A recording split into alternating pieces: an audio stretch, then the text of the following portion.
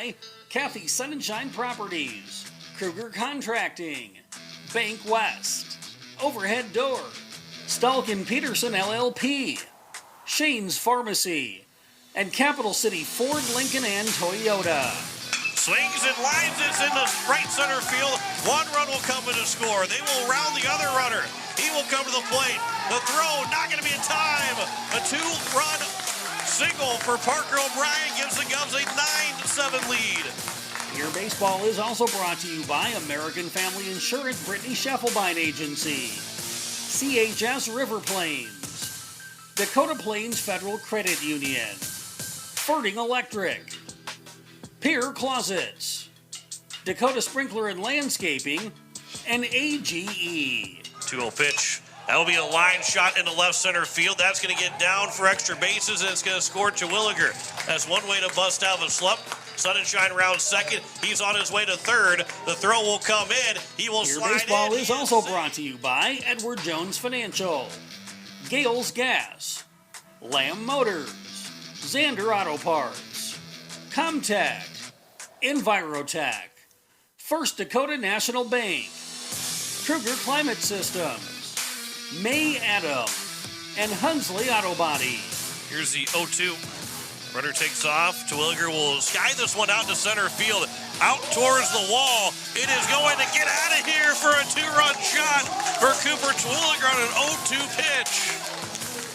Pierre Baseball is also brought to you by Oahe Federal Credit Union, Koenig, AirTech Heating and Cooling, Pierre Roofing and Gutters, Wagner Auto, the South Dakota Office of the Attorney General Division of Consumer Protection, and Todd's Electric. 2-0. It'll be a swinging base hit up the middle. Rounding third is Deal. The throw will come to the plate, but Deal slips and falls. The ball will still get away to the backstop. Deal will come in to score, and the Governors will win the ball game. And now to the booth for the call of the game with KCCR award-winning sports director John Winkler. And a good afternoon as we welcome you here to the final regular season doubleheader as the Pierre Governors take on Jefferson Cavaliers, as the Govs will be looking to try and jump up to potentially fourth place by the end of this weekend. They've already moved past O'Gorman after they were swept yesterday to Watertown, and now here today, a chance if the Governors get a sweep, can pass Jefferson and will pass Stevens and could be that number 4 team going into the playoffs. But it will be a big matchup against the 14-5 Jefferson Cavaliers coming in at 14-5 in South Dakota play. The Governors at 16-6, but 20-6 overall in the season.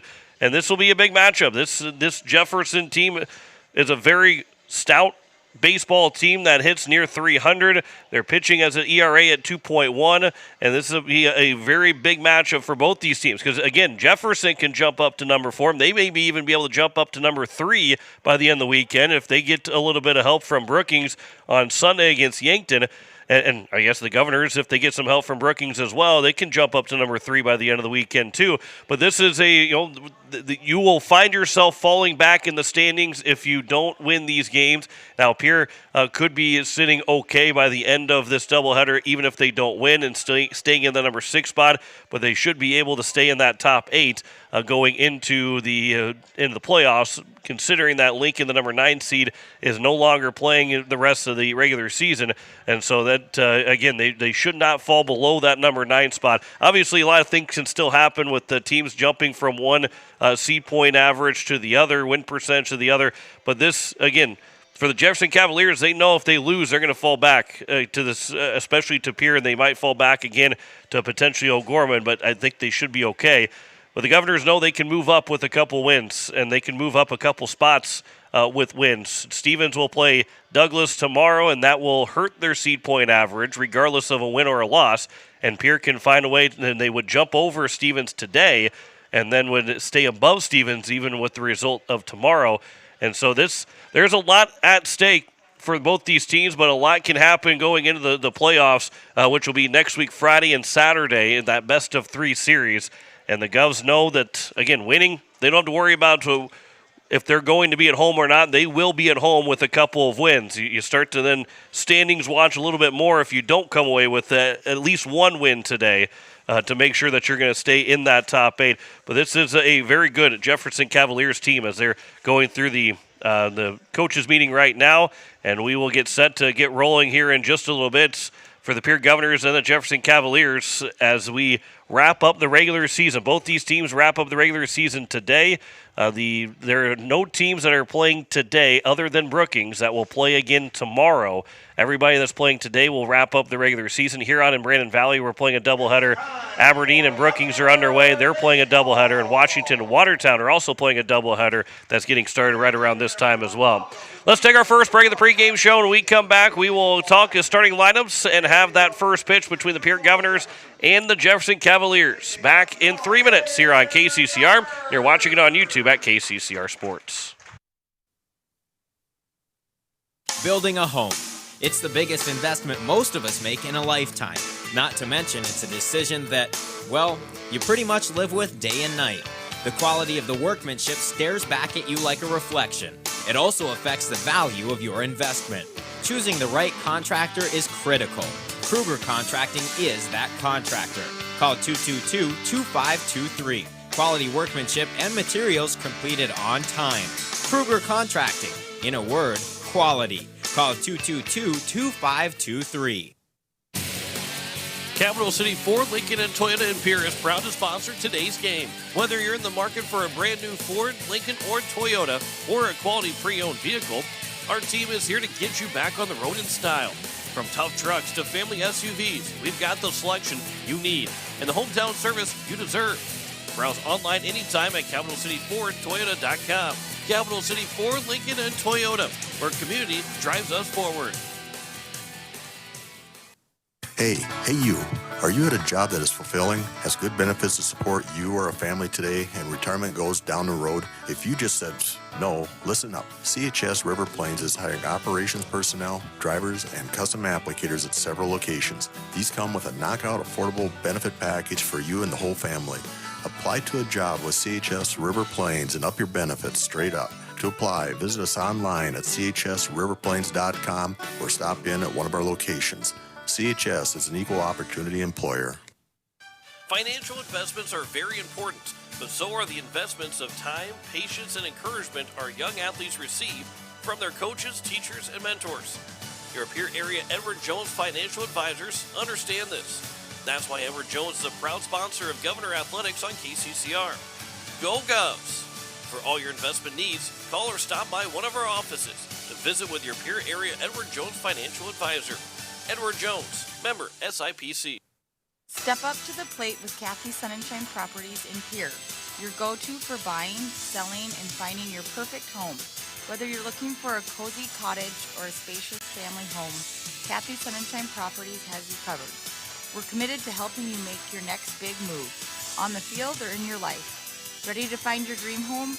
Call Kathy Sunshine Properties at 605-224-5588. Your home run in real estate. No one likes to have electrical problems, but when they happen, call Todd's Electric at 223-2518. With over 28 years of experience, Todd's Electric can handle any type of electrical problem, whether it's residential, commercial, or agricultural. Their knowledgeable staff knows and understands the importance of your home, business, or ag facility and are prepared to help. Call Todd's Electric at 223-2518. That's 223-2518. Todd's Electric, serving the Pierre and Fort Pierre areas. The line to power. We have a lot of little kids running out there. Run out there, little kids. Run out to your position. This is cool. Don't let me have all the little ones here today. Our future governor. Now we have to do please go ahead and sing the national anthem once again. Just move on that color. Place your right hand over your heart. Veterans and other uniformed military personnel may salute the flag.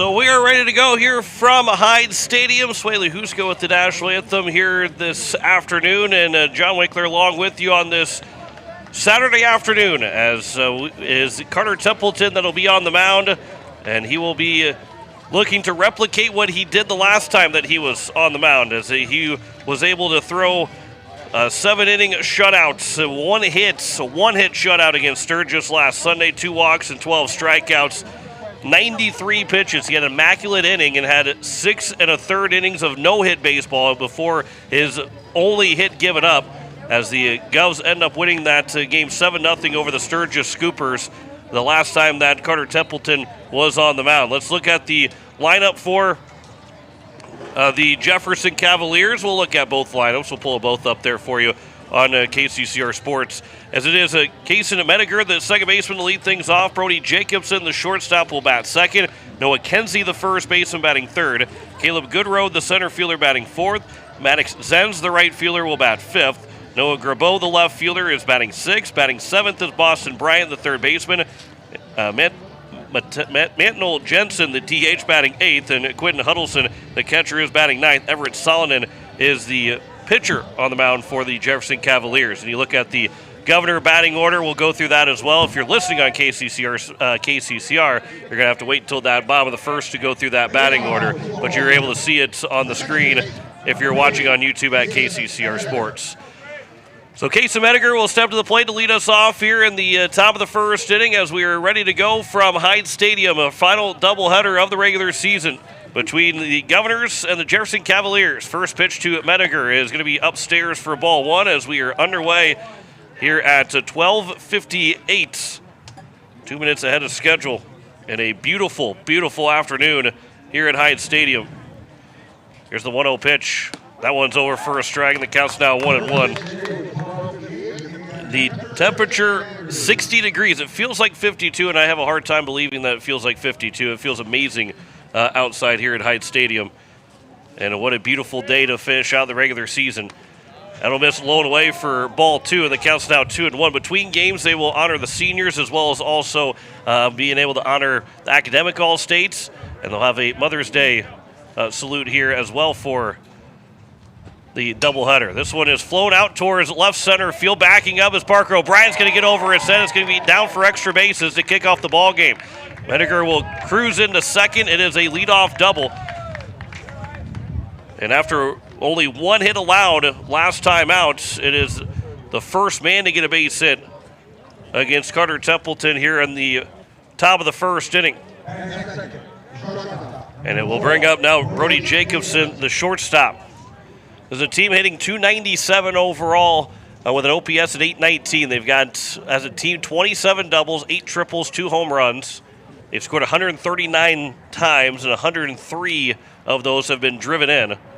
Here's the first pitch from Templeton, showing bunt and dropping it right back in front of the plate. Templeton will step and throw to first with Stosher covering, and there is one down with the sacrifice complete, so 1-4. And one away to bring up Noah Kenzie as you look at the Pierre Governor defense. It is a Parker O'Brien out left, a Porter Hunsley in center, Jackson Goodman in right, Hudson Schaefer's at third, Carter Shufflebein at short, Hudson Stosher at second, Bridger Babcock at first. It is Will Eilers behind the plate. And Carter Templeton, who delivers the first pitch with a hard ground ball over to Schaefer. He'll look the runner back. The throw will go to first, and that keeps that runner over at third. And a great play by Hudson Schaefer. Looking the runner back, making sure he wasn't going to go anywhere. And there's now 2 down here in the top of the first inning, and it will bring up Caleb Goodrow. So Kenzie's retired on just one pitch, and Caleb Goodrow to the plate as you're listening to KCCR Pierre Riverfront Broadcasting Station. The center fielder, Goodrow, hitting .250 with 6 runs driven in. 11 hits on 44 at-bats. Here's the first pitch to him. That'll miss low for ball one. Big RBI opportunity for this Jefferson Cavaliers team. With Carter Templeton delivering the 1-0. That'll miss low and away, and the count's now 2-0. Now, there is 2 bases open right now, so it's not that you have to go completely at Goodrow. You like to get, as few pitches as possible, but you don't have to give in, especially now it's a 3-0 count. And you don't have to go after that that batter. Here's a 3-0. That one's over for a strike, and the count's now 3-1. Again, it doesn't have to be a good pitch. It's because there is a base open. You can try and get him to swing at something that's not where he's maybe looking for in good road. Here's a 3-1 from Templeton. That'll be on the outside edge for a strike, and the count's now 3-2. And again, didn't have to give in. Made a kind of a perfect pitch on the outside edge to get the strike call and get the full count pitch here now from Templeton to Goodroad. Payoff pitch. Curveball taken for a strike 3, and that will retire the side. Leadoff double is stranded over a third. No runs, a hit, no errors, and a man left on base. After half an inning, no score between Pierre and Jefferson as the Gals will come to the plate. You're listening to Pierre Governor Baseball on KCCR, and you're watching it on YouTube at KCCR Sports. Back in a minute. Looking for your next.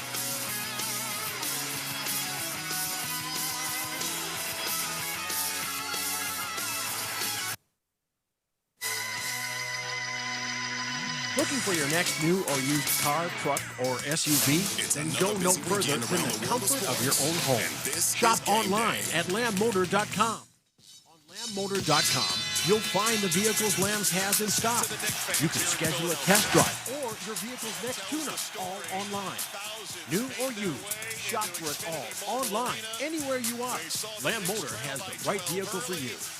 Lamb Motor in Oneida and online, lambmotor.com. Over Philadelphia, and New York has a stronghold on this second-round series, leading the Sixers 3-0.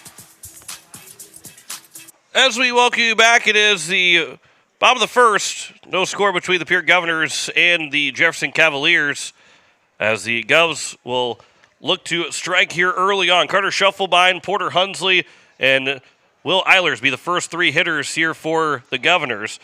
Trip Lindekugel, Parker O'Brien, Jackson Goodman will go next. Hudson Schaefer, Bridger Babcock, and Hudson Stosher be the final 3 hitters in the batting order. Carter Templeton, of course, the pitcher for game number 1, so not in the lineup for the Governors, but there is a look at your Governor offensive lineup, and they will go against Everett Salonen, who is on the mound for the Jefferson Cavaliers, as it is Carter Shufflebine that will step to the plate first. And for Everett Salonen, he has thrown 25 innings. All 5 of his starts, or his appearances, have been starts. 2-2 record. 11 hits, 8 runs, 6 earned. 17 walks, 35 strikeouts. An ERA at 1.68, a whip at 1.12. Batting average against at 131. So he has been excellent on the mound, being the guy that has thrown the most innings for the Jefferson Cavaliers. They've played they actually have not played on their stats, which I think they played a couple of games in a Nebraska tournament, but only games that have come in South Dakota that they have put on their stats is that first pitch is a swing and a miss from Carter Shufflebine.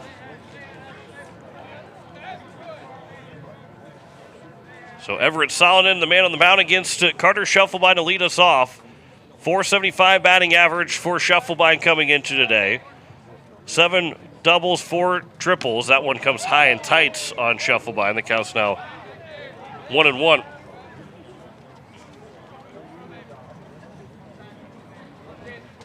So for Shufflebine, 13 runs driven in, 30 runs scored, which is tops of the team with his 30 runs scored. Swings and misses at the 1-1 pitch, and the count's now 1-2. And he has stolen 23 bases on the season. He's also hitting .550 with runners in scoring position, which doesn't get a whole lot of opportunities. He leads off, obviously, one of his at-bats every single game is with nobody on base, as he's been the leadoff man. I don't think that he's either not been the lineup or he's been the leadoff man. He's never been anywhere else but at the number 1 spot in the batting order to this point of the season. Here's a 2-2 from Salonen. Comes high and tight again. The count's now 3-2 here to Shufflebine.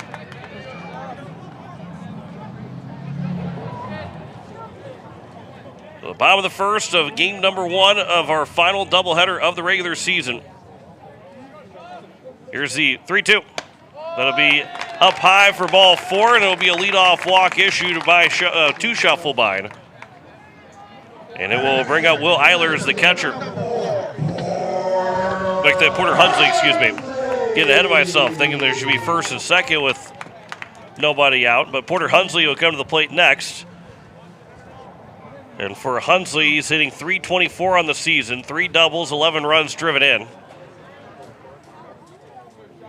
By the way, the numbers are a little bit different today than in any other time of the season. We're in the all-black jerseys with the green piping and the green numbers and letters. The first pitch misses for ball 1 to Porter Hunsley. Hunsley usually wears number 4, but now wearing 14 today. A couple other guys that have different numbers. Parker O'Brien's usually number 0. He's number 24. Shufflebein leads away from first. Nobody out here in the bottom of the first inning. Here's the 1-0 from Solomon. That'll miss low. And the count's now 2-0. And Solomon struggling to find the strike zone here early on. 17 walks in 25 innings. I mean, again, that's right around a walk, a little less than a walk per inning. A little more than half a walk per inning. There's a swing and a miss by Porter Hunsley. The count's now 2-1. So it's not real common for him to put a lot of guys on the base paths. Just in general, with the whip at 1.12. Pickoff attempt over at first and diving back in safely without much of a tag applied to Shufflebein. Go through the defensive positioning for the Jefferson Cavaliers here in just a moment as well. They're shading Porter Hunsley to kind of go the other way with it. Shufflebein takes off, pitches taken. That one will be a stolen base for Shufflebein as he's able to slide in. The pitch was missing, or the throw was missing wide of the bag. So Shufflebein picks up his 24th steal of the season. And the count's now 2-2 to Hunsley as that was taken for a strike. So just like, although it's a little bit different, but just like it was in the top of the first, a runner on at second with nobody out. Solomon looking for, go through the signs again. Here's a 2-2. That one just misses low. And the count's now full at 3-2. That's a really good spot to miss if you're Solomon.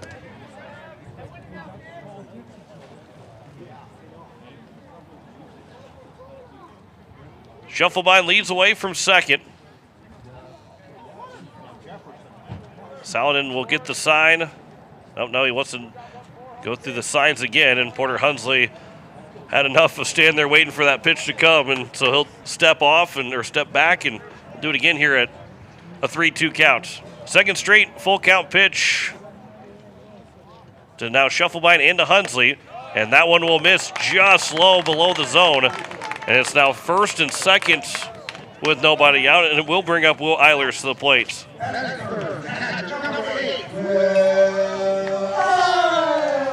Will Eilers comes in. He's hitting .275. Does have 2 triples, 5 runs driven in. Hitting .250 with runners in scoring position. Govs are hitting .303 as a team and hitting .311 with runners in scoring position. That average has stayed pretty much right around that 300 mark, a little bit above. Never really, after the first probably 6 games of the season, as that first pitch is a curveball on the outside edge for a strike.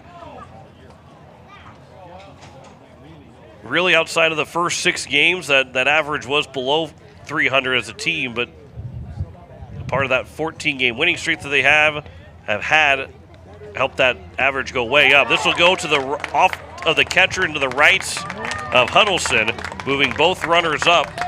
And the count's now even at a ball and a strike. With runners at second and third and nobody out, and Eilers got a chance to make this a quick 2-0 lead here for the Governors in the bottom of the first of game number 1. As a train makes its way through beyond the right field wall in Hyde Stadium. Shufflebein's over at third, Hunsley at second. 1-1. Curveball and a good take there from Will Eilers as that one hit the dirt. And the count's now 2-1.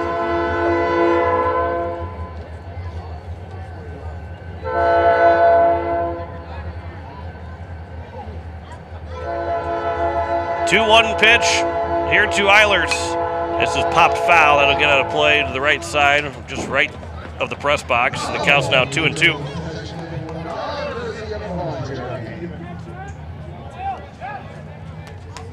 Sudden Sunshine, who the starting catcher for the Governors, all but a couple of games when Eilers had caught. He got hit just above the knee in the first game on Thursday. As a 2-2 is a foul tip.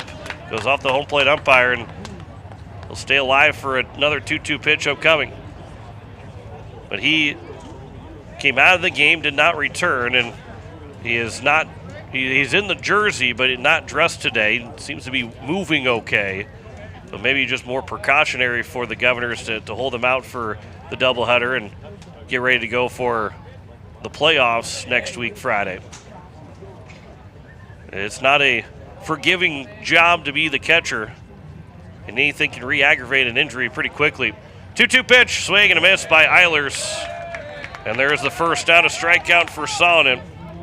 And it brings up the DH and Linda Kugel.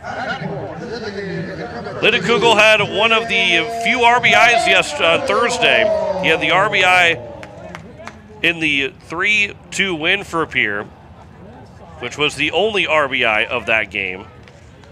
Will Eilers had the only other RBI of the entire day when he drove in a run in the first inning of Game 2 against Stevens. Pierre won 3-2 in 9 and then lost 3-1 in 8 against Stevens.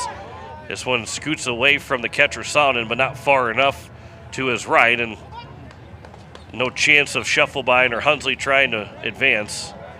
Counts 1-0 here to Linda Kugel. Hitting .433, 9 runs driven in. Got a chance to make it an even 10. Well, or just get 2 ones up there for the RBI. Basic had scored 2. This will get to the backstop, and that will score a run. A wild pitch makes it 1-0 for the Governors. And so now Linda Kugel can make it a even 10 with an RBI. Ground ball somewhere deep into the infield, a fly ball, the outfield. But a wild pitch makes it 1-0 for the Govs. Counts 2-0 here to Linda Kugel. He is hitting .276 with runners in scoring position. He's got 4 doubles and 2 triples. He was a home run shy of the cycle a couple of games ago. Which is also, Scheffelbein was a home run shy of the cycle as well. There's a swing and a miss. The count's now 2-1.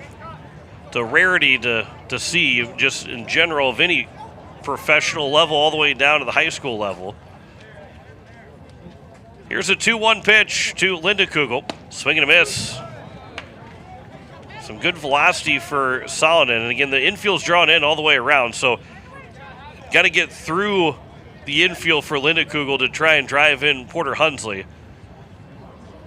Or at the very least over the top of the head of the pitcher. There's a swing and a miss and back-to-back strikeouts now. Linda Kugel strikes out swinging. And there's now 2 down, and it will bring up Parker O'Brien, the left fielder. O'Brien hitting .272. He's got 16 runs driven in, which is second on the team. .326 with runners in scoring position. He's got 6 of his 16 RBIs coming with 2 outs. And he's trying to break out of somewhat of a small slump, and I say that because he got 2 hits in that game on Thursday in Game 2. But before then, he had gone 4 straight games without a hit. There's a sharp ground ball over towards third base, and that is foul, and the count is now 1-1. So he can continue to get out of that slump with a base hit here. And to make this a 2-0 lead here in the bottom of the first inning. Leadoff walk to Scheffelbein. He stole second, then a walk to Hunsley. A wild pitch got them both over to second and third. Then a wild pitch has scored Scheffelbein. And now Hunsley stands at third by himself on the base pass. And O'Brien trying to drive him in. Good take on the curveball. And the count's now 1-2.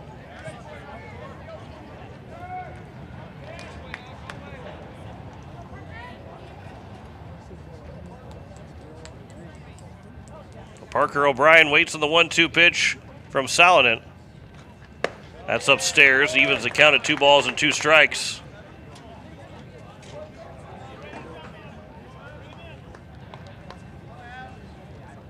Jackson Goodman waits on deck. Here's the 2-2. Swing and a miss, and 3 strikeouts in the inning for Salonen. After 2 walks, a run does score. No hits, no errors, and a man left on base. 1-0 lead for Pierre at the end of 1. Back in a minute on KCCR, and you're watching it on YouTube at KCCR Sports. On ESPN Radio and on ESPN2. Step up to the plate with Overhead Door Company of Pierre. Like your favorite team, we deliver reliability, strength, and top-notch performance. For over 100 years, Overhead Door has been the most respected name in the industry. From commercial or residential repairs to full upgrades, our team of technicians stand ready to provide winning results. Don't let a faulty garage door strike you out. Look for the signature red ribbon and call the industry MVP at 605-224-6200. Bring your garage door game to the big leagues. People helping people. Have you ever wondered what the benefits are of becoming a Owyhee Federal Credit Union member? At Owyhee Federal Credit Union, we reinvest profits in you. We do this in the form of lower interest rates, higher dividends, and low to no fees. So come check us out or come in at 221 East Pleasant Drive in Pierre, because at Owyhee Federal Credit Union, we treat our members like they own the place because, well, they do. Owyhee Federal Credit Union. As we welcome you back, it is the top of the second to the 1-0 lead for the Pierre Governors of the American Family Insurance. Brittany Shufflebine's scoreboard as the Govs got the 1 run on Carter Shufflebine's wild pitch that he was able to score on during the Will Eiler Trip Lindekugel at bat. And it brings up now 5, 6, and 7 for Jefferson. Maddox Zenz, Noah Grabeau, and Boston Bryants as that first pitch will come high and tight for ball 1 to Maddox Zenz, the right fielder. Zenz hitting .300, 2 doubles, a triple, and a home run. One of the 2 home runs. There's a swing and a miss. Counts now 1-1. 11 runs driven in, which is 3rd on the team, again in South Dakota play overall, behind Riley and Kenzie. That was a curveball that had Zenz moving everywhere. It stayed just inside the batter's boxes, but it did miss for a ball, and the count's now 2-1. 2-1 from Templeton. That'll miss low and away, and the count's now 3-1. Go through Templeton's stats here in just a moment for his season so far. The guy that's 4-0 on the mound. He's got a 1-0 lead working with. 3-1 pitch. This one is popped up on the right side, coming in. Now going back out is Jackson Goodman. He'll get to the line. He'll make the catch, and the leadoff man is gone here at the top of the second. The bright day, not a whole lot of clouds in the sky, just a few in there that might, sometimes you like to, the backdrop, if it's so clear, it makes it a little bit harder to see that ball coming to you in the outfield. Goodman was able to spot it after starting to come in and moving back and to the left to make the catch as the first pitch is upstairs to Noah Grabeau. Templeton has thrown it now 34 innings with an inning and a third here in this ball game. This will come inside, and the count's 2-0 to Grabeau. This is his 6th start and 8th appearance overall. 4-0 record with 17 hits allowed, 9 runs, all of them earned, 14 walks, and 40 strikeouts. That ERA at 1.93, a whip at 0.95. Here's a ground ball, third base line. That is a fair ball over the bag. The throw from the foul territory from Hudson Schaefer is in time, and there's 2 down. It's a great play there from Schaefer. That ball bounced right over the top of the third base bag, and while he caught it in foul territory, it still went over the bag fair, which then, again, as Schaefer makes the catch, it's easy to think, well, I caught it in foul territory, so it's just a foul ball. Didn't wait for anybody to tell him differently. He was firing to first and was able to fire a strike to Bridger Babcock and get the second out. So there's 2 away for Boston Bryant, the lefty, to dig in. That pitch is missing upstairs for ball 1.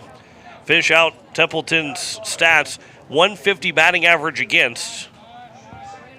He's had 11 1-2-3 innings, as this will be flown out to center field, make it 12 1-2-3 innings as Porter Hunsley makes the catch and retires the side. We head to the bottom of the second. 1-0 lead for Pierre over Jefferson. Back in a minute on KCCR. You're watching it on YouTube at KCCR Sports. With any dream, the wind won't always be at your back. The sun won't always be shining, and some rain is going to fall. American Family Insurance is like a good, solid roof that you can trust to protect your biggest dreams. With plans that could save you up to 23% when you bundle your home and auto. Also, you can continue to dream fearlessly, no matter what comes your way.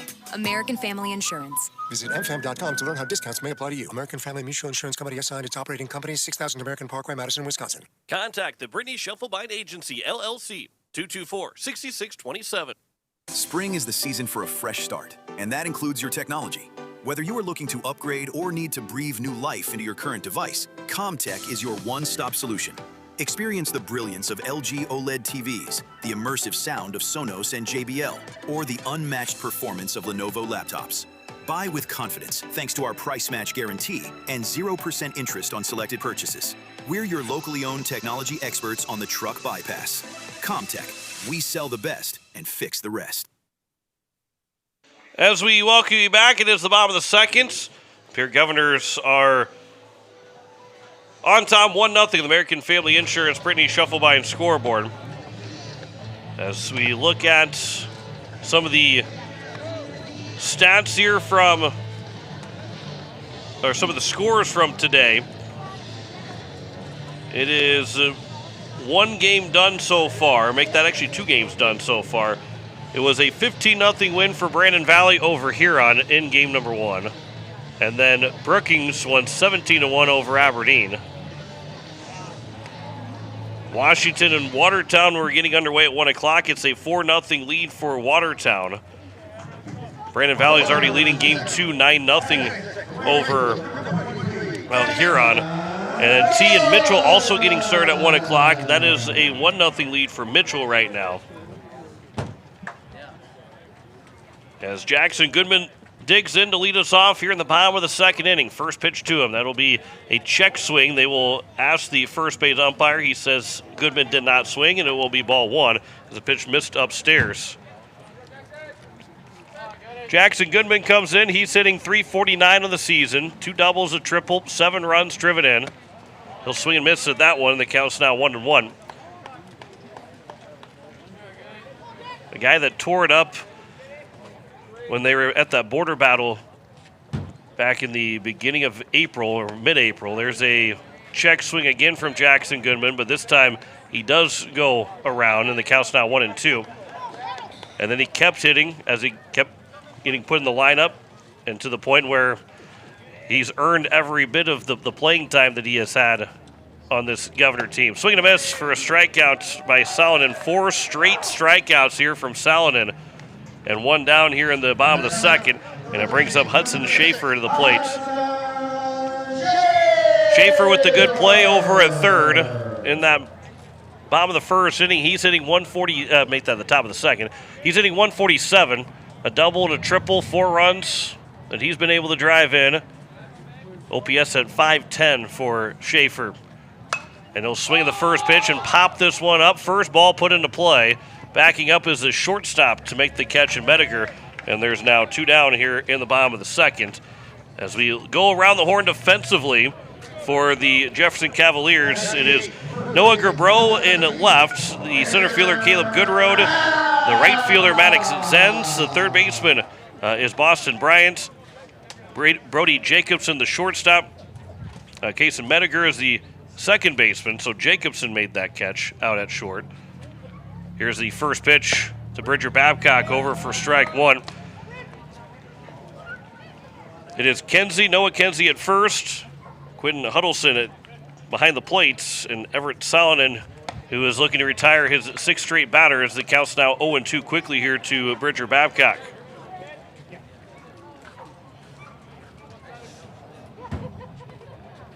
Here is the 0-2 from Salonen to Babcock. That's high and outside, and the count's now 1-2. Bridger Babcock hitting .243 on the year, 7 runs driven in, 1 extra base hit. It was that big double that made it a 2-0 lead for Pierre against Sturgis last Sunday. That one is on the outside edge for strike 3, and that will retire the side. 5 strikeouts now already here for Everett Solomon, but Pierre does lead 1-0 after 2. Back in a minute on KCCR, and you're watching it on YouTube at KCCR Sports. Koenig of Oneida, Pierre, and Winter has provided our services to growers of South Dakota for over 50 years. We focus on providing our customers with the products, services, and attention to detail that each farmer needs to succeed.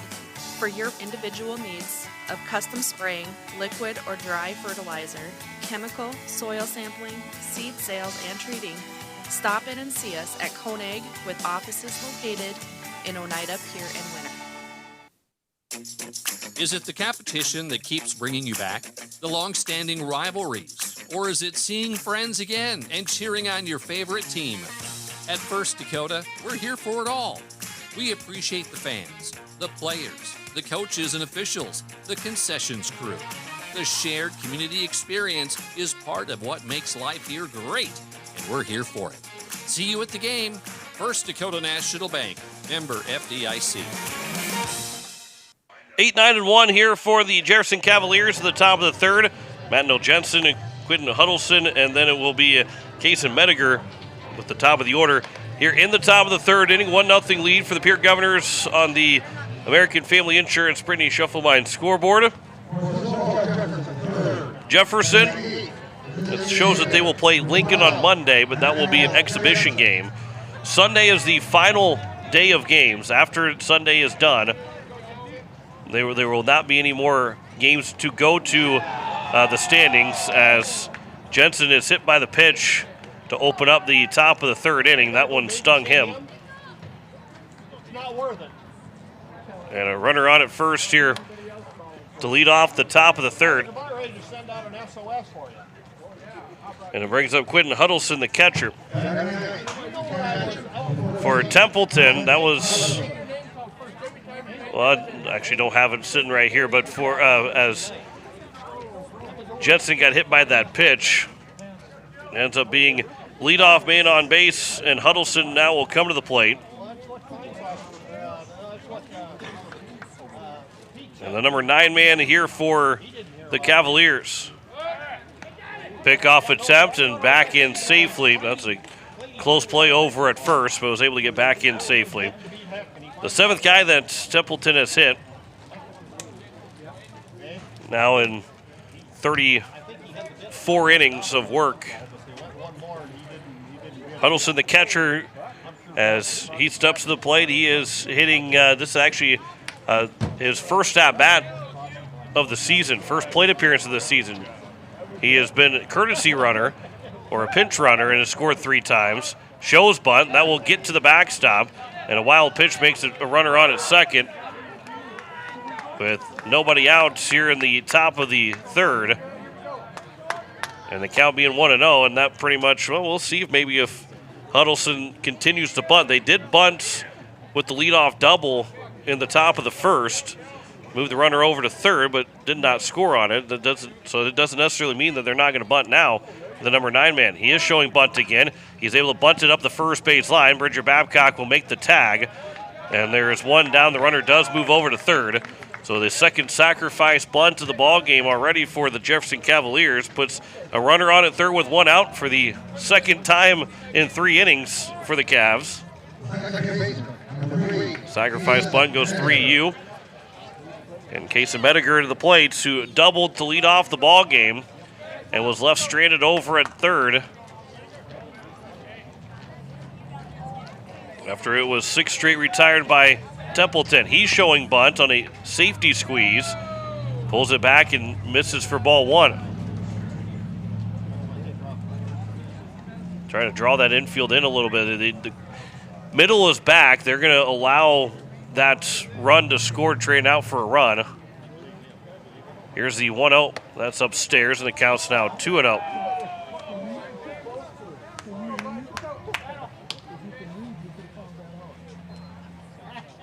Count, runner on at third, 1 out here in the top of the third. That 2-0 pitch will miss just a bit outside, and the count's now 3-0. Brody Jacobson, who had the sacrifice bunt in the top of the first. He is waiting on deck. 3-0 pitch from Templeton. That one's over for a strike. The count's now 3-1.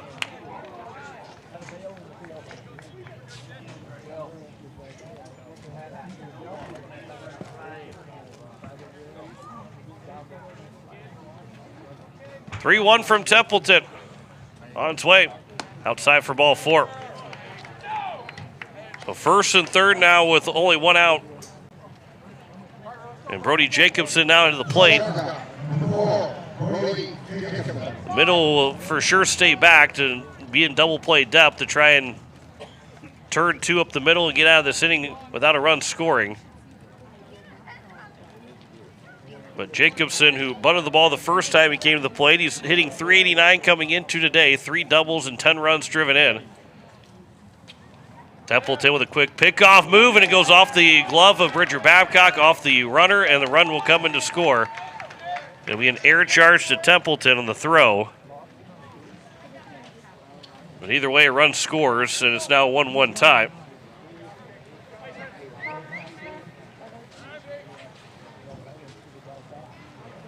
I think that ended up hitting the runner at first in Mediger. So runner on at first now, 1-1 tie, 1 out here in the top of the third inning. And do they play small ball again and try and bunt him into square position? Jacobson's already bunted once, swinging away in a ground ball that is fouled down the third base line. And the count goes to 0-1. With a couple wins today, Pierre will jump to number 4. Stevens, they'll jump above Stevens by .03, I guess .028, but basically .03. And then Stevens is playing Douglas tomorrow, but Douglas at 0-9 will give them only a 41-point win. Well, that one was close. Mediger didn't slide back into the bag and almost was tagged out, trying to stand back up over at first. Not so sure if he's cramping over there at first base because he seemed to try and stretch after he got back on the bag. 0-1 pitch. That is flown out to shallow center field. Coming in is Porter Hunsley to make the catch. That one hung up there for a little while. The count, or make that the second out of the inning. And it brings up number 3 man and Noah Kinsey to the plate. Kinsey ground out to the third baseman, Schaefer.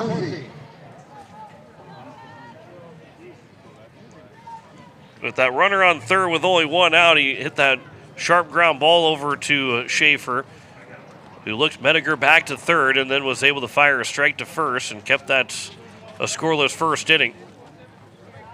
They'll wait on the first pitch from Carter Templeton. Swings and pops this one foul. It'll get behind home plate out of play. But again, Stevens, who is playing Douglas tomorrow, they're going to be hurt by playing Douglas tomorrow.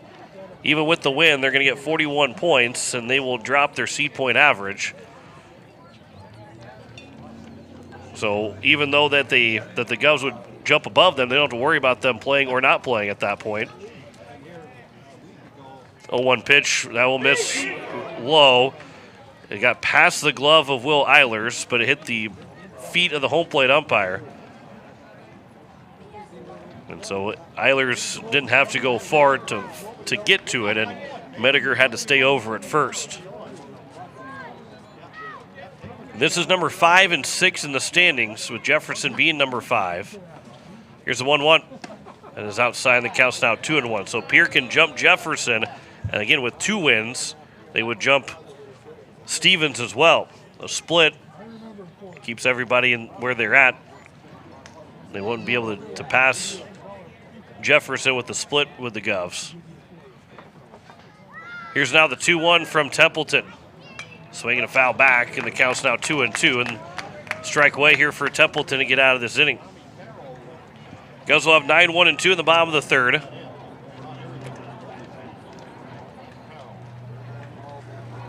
Whole bunch of miscommunication of who was going to get that foul ball and where it was going to go.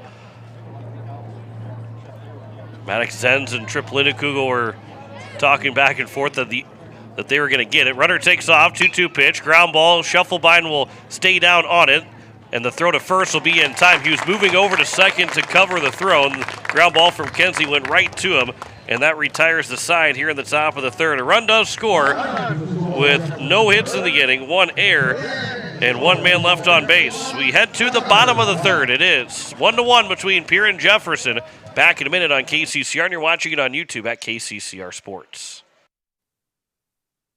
For over 60 years, Ferding Electric has been powering homes and businesses across central South Dakota. When you need reliable electrical service, trust the experts with decades of experience. Whether it's a simple residential repair, a complex commercial installation, or even electrical work on your farm, Ferding Electric has you covered. And if you're tired of searching everywhere for that hard-to-find bulb, Ferding Electric carries a wide selection of bulbs, including those hard-to-find fluorescent and specialty options. Visit us at 2903 East Elizabeth Street or call today, 605-224-8684. When you're looking for quality trash pickup services, look no further than Envirotech. 6 days a week, their trucks are on the road picking up trash, even holidays. They're also the place to contact for recycling services. Their friendly, professional staff is ready to assist with weekly pickups or even special pickups. Check out the website at EnvirotechWaste.com. Envirotech is locally operated. Call 224-4804. Envirotech Waste Services in Pierre, proud to support high school athletics. It is the bottom of the third. Tie game between Pierre and Jefferson. 8-9, make that 9-1-2 for the Governors. Hudson Stosher, Carter Shufflebine, and Porter Hunsley. Anybody reaches base, it'll then go to Will Eilers back to the plates. Everett Saladin, after walking the first 2 guys in the ball game in the bottom of the first inning, he's retired 6 straight, 5 of those by strikeout. Hudson Schaefer was able to pop out of the shortstop. He's the only guy on the lineup through the first 8 that put the ball in play, because with Shufflebine and Hunsley also walking, nobody else put the ball in play other than Hudson Schaefer. But Hudson Stosher's got a chance to be the first hit for the Governors. Stosher's hitting 177. He's got a double, 6 runs driven in so far on the year for Stosher. 14 runs scored. He's one of 9 different players that have scored 10-plus runs for the Govs, as that first pitch is inside for ball 1.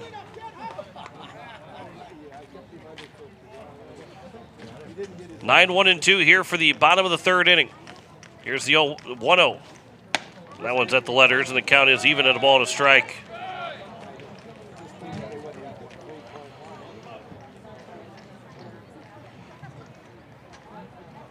Everett Saladin here for Jefferson, comes set from the stretch, nobody on base. That pitch will miss outside off the glove of the catcher in Huddleston, and moves it down to a 2-1 count. 1 run on 1 hit, no errors for Jefferson.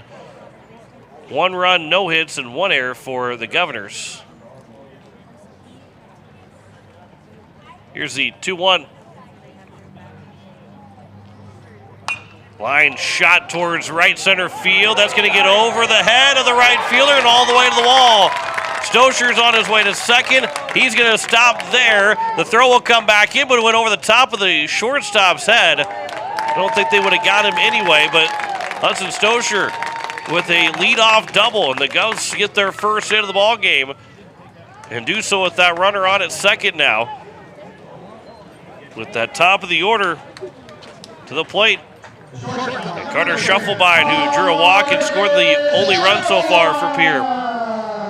Both teams' hits have been doubles to lead off an inning. There's a leadoff double for Mediger in the top of the first, a leadoff double here for Stosher in the bottom of the third. And so Carter Shufflebine to the plates. Big opportunity here for the Govs to at least score 1, if not put a crooked number up with their top of the order up and already a runner in scoring position. That pitch misses outside for ball 1. And we talked about it in the first inning, just because there was no chance of a guy being in scoring position for Carter Shufflebine. I mean, the leadoff man, he's hitting .550 with runners in scoring position. Here's the 1-0 pitch. It'll miss outside. The count's now 2-0. He's got a chance to drive in his 14th run with a base hit.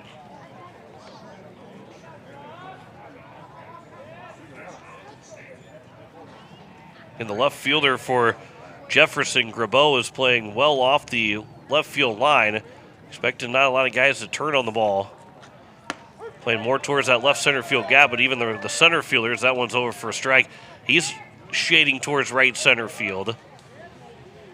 And then Zen's out in right, playing much more, he's not down the line, but he's much more square out in right. Here's a 2-1 from Saladin to Shufflebind. Swings and misses, and the count's now 2-2.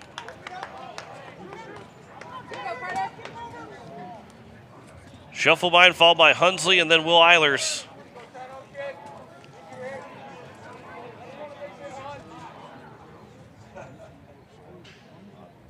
Saladin peers in for the sign. He'll come set from the stretch. Here's the 2-2 to Shufflebind. The pitch. That one's off the hands. It's going to be a ground ball picked up by the second baseman. Quick throw. He is not in time. It is an infield single for Shufflebind. Stosher stays at second.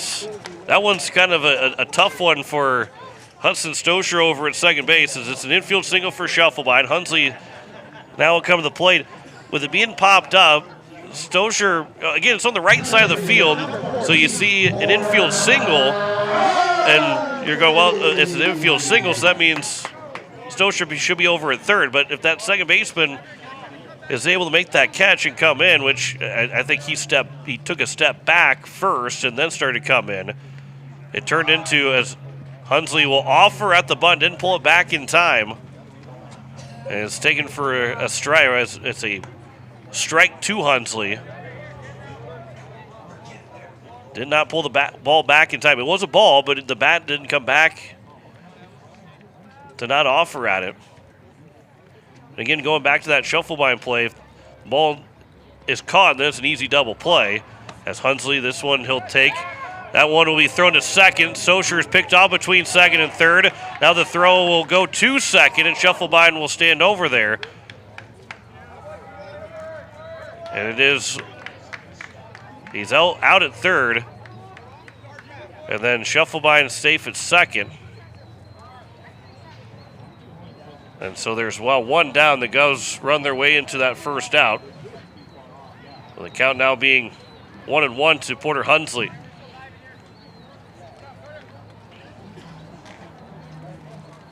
.265 on the pickoff. For the first out. Still runner in score position here for the Governors. 1-1 pitch. That'll miss outside. The count's now 2-1.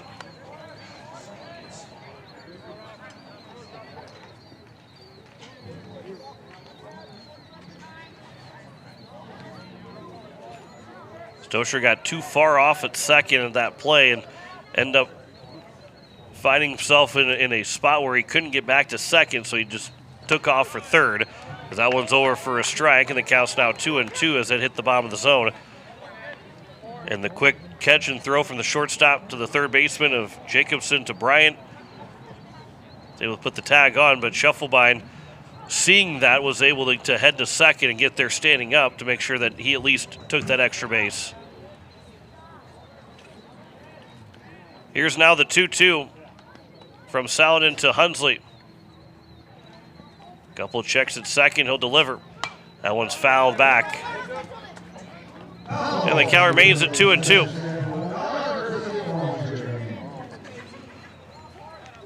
Two-two. With one out here in the bottom of the third, runner on at second. Number 2 man in the batting order, Porter Hunsley, who's 0 for 0 right now with that walk that he drew in the bottom of the first inning. 2-2. There's a fly ball towards right center field. Coming in as the right fielder. He will make the catch, and Shufflebind will get back to second. No chance for him to tag, and he was ready to take off if that ball had dropped in front of Zenz. But he does make the catch. There's now 2 down, and it brings up Will Eilers trying to cash in with runners at first and second and nobody out. Now runner on at second with 2 away. Will Eilers, who struck out swinging in his first at-bat, digs in with the RBI opportunity. Pierre was coming in hitting .311 with runners in scoring position. Eilers hitting .250. That first pitch is upstairs for ball 1. He's got 3 2-out RBIs, two 2-out RBIs of his 5 that he's driven in.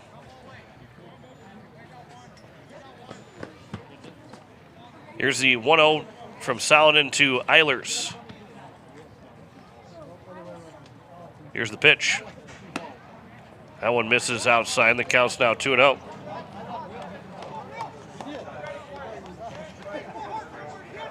Linda Kugel waits on deck. He's looking for an opportunity to still swing the bat in this bottom of the third. Pierce trying to break through and put up maybe not put up a crooked number at this point, but trying to break through after scoring just one run. They've scored only 2 runs as this is popped foul out of play. But they scored 2 runs in the bottom of the first of game 1. Since then, that was on Thursday. Since then, the next 16 innings, they scored just 2 runs overall. And they've only scored 3 runs in the last near 19 innings of play. Here's the 2-1 pitch to Eilers. Ground ball on the left side. It'll be a tough play for the third baseman. He will come in. Bryant will throw a strike to first. And that will take care of the bottom of the third inning. No runs, 2 hits in the inning, no errors, and a man left on base. We head to the top of the fourth. It is a 1-1 tie between Pierre and Jefferson. Back in a minute on KCCR, and you're watching it on YouTube at KCCR Sports. At Shane's Pharmacy, your health and your time matter to us. Our team takes pride in providing personal, professional care, from filling your prescriptions quickly to answering your questions every step of the way. Need a little extra convenience? We offer free delivery right to your home or office. Because at Shane's Pharmacy, you're our family, friends, and neighbors, and we're honored to care for you. Shane's Pharmacy. Feel better for less and stay well with us. Call 605-223-9200 or stop by in Fort Pierre. Shane's Pharmacy. Proud to support our local high school athletes. When your tank's running low and your stomach is growling, there's one place Pierre trusts, DJ Senex. Feel up fast. Grab ice-cold drinks, selection of fresh donuts, and that perfect cup of coffee to keep you moving. Friendly faces, quick stops, and everything you need right when you need it. So next time you're on the go, make the easy stop. DJ Senex. Fueled by community, driven by you. It is the top of the fourth. Pierre Governors are tied with Jefferson. 1-1 on the American Family Insurance Brittany Shufflebine scoreboard. After we're done today, we've got still plenty of sports on the radio for you on KCCR. We're going to join in progress the Carolina Hurricanes and the Philadelphia Flyers, Game 4 of that series, which Carolina has a chance to sweep for the second straight series. They can go 8-0 in the playoffs and advance to the Eastern Conference Finals. That's a 5 o'clock puck drop, and we'll join that in progress. It's scheduled for 4:30 for the pregame, so even if we're done before 5 o'clock, don't think we'll be done before 4:30 overall to be able to go back or before the broadcast would even begin. So we'll just join in progress wherever that's at. And then after that, we'll have the Oklahoma City Thunder and the Los Angeles Lakers, which is scheduled for a 7:30 tip-off. We'll join that in progress as well here today on KCCR, as Oklahoma City will try and take a 3-0 lead in that Western Conference semifinal. Here's a ground ball that is foul to the number 4-man Caleb Goodroad to open up the top of the fourth inning. Goodroad, Zenz, and Grabeau, 4, 5, and 6. Here in the top of the fourth of Game 1 between Pierre and Jefferson. Here's the 0-1. That one's on the outside edge for a strike, and the count's now 0-2. Both these pitchers have had to deal with the longer inning. We'll look at their pitch count totals. This one is popped up foul. That will get out of play to the left of us. That was pitch number 39, though, for Carter Templeton, so he's still not in a bad spot because he was very efficient in the first 2 innings, as that one will stay upstairs. And the count's now 1-2.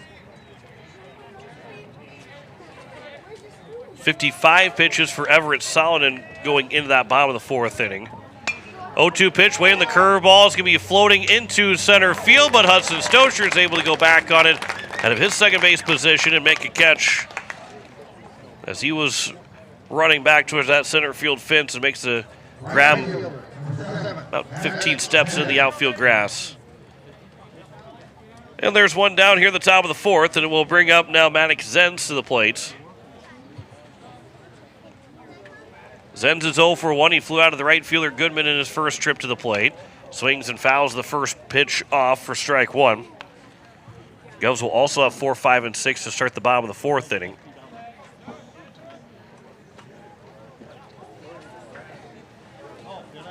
chance to empty the tank for both these teams, because there is no worry about. I know that Jefferson has a game scheduled against Lincoln, but it's not going to count towards the standings. So whatever pitchers are available, you pretty much are all. Everything is on the table. If the pitcher is available, everything is on the table. And for the Governors, who played 17 innings on Thursday, you would think you probably don't have a lot of guys available. But Bridger Babcock, as that one's fouled back, and the count's now 2-2, he went all 8 innings in the complete game loss in extra innings. Brendan McCullough threw 8 2/3 innings. Porter Hunsley only threw 13 pitches. So you're only down 2 guys going into this doubleheader, even though you played 2 extra inning ball games. That one's taken for strike 3. Maddox Zenz will go down looking, and that is strikeout number 2 for Carter Templeton. And 2 down here at the top of the 4th, and it brings up Noah Grabeau.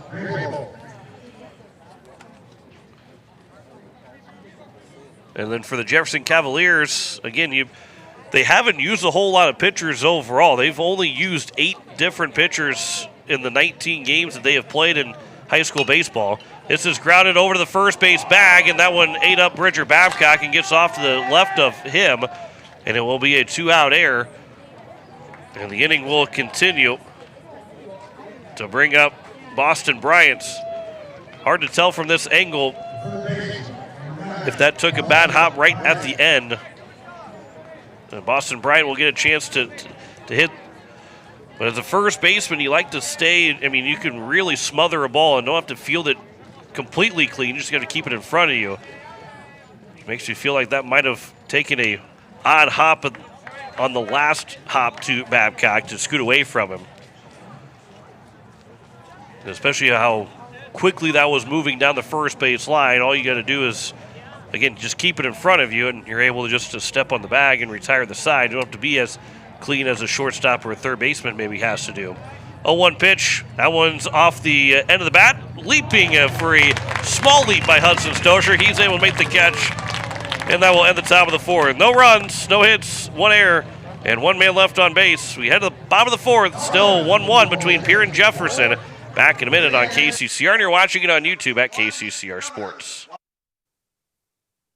For years, you have trusted Larry Fry Heating and Cooling to keep your home comfortable, no matter the season. Now that same commitment to quality service and expert care has a new name. Introducing Kruger Climate Systems. We're familiar faces, the reliable technicians, and the same dedication you've always known, now under a new banner. From essential repairs and routine maintenance to brand new installations, we're here to ensure your home's perfect temperature. Kruger Climate Systems, your trusted partner for a comfortable home. Call us today for all your heating and cooling needs.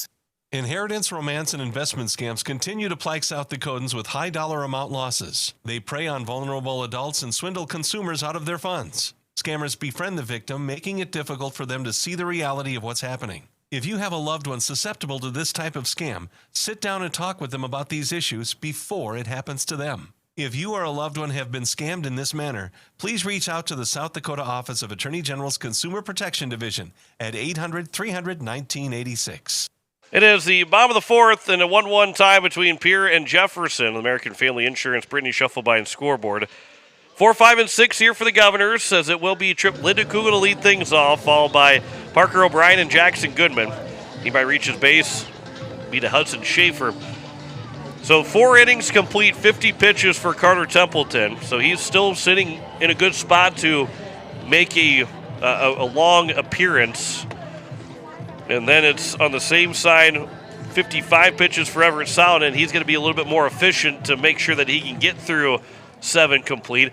Now, the flip side for, not necessarily for Jefferson, because, again, they've only used a total of 8 pitchers, and 3 of those 8 pitchers have not even pitched 10 innings. McFarland's only been used in relief, same for Edberg. Everybody else has starts that haven't thrown a whole lot, but that's the thing for Jefferson, not necessarily talking about this right now as the first pitch to Linda Kugel will hit the bottom of the strike zone for strike 1.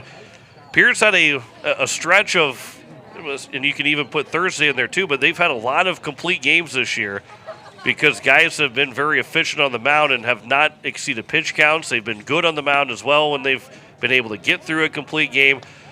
So you really start looking at all of these guys that have thrown, and there's a lot more opportunities that maybe you'll see for guys to pitch, and how do you play this one out? Because, again, 2 wins, you find yourself moving up to number 4. A win and a loss, you're probably still sitting at 6 by the time it's all said and done.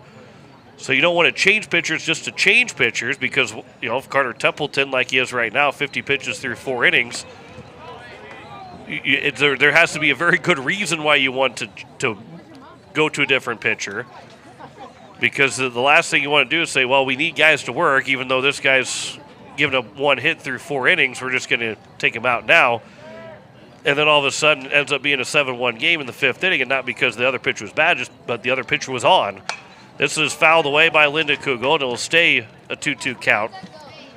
So it's a fine line, and when Coach Steve Gray was up here on Thursday, we were kind of talking about the decisions, because you start to, everything that doesn't work perfectly for you as a coach, especially in baseball, you really second-guess yourself at the end of the night, and every other day. Here's a ground ball. It's off the glove of the third baseman, then off the glove of the shortstop, who will turn and throw. And Linda Kugel is able to easily get to first.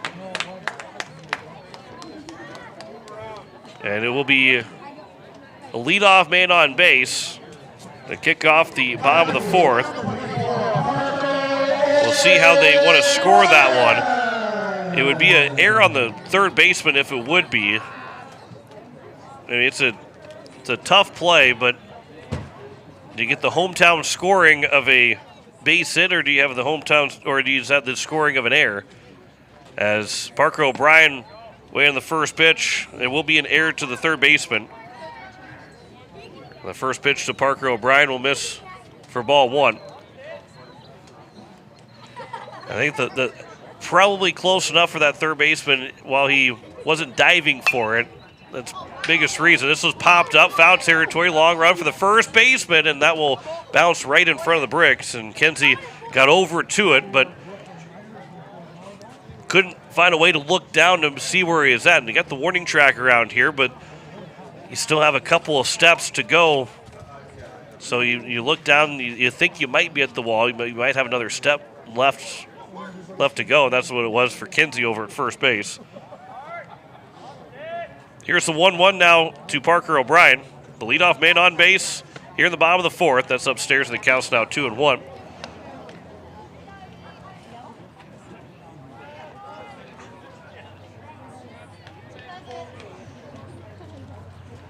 Here's a 2-1 from Everett Solinet. Swing and a miss, and the count's now 2-2. Because I'll go back to it. Porter Hunsley has thrown in 6 games all in relief. Danberg has thrown 7 games. Templeton was 7.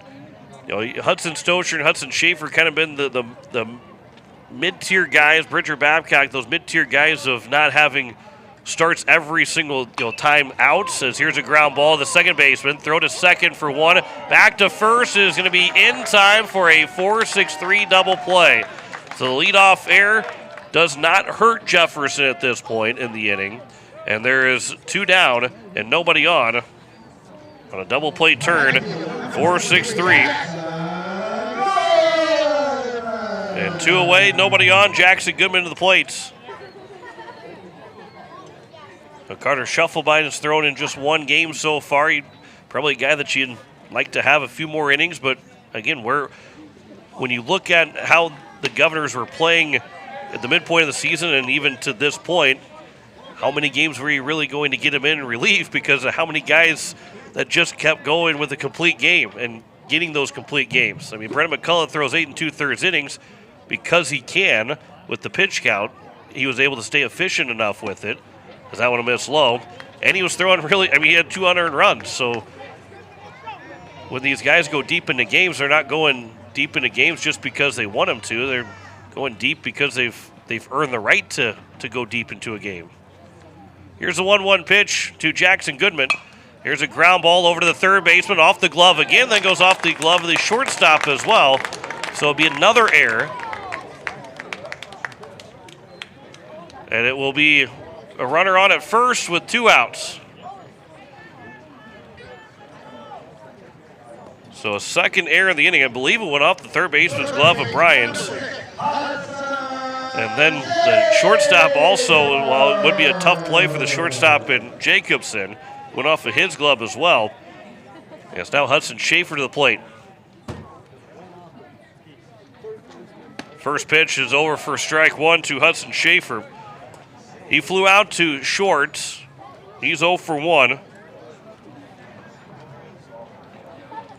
Governors with a 1 run, 2 hits, 2 errors. Jefferson 1 run, 1 hit, 2 errors. Swing and a miss. And the count's now 1-1.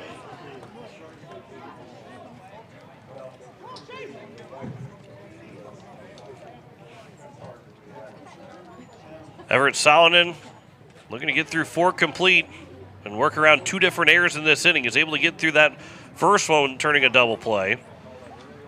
That pitch is lined into left field for a base hit. 1 hops in front of the left fielder, Grabeau, and it's first and second with 2 away. And the Govs still have something going here in this bottom of the 4th inning, and it brings up Bridger Babcock to the plate. He had the big hits against Sturgis in that 7-0 win last Sunday because he was able to start that 2-out rally to score all 7 runs.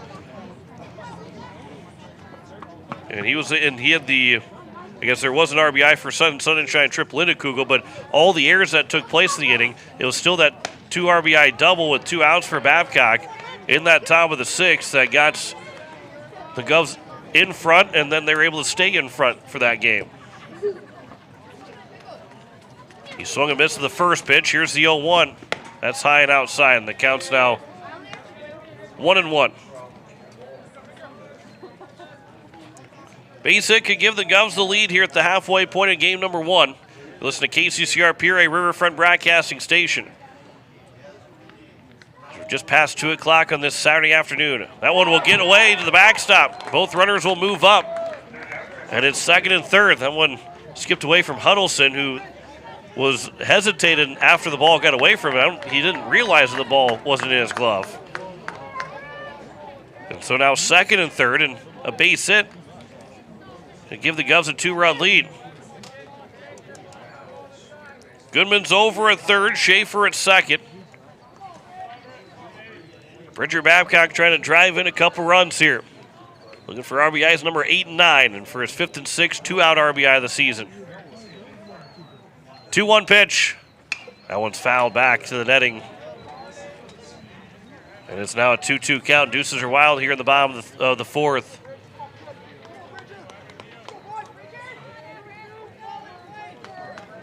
Two on, 2 out, and a 2-2 pitch. Here from Everett Salonen to Bridger Babcock as he'll peer in for the sign. He'll come set from the stretch and deliver the 2-2.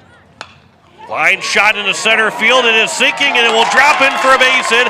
The second run will come in to score. It's another 2-out RBI for Bridger Babcock. It's a 3-1 lead, 2 RBI single for Babcock, and the Govs will take a 3-1 advantage here in the bottom of the 4th inning.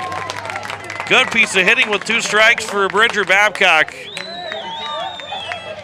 Coming through clutch again here at the midway point of game number 1. Both runs will be unearned against Everett Salonen. As Hudson Stosher, who's already got a double in this game, steps to the plate. And a chance to add on to this lead. Second hit of the inning now for the Govs. Back-to-back hits. This will be popped up. That'll get just to the left of us here at the press box. And bounced all the way back down. And the count's 0-1.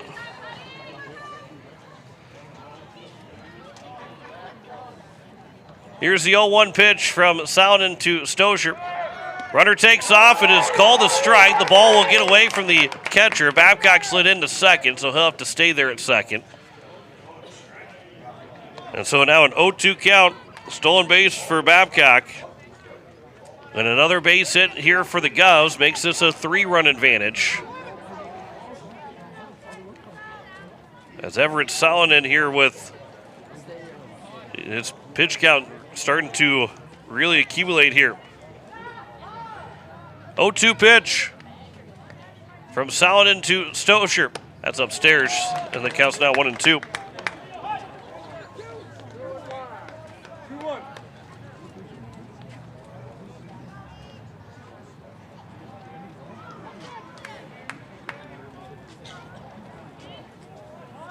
Saladin will come set from the stretch another time.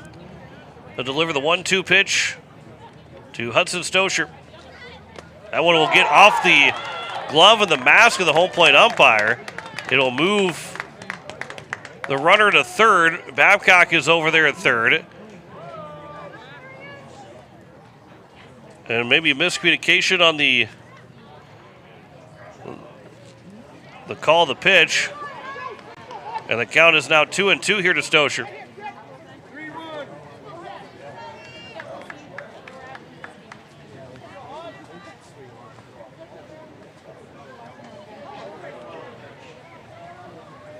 Saladin, pitch number 82 upcoming. 2-2 pitch comes inside, and the count is now full of 3-2.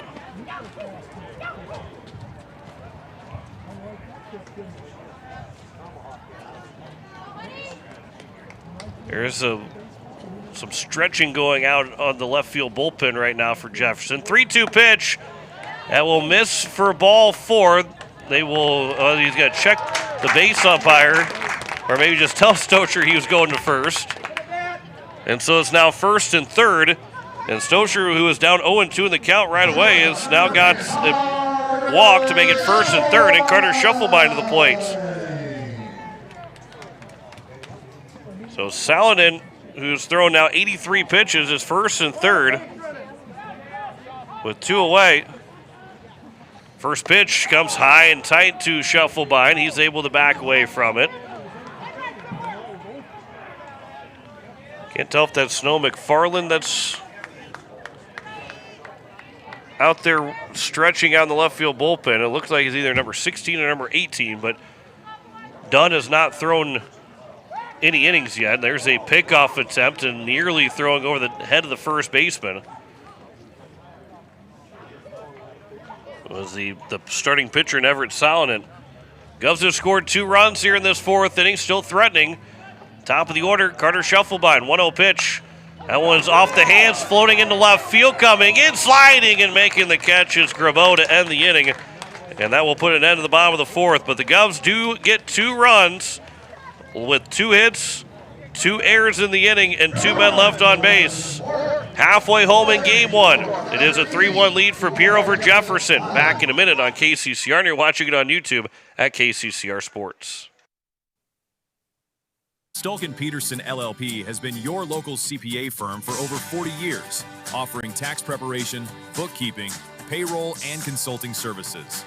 If your business, farm, or ranch needs professional, accurate, and reliable services, we are your firm. Our clients are our #1 priority. If you need a higher level of accounting service, give us a call at 605-224-5828.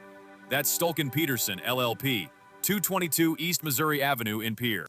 Has life left a dent in your ride? Or maybe you're dreaming of a fresh start for your classic. At Hunsley Auto Body and Sandblasting, we bring vehicles back to life. Located right here in Fort Pierre with over 25 years experience, we specialize in expert auto body repair, from minor dings to major collision work. Got a boat or RV with fiberglass damage? We handle that too. And for projects needing a complete refresh, our professional sandblasting service preps anything ready for a perfect finish. For quality work you can trust, Hunsley Auto Body and Sandblasting, 605-280-4451, 310 West Highway 1434 in Fort Pierre. As we welcome you back, it is the top of the 5th and a 3-1 lead here for the Governors over the Jefferson Cavaliers, and it will be 8-9-1. Matt Noel Jensen, Quentin Huddleston, and Kason Mediger to open things up here in the top of the 5th. 85 pitches now through 4 innings for Saladin, so they're closing in on having to go to their bullpen. And this will only be pitch number 51 to start the top of the 5th for Carter Templeton. And Jensen will come to the plate. He got hit on the first pitch that he saw back in the top of the 3rd, so he is only coming up for his 2nd trip to the plate. Would much rather see something over the middle of the plate instead of coming right at him, as that first pitch is upstairs for ball 1 to Jensen.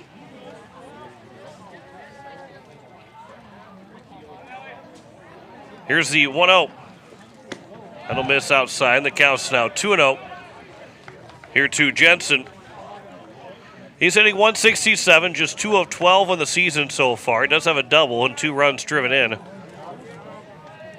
The DH here in game 1, that will miss low, and Templeton has gone 3-0 in the count. So leadoff man here in the top of the 5th inning.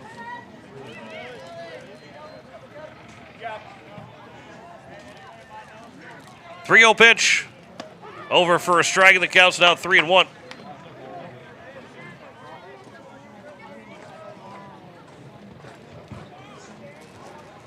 Templeton's working with the stretch, nobody on base. 3-1 is grounded foul, and the count's now 3-2.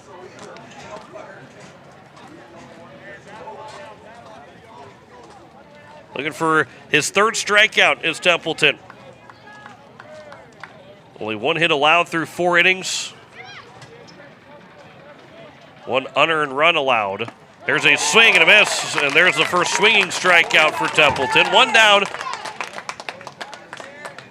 here in the top of the 5th, and it brings up the number 9 man in Quentin Huddleston. Huddleston had the sacrifice bunt in that top of the 3rd inning.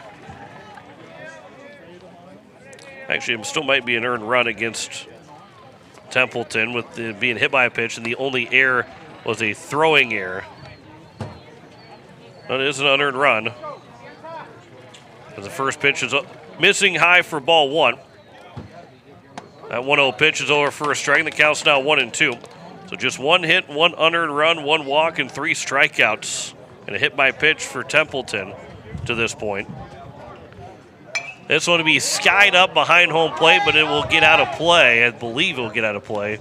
It landed in play, but it was, I think, went off the netting before it fell to the backstop area. It would have been one where you had to, if you're Eilers, you had to push the net back to try and see if you can get the ball not to skim off the net to make it a dead ball. Well, the count's 1-2, another strikeout opportunity here for Templeton. 1-2. Line shot into center field for a base hit. 2nd hit of the ball game. Number 9 man Huddleston will get on with only 1 out here in the top of the 5th. And it brings up the top of the order. We'll also have a courtesy runner coming up for Jefferson. And trying to catch the number.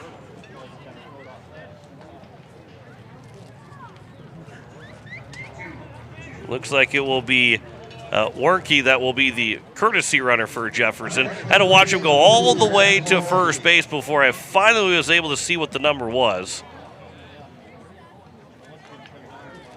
But now it's Mediger, the top of the order. 1 for 1 so far, had a double. And then he also walked in his 2 trips to the plate.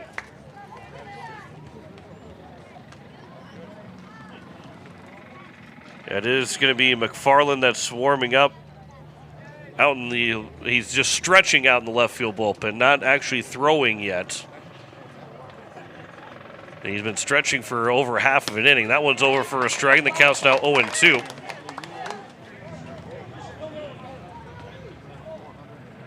$15-0 win for, well, that was in game number 1. It was a 10-0 win in game 2. There's a pickoff attempt and back in safely. So Brandon Valley has swept Huron 15-0 and 10-0. And while that will still knock down Brandon Valley, with Huron being now 2-22 in the regular season, that will come in and hits Mediger with an 0-2 pitch. And it's now 1st and 2nd. And it brings up Brody Jacobson to the plate. So 1st and 2nd with 1 out. And Brody Jacobson to the plate. Harrisburg is not playing the rest of this regular season.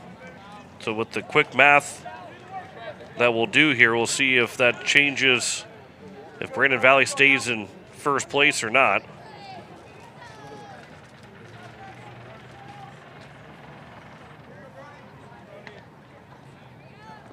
Do that here in a second, as that one will miss outside for ball 1.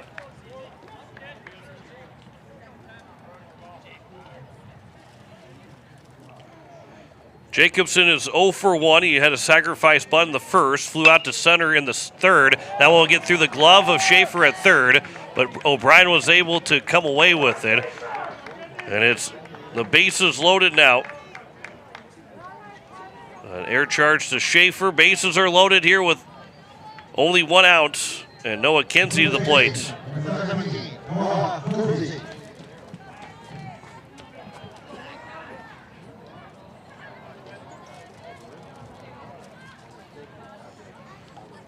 And will actually drop Brandon Valley. Those wins will drop Brandon Valley below Harrisburg. So Harrisburg will take over that number 1 spot in the standings.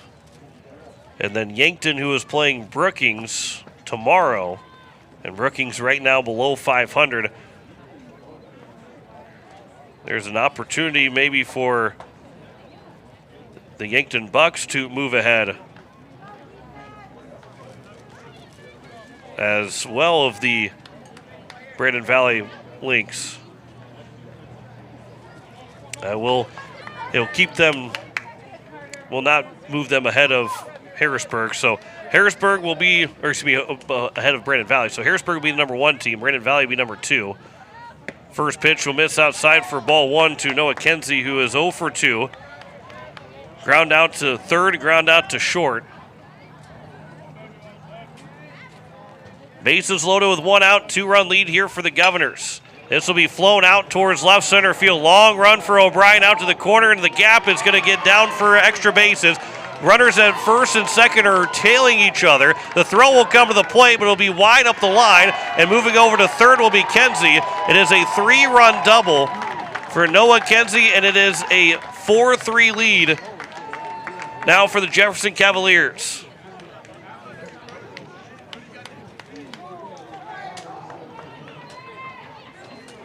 A big 3-run double for Kinsey. He ends up at third, going over to third on the throw. While the throw was wide of home plate, still ends up being just a double. And Caleb Goodrow has got a chance to add on to this lead. That's a big, big hit in this ball game. That one's fouled at the plate for strike 1. Goodrow's 0 for 2. Struck out looking and also lined out to, or popped out to second in the shallow center field. This will be flown out towards right center field. Porter Hunsley will get behind it, make the catch. Runner will fake the tag as that throw comes up the first base line, but a good, strong throw from Porter Hunsley keeps that runner over at third base, and there's now 2 away, and it brings up Maddox Zenz, the right fielder. Zenz, who flew out to right and struck out looking, he's 0 for 2. And Templeton's trying to work around this inning, keep this 1-run deficit going in the bottom of the 5th. That first pitch is upstairs for ball 1. Starting to be some activity out in the right field bullpen. Most likely be Jonathan Newhart that is warming up. This will be a chopper down the third base line, and it will be foul. And the count is even at a ball and a strike. Presumably that Will Danberg will be the starter in game number 2, so that wouldn't leave for Newhart to come in relief of either one of those games, and right now he's warming up out in the right field bullpen. Although Danberg is starting to throw a little bit with Newhart, not from the bullpen spot, as that will be a pitch that got to the right of Eilers, and again, hard to kind of see from that third base side how far away it's getting, and if you're not going right away, if you hesitate, you better stay at third base, and that's what Kinsey did. The count's now 2-1. 2-1 pitch here from Templeton. That'll be outside, and the count's now 3-1. So really both guys are just playing catch over there. Newhart's not standing on the mound in the rubber to get warmed up. Danberg is standing behind home plate, but he's not playing as a catcher. This will be fouled up top and lands on top of the press box. And the count runs full at now 3-2. Templeton looking for his fourth strikeout of the ball game. That one will be taken for ball 4.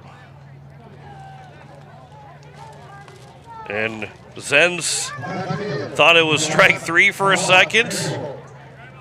No one really knew exactly what the call kind of was. I mean, the Governors knew what the call was without end up coming into the dugout, but Zenz looked like he was almost starting to walk back to the dugout like he struck out. Ground ball off the end of the bat for strike 1 as it rolls foul for Noah Grabeau.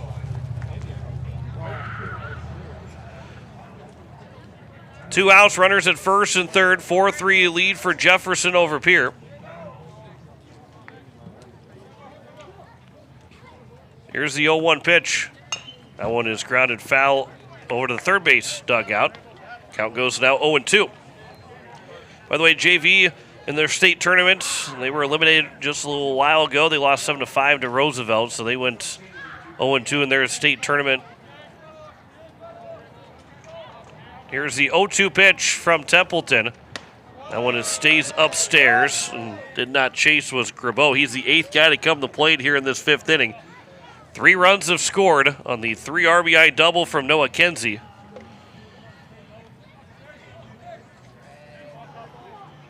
Here's the 1-2 pitch from Templeton. That one's grounded foul once again. And McFarland, who's again over there, he's been stretching the whole time. He has not thrown out in the left field bullpen at all.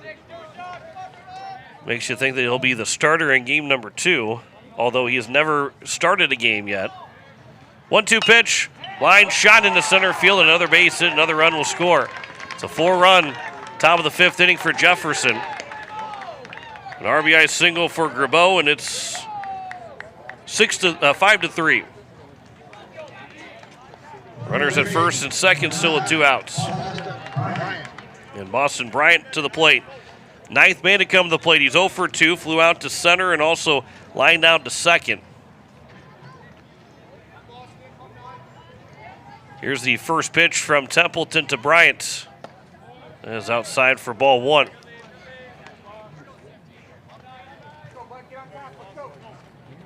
Watertown with a 15-0 win over Washington in game 1 of their doubleheader. That pitch is fouled back, and the count's now 1-1. Washington at 10-15 on the season in South Dakota play, so it'll be 44-point wins for Watertown if they get another win.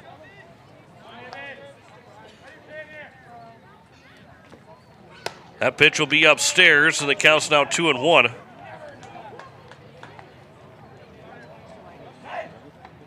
Carter Templeton all of a sudden starting to get close to a pitch count limit. He's up to now going to be 84 pitches on the 2-1. Ground ball over to the first baseman, Bridger Babcock. He will step on the bag and put an end to the inning. All 9 guys come to the plate for Jefferson. 4-run score in the inning. With 2 hits, there was 1 error. Make that 3 hits, 1 error, and 2 men left on base. We had the bottom of the 5th. It is a 5-3 lead for Jefferson over Pierre. Back in a minute on KCCR. Watching it on YouTube at KCCR Sports. Dakota Sprinkler and Landscaping wants to make it easy for you to get that lush green lawn and that yard haven that you've been dreaming of. Visit dakotasprinkler.com to make appointments for sprinkler system spring startup, service calls, fall winterization, and landscaping quotes. Trust Dakota Sprinkler and Landscaping's professionals to get you through the planning and installation to make your landscaping needs a reality. Visit dakotasprinkler.com today. Most of us already know that Gales Gas of Pierre is the place to call for propane. They offer an automatic fill plan so you never have to worry about running out of propane. They accept debit and credit payments or a budget payment plan to spread out the cost throughout the year so you never have surprises when you get your bill. For delivery, convenience, and great customer service, call Gales Gas at 224-5518. That's Gales Gas at 224-5518. It is the bottom of the fifth, and a Pierre Governor now deficit 5-3 on the American Family Insurance Brittany Shufflebine scoreboard. Outside of the Roosevelt game, which they lost 8-7 back last Saturday, you have to go pretty far back for the Govs to be trailing late in the game, other than that 3-1 deficit where they lost to Stevens. They have not been hitting from behind very often from the midway point to the end of that game. It really has not been a whole lot that they have had to try and make a comeback from. They've been either having to retake the lead, as this one's popped up foul that will get out of play the third base side. And the count is 0-1 here to Hunsley.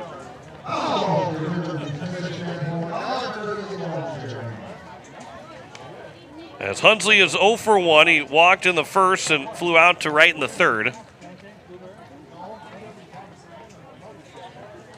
Saladin, who is throwing pitch number 86. Here is pitch number 87. It is a good take there from Hunsley as he checks his swing, and as the pitch hit the dirt, and the count is now even at a ball and a strike. 5 runs on 4 hits and 2 errors for Jefferson. 3 runs, 4 hits, 3 errors for the Govs. 1-1. That'll miss inside. Counts now 2-1. So again, where Saladin sits right now, he's pitch number 89. He has 16 pitches to work with, including this next one. Here's the 2-1 from Saladin to Hunsley. That will miss, will go to the backstop, and the count's now at 3-1. 2, 3, and 4, Hunsley, Eilers, and Lindekugel. Anybody reaches base, O'Brien get a chance to swing the bat here in this bottom of the fifth, as the Govs are down by 2 here in game 1 of our doubleheader. 3-1 pitch. That'll be taken on the inside edge for a strike. And the count runs full, as Saladin will deliver pitch number 91 and miss it for ball 4. So as he's now down to 13 pitches remaining, leadoff man is on base, and the leadoff man reached base in the 4th inning. End up with a double play, had to start everything back over, but another error got the Govs a chance to get 2 runs on the 2 RBI single from Bridger Babcock. The Govs were unable to cash in after that. Babcock was left stranded over at third. Runner takes off for second. The throw to second. The tag, they've got him out at second. Porter Hunsley is thrown out trying to steal second base. And the leadoff man now is gone, and that is also an 0-1 count to Will Eilers.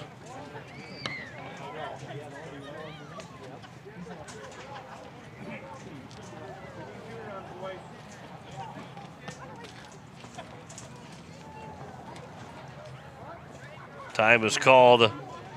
So no one on now here in the bottom of the fifth, and a 5-3 lead for Jefferson. That pitch is a full swing from Will Eilers.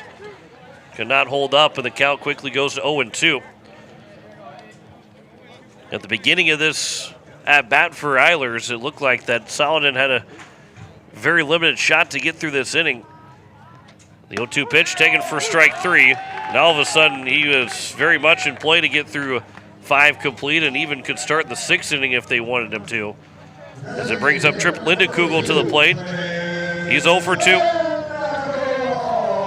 Lindekugel struck out swinging in the first and also reached on air in the 4th.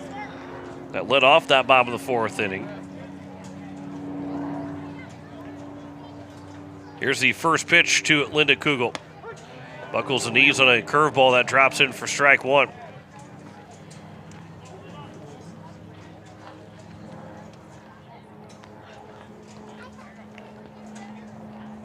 Oh, 1 pitch. That'll bounce in off the mask of the catcher in Huddleston. He was accounted a ball and a strike. That was pitch number 97. So again, if Saladin does retire Linda Kugel, he could potentially start that bottom of the 6th inning. Here's the 1-1. That'll miss low. The count's now 2-1. But again, McFarland has been out in the left field bullpen all by himself for near seemingly 25 minutes. Here's the 2-1. That's on the outside edge for a strike, and the count's now 2-2.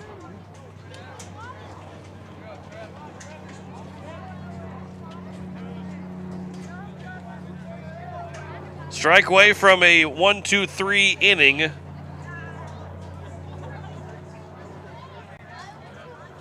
Facing the minimum for Everett Saladin. 2-2 pitch. That one's off the handle, and it'll be right over to the shortstop in front of the second base bag for Noah Jacobson to make the play, Brody Jacobson to make the play, and that will retire the side. It is the minimum faced at the bottom of the 5th. We head to the top of the 6th inning. Jefferson leads Pierre 5-3. Back in a minute on KCCR. Watching it on YouTube at KCCR Sports. With Dakota Plains Federal Credit Union's new online and mobile banking features, you can apply for a loan anytime, anywhere. Send and receive secure messages with our team and manage your debit or credit card with ease. Plus, enjoy seamless digital wallet compatibility. Tap, pay, and go with confidence. Your money, your control, your convenience. Download the app today and experience the future of banking. Safe, simple, and always with you. All deposits are insured up to $250,000 by NCUA. Wagner Auto in Pierre has been hitting home runs for over 100 years, delivering quality vehicles and top-notch service to our community. Whether you need a rugged truck, a dependable SUV, or a fuel-efficient car, we've got the perfect lineup to keep you on the road. Proud sponsor of this season's baseball action, we're here to help you drive home a great deal. Stop by today or visit WagnerAuto.com. Wagner Auto, South Dakota's oldest auto dealer. It is the top of the 6th. The Pierre Governors down 5-3. The American Family Insurance, Brittany Shufflebein scoreboard. And it is going to be 8-9-1 here for Jefferson in this top of the 6th inning. Until Jensen, Quentin Huddleston, and Kason Mediger. Here's the first pitch. It'll miss low for ball 1. 81st pitch for Carter Temple, make that 85th pitch for Carter Templeton. Yeah, 34 pitch, top of the 5th inning.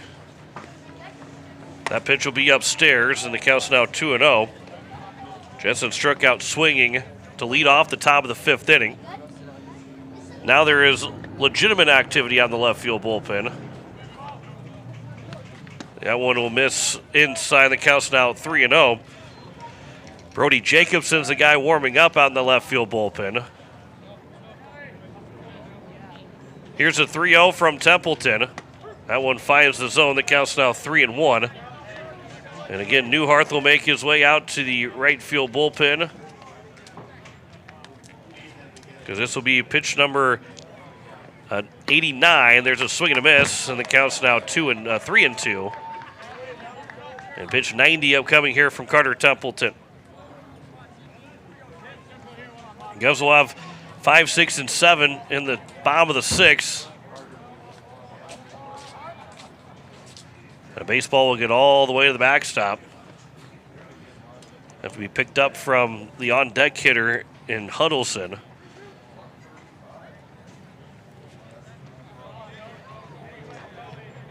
Danberg is also throwing with Newharth. That one will be chopped foul over to the first base dugout. But they're playing catch with each other, not both warming up. And so both guys are getting loose out in the bullpen right now. Here's a 3-2. That one is down the left field line. It is hooking, and it is a fair ball. All the way toward the corner. O'Brien will pick it up, and it'll be a leadoff double for Jensen. And Jefferson goes right back in business here in the top of the 6th inning to lead things off with that double.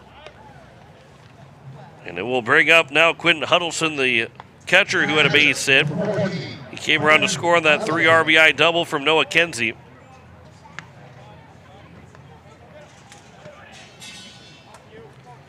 Now also Brody Jacobson, who's been warming up, he now has to get right back into the dugout because he's closing in on having to come and hit. Here's a pop-up on the infield, couple steps into the outfield grass for Carter Shuffle by the shortstop to make the catch. And there's one down now in the top of the sixth, and it's back to the top of the order for Kason Mediger.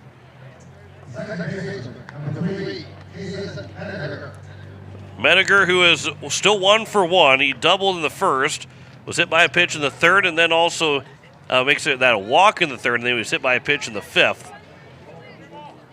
Comes to the plate. Here's the first pitch.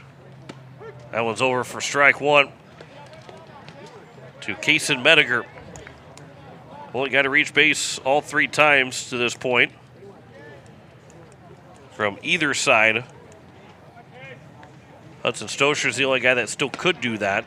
That one's over for a strike. The count's now 0-2. He is due up 5th in the bottom of the 6th inning. He was double and a walk so far for Stoscher. Here's the 0-2 now from Templeton. Comes high and inside. The count's now 1-2.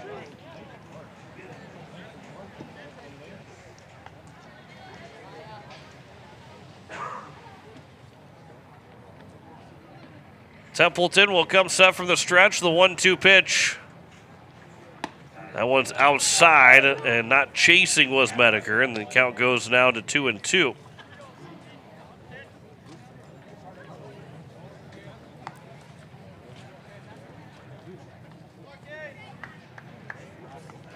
Pitch number 97 from Templeton. From the stretch, delivers.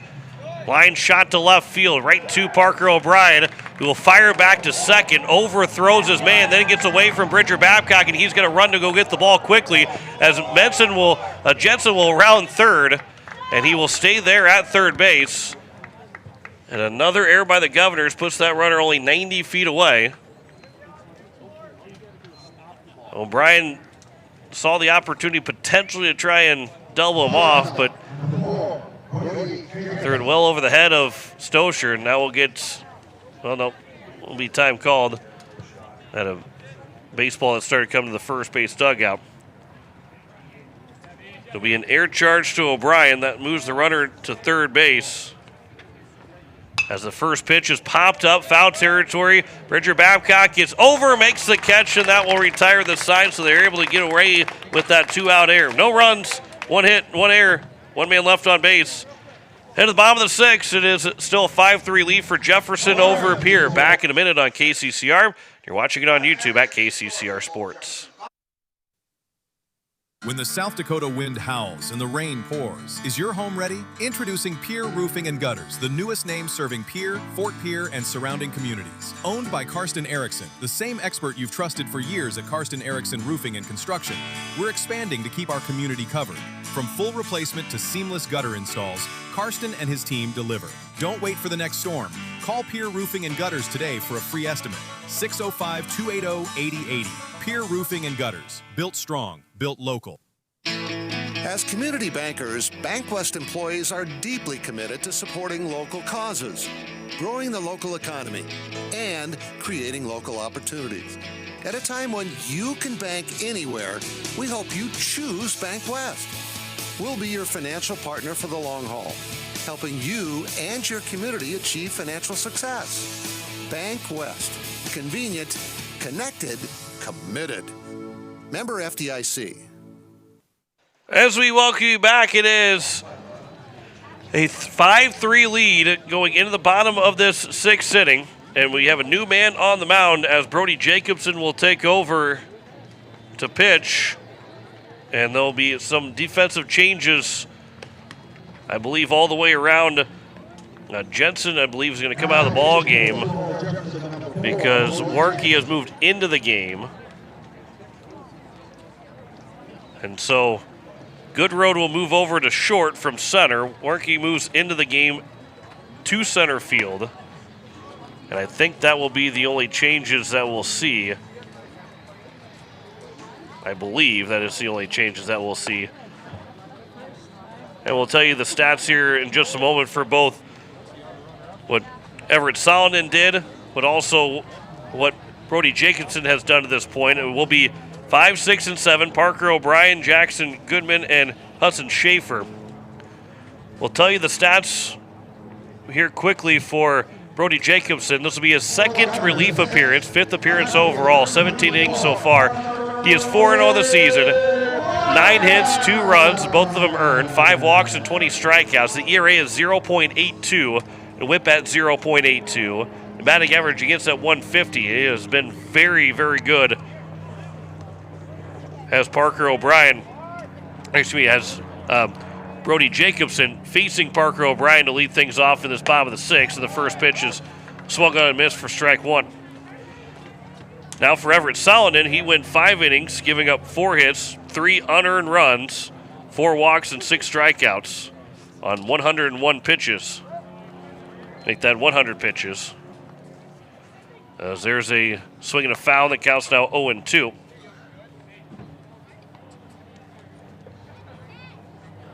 Carter Templeton at 98 pitches going into the top of the 7th, which, again, I would think that they'll probably go to a fresh arm in the bullpen. A couple of guys throwing right now. Porter Hunsley is also throwing. There's a swing and a miss, and there's a strikeout. And it brings up Jackson Goodman. 1 out. Nobody on here in the bottom of the 6th inning.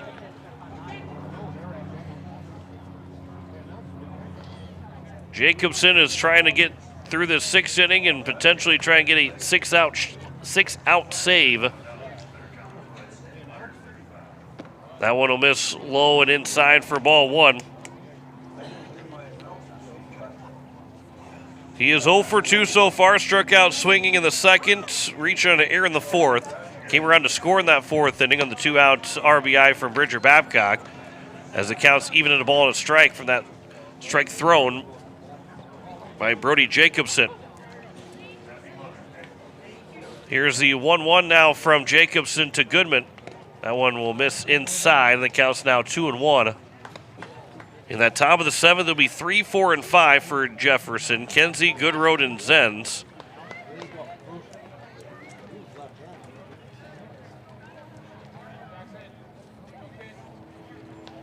Here is the 2-1 now. There's a sharp ground ball that is past the third baseman into left field for a base hit. And Jackson Goodman's 1 for 3. He's on base for the 2nd time, and the Govs will get that tying run to the plate here in the bottom of the 6th inning.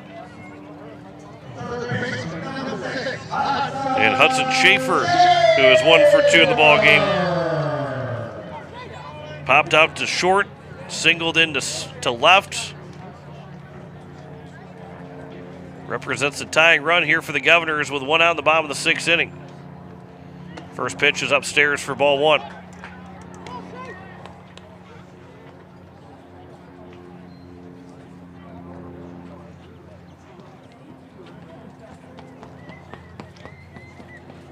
Jacobson will peer in for the sign. He'll come set and deliver the 1-0 pitch now to Schaefer. That one's over for a strike, and the count is now even at a ball and a strike to Schaefer. Okay, this is number 7 man in the batting order. Barring a double play, you're at least going to see that top of the order with a chance to come up early on in that 7th inning, unless the Govs are able to take the lead here and hold on in that top of the 7th. Here's the 2-1 pitch from Jacobson now to Schaefer. From the stretch, he'll deliver. And Schaefer will sky this to center field. Coming in is Warnke to make the catch after he took a couple steps back. There's now 2 down, and it brings up Bridger Babcock to the plate. So here's Bridger Babcock. Last time had a 2 RBI single that gave the Govs that 3-1 lead before a 4-run top of the 5th.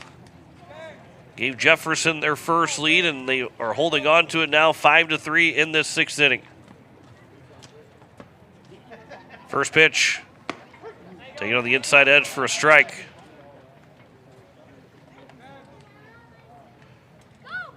Move the outfield in a couple steps from the left fielder in Grabeau, as that one will be outside, and if they're able to put one down the left field line for Bridger Babcock, be a long run for that left fielder, Grabeau, to go get it. It could potentially turn into extra bases for Babcock and a chance with Goodman. He'll be running on contact, so that pitch is in the dirt and a good block there from Huddleston. With him going on contact, chance to potentially score and a hit down the left field line.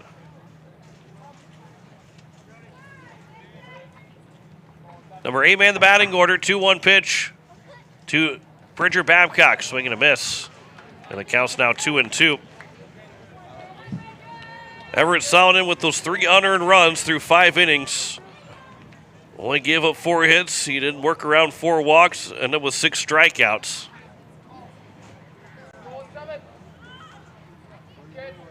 Jacobson will come set. Here is now the 2-2 pitch. That will get to the backstop, and Goodman will easily get to second. Count goes to now 3-2. And so now Goodman can score with the base hit from Bridger Babcock. Hudson Stocher, the number 9 man, waiting on deck. Full count payoff pitch coming here from Jacobson to Bridger Babcock.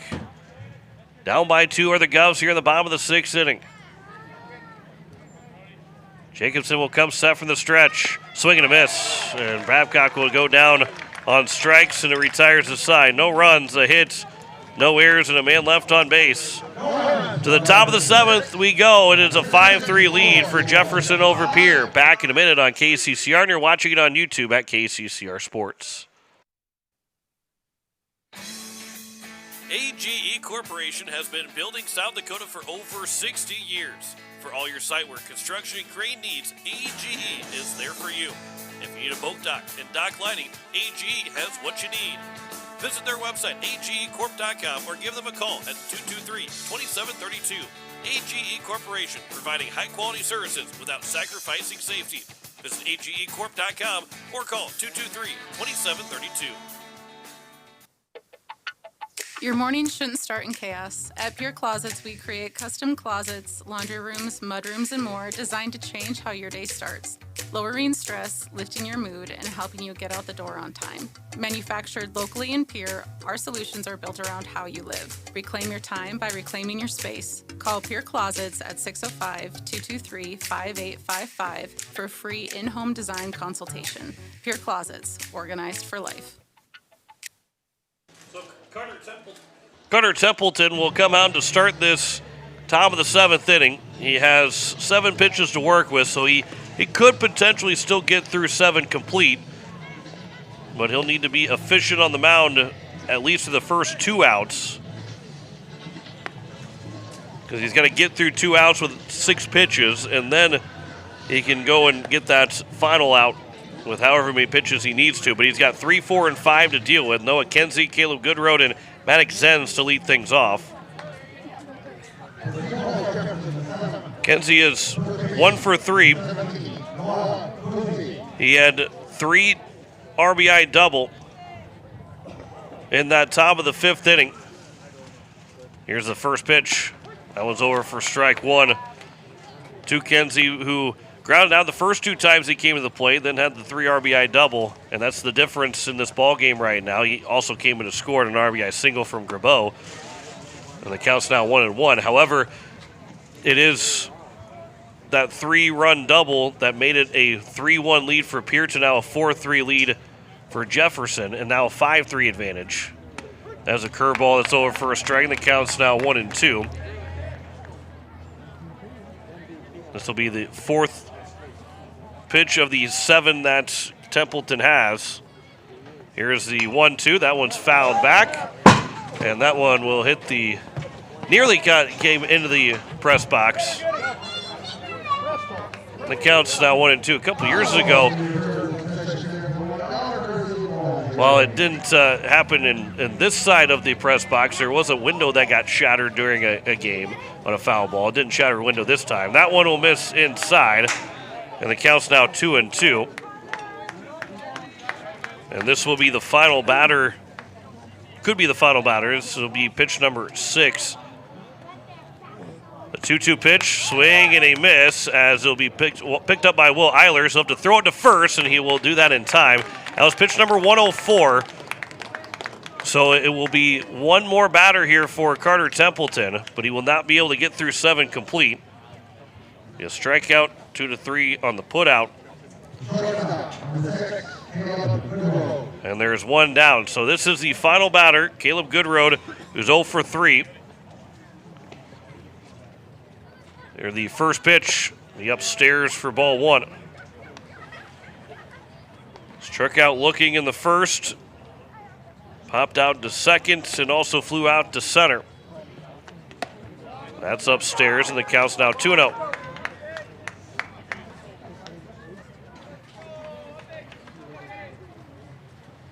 Two-0 pitch. Comes inside, the count's now 3-0 to Goodroad. And McFarland is getting ready here for the 7th inning. 3-0 pitch will miss for ball 4, and that will be the way that the day ends for Carter Templeton. Well, they got to go. I'll say they got to make sure they go get him because his day will come to an end. So we'll tell you the changes when we come back. Runner on at first with one out here at the top of the 7th. Back in a minute. You're listening to Pierre Governor Baseball on KCCR, and you're watching it on YouTube at KCCR Sports. When you're in the need for high-quality replacement auto parts, look no further than Zander Auto Parts and Machine Shop in Pierre. Zander's has been servicing the Pierre area for over 40 years. Their professional parts techs can get you the parts you need and get you back on the road. Stop by Zander Auto Parts and Machine Shop at 500 West Sioux in Pierre or call 224-9221. Zander's, your source for domestic and foreign auto parts and accessories. When the South Dakota sun is beating down, your home should be your sanctuary. But a broken air conditioner can turn your living room into a hot oven fast. Whether you need a quick repair or a full system replacement, AirTech Heating and Cooling is on the job. Our licensed technicians are available 24/7 for those unexpected emergencies. We pride ourselves on 100% customer satisfaction and quality service you can trust. Call 605-945-0160. AirTech Heating and Cooling, locally owned and keeping the Pierre area comfortable for over 20 years. As we welcome you back, it is still the top of the 7th, and it will be coming up for the Jefferson Cavaliers. Maddox Zenz with 1 on and 1 out. Porter Hunsley will come to pitch. Coming out of the game is Carter Templeton. Hudson Schaefer also comes out of the game, and Trip Lindekugel, the DH, moves into the game. And so that will put Will Danberg into the game as well, and Danberg will hit in place of Schaefer, who comes out of the game. And so Danberg will be in the lineup now. He'll be due up 8th in that bottom of the 7th. But everything else will stay the same for the Governor. Well, I say everything else stays the same. O'Brien will move over to center. And again, Lindekugel will move into the ball game. And then Goodman moves from right to left with Danberg going to right field. So the entire outfield looks a little bit different now. So it is going to be Maddox Zenz, who is 0 for 2. Who drew a walk in the 5th inning.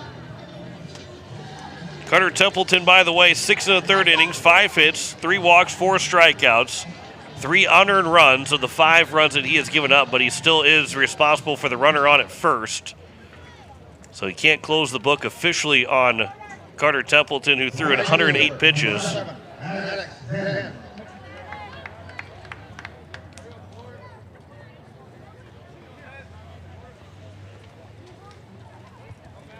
So it is now here Zenz. First pitch from Porter Hunsley will miss low and inside for ball 1.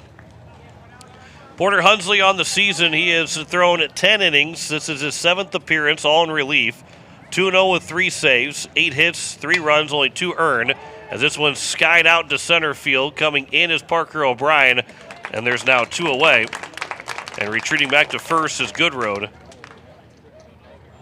And it will bring up Noah Grabeau.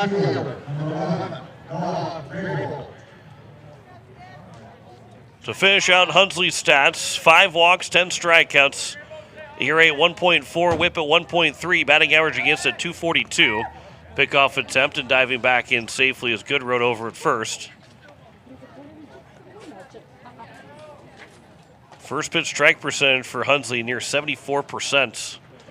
First pitch is over for strike one. And Hunsley being used all out of the bullpen, and he's had 7 appearances now, but by the time this outing comes to an end, the top of the 7th, he won't even have 8 full innings pitch or 11 full innings pitch, as that will put an end to the inning as that's flown out to right center field. O'Brien makes the catch, ends the top of the 7th. Govs are down by 2 as we go to the bottom of the 7th, trying to tie or win this ball game. Back in a minute here on KCCR, and you're watching it on YouTube at KCCR Sports.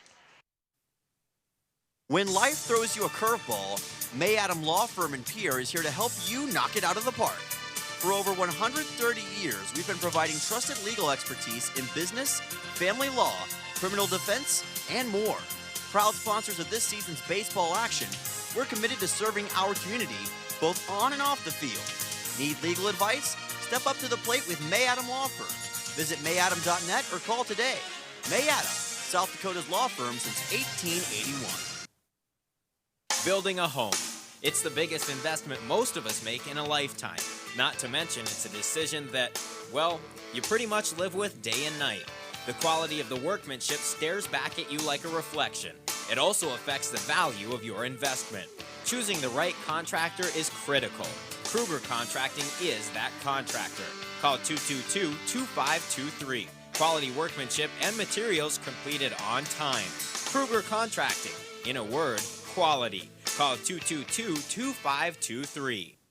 So here we are at the bottom of the 7th of Game 1. The Pierre Governors are down by 2. And it becomes up to 9-1-2 to try and get this game tied up. Hudson Stosher lead things off, followed by Carter Shufflebine and then Porter Hunsley. And it will be McFarland that's on the mound here in this bottom of the 7th inning. So Noah McFarland takes over. All out of the bullpen for McFarland. He has thrown 8 innings in 6 appearances, now his 7th. He is 0-1 but 5 saves, 5 hits, 3 runs, 7 walks, 9 strikeouts, an ERA at 2.63, a whip at 1.5, batting average against at 179 for Noah McFarland. Would assume that Jacobson has gone back to short. He has. And then did they move Goodroad back out to center? Going to be hard to tell from all the way over here, even with the binoculars on, especially when he's got the glove over the top of the number. But Jacobson is back at short. And Hudson Stosher is the first man to come to the plate to greet McFarland. Here in the bottom of the 7th, first pitch here to Hudson Stosher. A curveball that missed low for ball 1. McFarland spent a lot of time out in left field and loosening himself up, a lot of stretching before he even threw a baseball. Here's the 1-0 to Stosher. That'll be high and inside. The count's now 2-0. Shufflebine, Hunsley, Will Eilers looking for a chance to swing the bat with runners on base in this bottom of the 7th inning. 2-0 pitch taken all the way was Stosher, and the count's now 2-1.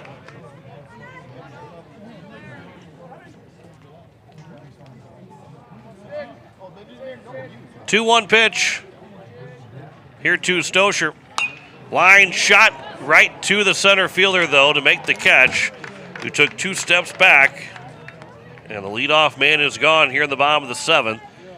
But is now back to the top of the order in Carter Shufflebine, who is 1 for 2. Walked in the first, singled in the 3rd, and flew out to left in the 4th. By the way, Brody Jacobson in the 6th inning, his full totals with 1 inning, 1 hit, no runs, no walks, and 2 strikeouts. He bridged the gap between Solomon and now McFarland, as that one's fouled off the mask of the catcher Huddleston. They're 0-1 count here to Shufflebine. So Noah McFarland trying to get his 6th save of the season. He's 5 for 5 on save opportunities. Here's the 0-1 pitch from McFarland to Shufflebine. There's a fly ball towards left center field. That will get down for extra bases all the way out to the wall near 383. Shufflebine's on his way to third already. The throw coming in. He is easily going to have himself a triple. And the tying run will come to the plates with 1 out here in the bottom of the 7th. And that is his 5th triple of the season for Carter Shufflebine. And boy, oh boy, would that have been great to have that be the tying run only 90 feet away. But instead, the Govs do get at least their tying run to the plate here with 1 out in this bottom of the 7th inning. It is the number 2 man in Porter Hunsley. McFarland delivers the first pitch. That will bounce in for ball 1. You are listening to KCCR Pierre, a Riverfront broadcasting station as we're just past 3 o'clock. Game 1 comes down to the final inning here. 5-3 our score. Governors down by 2. They scored 1 in the first and 2 in the 4th. This one will come high and tight on Hunsley, and the count's now 2-0. 1 run scored in the 3rd, but a 4-run 5th inning for Jefferson has made this the 5-3 game it is. 2-0 pitch to Hunsley. Swing and a fly ball towards left field. That will be deep enough to score Shufflebine, as the left fielder will make the catch, and it is a sacrifice fly. There's now 2 down, but nobody on base. The tying run stays at the plate, but the Govs are now away from falling here in game 1.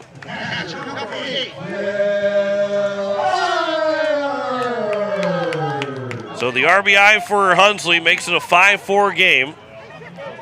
His 12th RBI of the season. And Will Eilers going to find a way to get to Trip Lindekugel. At least try to get to Trip Lindekugel, as that one's over for a strike. And Lindekugel will most likely have to get to Parker O'Brien, although he would represent the winning run. 0-1 count. McFarland will come set from the stretch and deliver the 0-1 pitch to Eilers. Comes inside, and the count's now 1-1.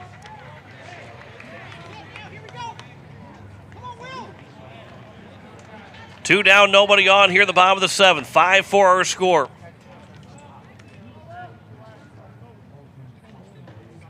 McFarland from the stretch delivers. That one will get to the backstop. It's now 2-1. Nobody on base right now for the Governors. Pierre at 16-6 in South Dakota play. Jefferson at 14-5. 2-1 pitch. There's a chopper over the left side. Going to be a tough play in the hole. The throw from the shortstop. It is not going to be in time. And so the tying run will get on base on an infield single from the speed of Will Eilers. And it does bring Trip Lindekugel to the plate with a runner on at first and 2 away here in the bottom of the 7th. Lindekugel is 0 for 3 so far. Struck out swinging in the first. Reached on an air in the 4th and flew out and popped out to the shortstop in the 5th. That tying run is over at first with 2 outs here in the bottom of the 7th.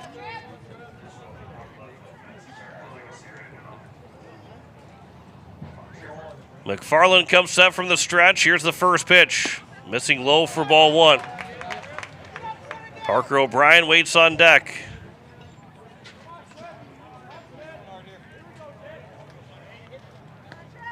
Eilers at first. Represents the tying run for the Governors. 1-0. Swing and a miss. Good cut there from Lindekugel, but he is just off, and the count's now 1-1.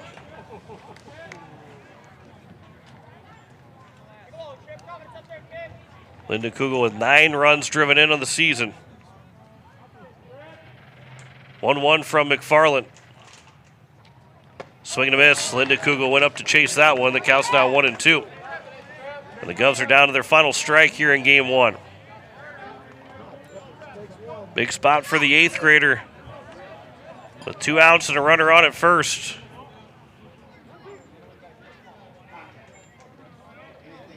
McFarland from the stretch, comes set.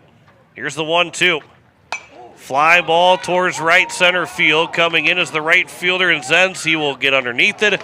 He'll make the catch, and that will end the ball game. And the Govs will fall a run short here in Game 1 to the Jefferson Cavaliers. 5-4 our final in Game 1. We'll come back in 2 minutes to wrap up our first game. You're listening to Pierre Governor Baseball on KCCR, and you're watching it on YouTube at KCCR Sports. Capital City Ford, Lincoln, and Toyota in Pierre is proud to sponsor today's game. Whether you're in the market for a brand new Ford, Lincoln, or Toyota, or a quality pre-owned vehicle, our team is here to get you back on the road in style.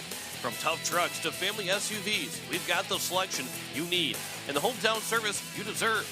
Browse online anytime at CapitalCityFordToyota.com. Capital City Ford, Lincoln, and Toyota, where community drives us forward. Hey you.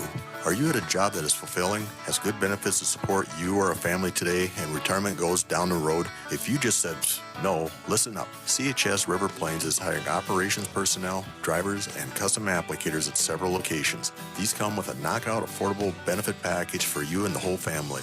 Apply to a job with CHS River Plains and up your benefits straight up. To apply, visit us online at chsriverplains.com or stop in at one of our locations. CHS is an equal opportunity employer. Financial investments are very important, but so are the investments of time, patience, and encouragement our young athletes receive from their coaches, teachers, and mentors.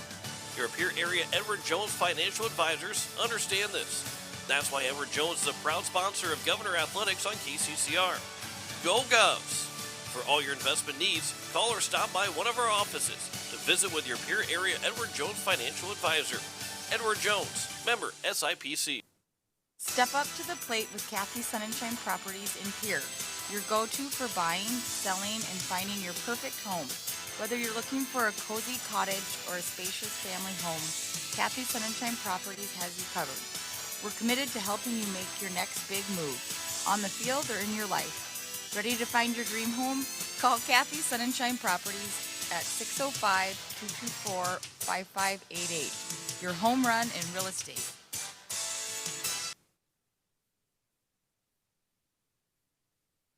As we welcome you back, it is a final as the Pierre Governors will fall in game number 1, 5-4 to the Jefferson Cavaliers. As we welcome you back here into the post-game show of our first game, as the Govs were able to get a 1-0 lead in that bottom of the first inning, but then with that 2 runs in the fourth, and they had the tying run on base and the winning run at the plate, but were unable to score in that bottom of the seventh a second time, and ends up falling 5-4 in game number 1, as it was the big 3-run double in that top of the fifth inning, end up scoring 4 runs in the inning to the Jefferson Cavaliers as they finish with only 5 hits in the ball game. The Govs end up with a total of 7 hits, but the biggest thing is the Govs had 2 errors Jefferson had 2 errors, while the Governors end up with a total of 4 errors in that game, as Jefferson moves to now 15-5 in South Dakota play, and the Pierre Governors will fall to 20-7 overall, but are 16-7 in South Dakota play. As we pull up that full box score for you on YouTube at KCCR Sports. Govs got the first run on a wild pitch in that bottom of the first inning, and then in the third, after it was the fourth, after it was tied up with a error that helps to tie the ball game up to make it a 1-1 tie. A 2-run single for Bridger Babcock with 2 outs made it a 3-1 lead for Pierre. With that top of the fourth, a 3-run double from Noah Kenzie. Then he was driven in by the single from Noah Gabreau, and it ended up being a 5-3 lead. And then Pierre with the leadoff triple, or the 1-out triple from Carter Shuffleby, and the sac fly RBI for Porter Hunsley. Will Eilers got on at first, but the Govs could not get that final run to score, and it ends up being a 5-4 win. Winning pitcher is Everett Salonen. He throws 5 innings, 4 hits, 3 unearned runs, 4 walks, and 6 strikeouts. Carter Templeton will take the loss in 6 1/3 innings, 5 hits, 5 runs, 2 earned, 3 walks, and 4 strikeouts. Porter Hunsley got the final 2 outs with 2 fly balls to center field. Brody Jacobson gave up one hit with 2 strikeouts in the 6th inning. Noah McFarland picks up the save, giving up a run on 2 hits in his 7th inning of work for the Govs to fall to Jefferson 5-4. 5 runs, 5 hits, 2 errors, 7 men left on base for Jefferson. 4 runs, 7 hits, 4 errors, 6 men left on base for the Pierre Governors. Time of the ball game was 2 hours and 8 minutes. And we're now down to one more game to go here in the regular season. And Pierre will take on Jefferson in Game 2 coming up here in just a little bit. We'll also have the ceremony to honor the seniors, the academic All-State, and then also the Mother's Day honoring ceremony that they'll have here as well coming up in just a little bit. We'll have that here on KCCR and on YouTube at KCCR Sports. But we will send it back to the station. We'll hear from News Director Zach Nelson, his weekend news, to start to then get you ready for that second game between the Governors and the Jefferson Cavaliers. So a 5-4 win for Jefferson in game number 1. We'll step aside for 2 minutes, and then we will hear from News Director Zach Nelson for his weekend news, all coming up here on KCCR. If you're watching on YouTube, we're going to keep the same video going throughout the entire between games, so you don't have to go anywhere else. We'll keep it right here on YouTube at KCCR Sports. So 5-4 win in Game 1. We'll come back here shortly, get you set for Game number 2 here on KCCR and on YouTube at KCCR Sports. No one likes to have electrical problems, but when they happen, call Todd's Electric at 223-2518. With over 28 years of experience, Todd's Electric can handle any type of electrical problem, whether it's residential, commercial, or agricultural. Their knowledgeable staff knows and understands the importance of your home, business, or ag facility and are prepared to help. Call Todd's Electric at 223-2518. That's 223-2518. Todd's Electric, serving the Pierre and Fort Pierre areas. The line to power. Looking for your next new or used car, truck, or SUV? Then go no further than the comfort of your own home. Shop online at lambmotor.com. On lambmotor.com, you'll find the vehicles Lambs has in stock. You can schedule a test drive or your vehicle's next tune-up, all online. New or used, shop for it all online, anywhere you are. Lamb Motor has the right vehicle for you. Lamb Motor in Oneida and online, lambmotor.com. Step up to the plate with Overhead Door Company of Pierre. Like your favorite team, we deliver reliability, strength, and top-notch performance. For over 100 years, Overhead Door has been the most respected name in the industry. From commercial or residential repairs to full upgrades, our team of technicians stand ready to provide winning results. Don't let a faulty garage door strike you out. Look for the signature red ribbon and call the industry MVP at 605-224-6200. Bring your garage door game to the big leagues. People helping people. Have you ever wondered what the benefits are of becoming a Owyhee Federal Credit Union member? At Owyhee Federal Credit Union, we reinvest profits in you. We do this in the form of lower interest rates, higher dividends, and low to no fees. So come check us out or come in at 221 East Pleasant Drive in Pierre, because at Owyhee Federal Credit Union, we treat our members like they own the place because, well, they do. Owyhee Federal Credit Union. South Dakota Attorney General Marty Jackley is pleased with the outcome of this year's South Dakota legislative session. As Attorney General, I brought 10 bills. All 10 bills passed, were signed by the governor. Many of the bills had unanimous support, where Republicans and Democrats felt it was best for public safety. The measures covered a lot of ground. Keeping drugs out of the prisons are important, making sure we're using AI technology for good reasons and not for putting people in a sexual setting that can harm their reputation. I think were all important bills for South Dakota. As well as government transparency and election integrity. Jackley still has some work to do before his term as Attorney General is done. Chief Deputy Prorock's capital murder trial scheduled for September 21. I plan to personally try that case. We have the Meta case coming up, which certainly is a huge financial issue for South Dakota this June. He says he wants to finish strong. Jackley is seeking the Republican nomination for the U.S. House of Representatives. Groundbreaking for a new men's prison in Sioux Falls took place this week. Lieutenant Governor Tony Van Huysen says it was a long time coming. It was a fun day for me. I chaired that task force on the new prison, and that first meeting was held in April a year ago. So just over a year later, we were there breaking ground on that new prison And I think a year ago, people would not have expected that would be happening. We were in a very different position. It was a good example of how an open, transparent process, bringing people together, people who are for it, people who are against it, inviting public input, you can coalesce around a good result. Van Huysen says the new facility is all about rehabilitation. The important thing about that new prison is it's going to have 4 times the space for programming. And so when we want to talk about our recidivism rate, when we want to talk about these guys out on parole getting into trouble, we need to do a better job when they're in prison, helping them, figuring out, you need a GED? Do you need help with reading? Do you have a addiction issue with alcohol or drugs? Van Huysen says the men's facility is just one part of South Dakota's changing prison system. We have a new women's prison that's opening in Rapid City this summer, and it will have an intensive drug rehab program for 96 women inmates, female inmates, at a time that will make a huge difference. The huge majority of the women's inmates are in for drugs. It'll make a huge difference in their lives, and we don't have the space to do that in the current men's prison, but we will in the new one. Other changes are on the way. We're not just planning for 4 years from now. We've already announced a prison seminary program that should be able to start within the year. We're strengthening our partnerships with Southeast Tech for skills trades that can start in the next year. But as we're looking to that new prison 4 years from now, we're also trying to improve in the meantime. The new men's prison is being built in Northeast Sioux Falls. The total price tag on the project is capped at $650 million. You've probably heard the ads. Dependability and timeliness? Oh, yeah. Now I remember. Perkins Storage and Transfer. Twice the movers. Look under movers in the yellow pages. The marketing firm that creates those radio ads recently won a gold award from the South Dakota Advertising Federation. Mike Hart is co-founder of Fresh Produce. Every year you can enter work into a variety of categories. Then they bring in judges from out of town. For us, it's a slate of 3 different judges, and they're sort of blind judging the whole body of work.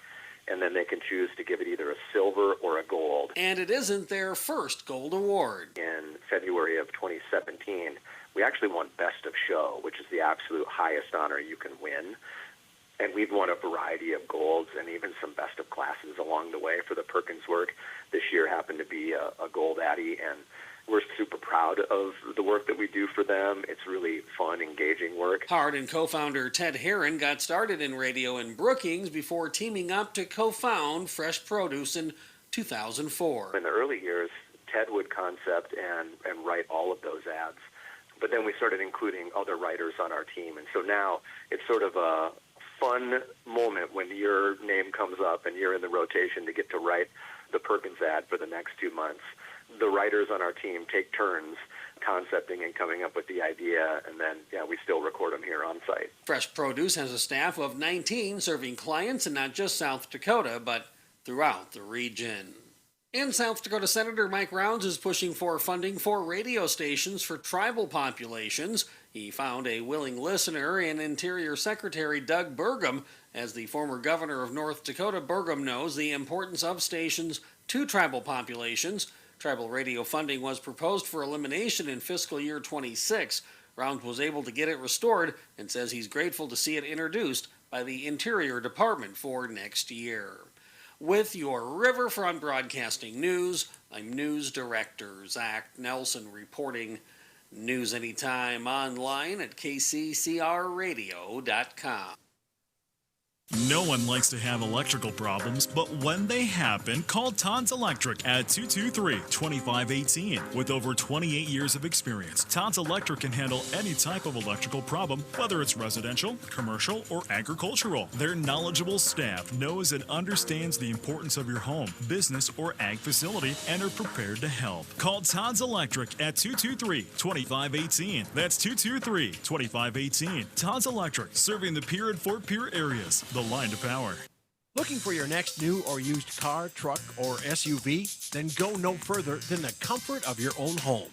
Shop online at lambmotor.com. On lambmotor.com, you'll find the vehicles Lambs has in stock.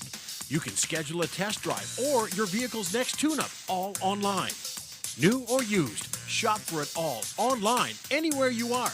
Lamb Motor has the right vehicle for you. Lamb Motor in Oneida, and online, lambmotor.com. Step up to the plate with Overhead Door Company of Pierre. Like your favorite team, we deliver reliability, strength, and top-notch performance. For over 100 years, Overhead Door has been the most respected name in the industry. From commercial or residential repairs to full upgrades, our team of technicians stand ready to provide winning results. Don't let a faulty garage door strike you out. Look for the signature red ribbon and call the industry MVP at 605-224-6200. Bring your garage door game to the big leagues. People helping people. Have you ever wondered what the benefits are of becoming a Owyhee Federal Credit Union member? At Owyhee Federal Credit Union, we reinvest profits in you. We do this in the form of lower interest rates, higher dividends, and low to no fees. So come check us out or come in at 221 East Pleasant Drive in Pierre, because at Owyhee Federal Credit Union, we treat our members like they own the place because, well, they do. Owyhee Federal Credit Union. With any dream, the wind won't always be at your back, the sun won't always be shining, and some rain is going to fall. American Family Insurance is like a good solid roof that you can trust to protect your biggest dreams. With plans that could save you up to 23% when you bundle your home and auto. Also, you can continue to dream fearlessly, no matter what comes your way. American Family Insurance. Visit mfam.com to learn how discounts may apply to you. American Family Mutual Insurance Company assigned its operating company, 6000 American Parkway, Madison, Wisconsin. Contact the Brittany Shufflebind Agency, LLC, 224-6627. Spring is the season for a fresh start, and that includes your technology. Whether you are looking to upgrade or need to breathe new life into your current device, CommTech is your one-stop solution. Experience the brilliance of LG OLED TVs, the immersive sound of Sonos and JBL, or the unmatched performance of Lenovo laptops. Buy with confidence thanks to our price match guarantee and 0% interest on selected purchases. We're your locally owned technology experts on the truck bypass. CommTech. We sell the best and fix the rest. Koenig of Oneida, Pierre, and Winter has provided our services to growers of South Dakota for over 50 years. We focus on providing our customers with the products, services, and attention to detail that each farmer needs to succeed.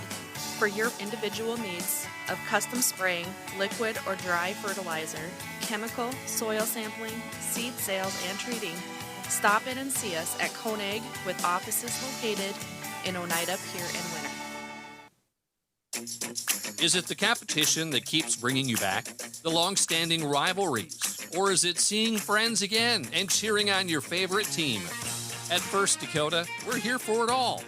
We appreciate the fans, the players, the coaches and officials, the concessions crew. The shared community experience is part of what makes life here great, and we're here for it. See you at the game. First Dakota National Bank, member FDIC. As we welcome you back, we continue here getting set for game number 2 between the Pierre Governors and the Jefferson Cavaliers, as the Jefferson Cavaliers won the first game 5-4 over the Govs in that first game with that 4-run fifth inning. They had 5 runs, 5 hits, 2 errors, 4 runs, 7 hits, and 4 errors for the Governors, who fall to 20-7. Jefferson now at 15-5 on the season. Their starting lineup, we'll get the rest of our starters here in just a moment for the Pierre Governors, but their starting lineup, it'll be the Jefferson Cavaliers leading things off. It is Kason Meniger, the second baseman, followed by Brody Jacobson, the shortstop. Noah Kenzie, the first baseman, will bat third. Maddox Zenz, the right fielder, batting fourth. Caleb Goodrow, the center fielder, batting fifth. Noah Grabeau, the left fielder, batting sixth. Matt Noel Jensen, the DH, batting seventh. Boston Bryant, the third baseman, batting eighth.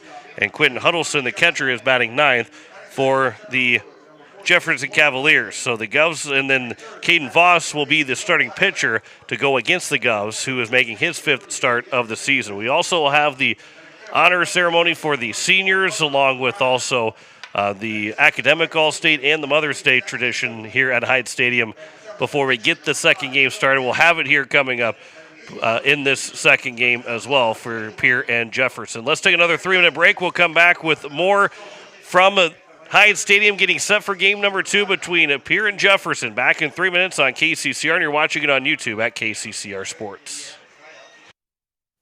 For over 60 years, Ferding Electric has been powering homes and businesses across central South Dakota. When you need reliable electrical service, trust the experts with decades of experience. Whether it's a simple residential repair, a complex commercial installation, or even electrical work on your farm, Ferding Electric has you covered. And if you're tired of searching everywhere for that hard-to-find bulb, Ferding Electric carries a wide selection of bulbs, including those hard-to-find fluorescent and specialty options. Visit us at 2903 East Elizabeth Street or call today, 605-224-8684. When you're looking for quality trash pickup services, look no further than Envirotech. 6 days a week, their trucks are on the road picking up trash, even holidays. They're also the place to contact for recycling services. Their friendly, professional staff is ready to assist with weekly pickups or even special pickups. Check out the website at EnvirotechWaste.com. Envirotech is locally operated. Call 224-4804. Envirotech Waste Services in Pierre, proud to support high school athletics. At Shane's Pharmacy, your health and your time matter to us. Our team takes pride in providing personal, professional care, from filling your prescriptions quickly to answering your questions every step of the way. Need a little extra convenience? We offer free delivery right to your home or office. Because at Shane's Pharmacy, you're our family, friends, and neighbors, and we're honored to care for you. Shane's Pharmacy. Feel better for less and stay well with us. Call 605-223-9200 or stop by in Fort Pierre. Shane's Pharmacy. Proud to support our local high school athletes. When your tank's running low and your stomach is growling, there's one place Pierre trusts, DJ Senix. Feel it fast, grab ice-cold drinks, selection of fresh donuts, and that perfect cup of coffee to keep you moving. Friendly faces, quick stops, and everything you need right when you need it. So next time you're on the go, make the easy stop. DJ Senix. Fueled by community, driven by you.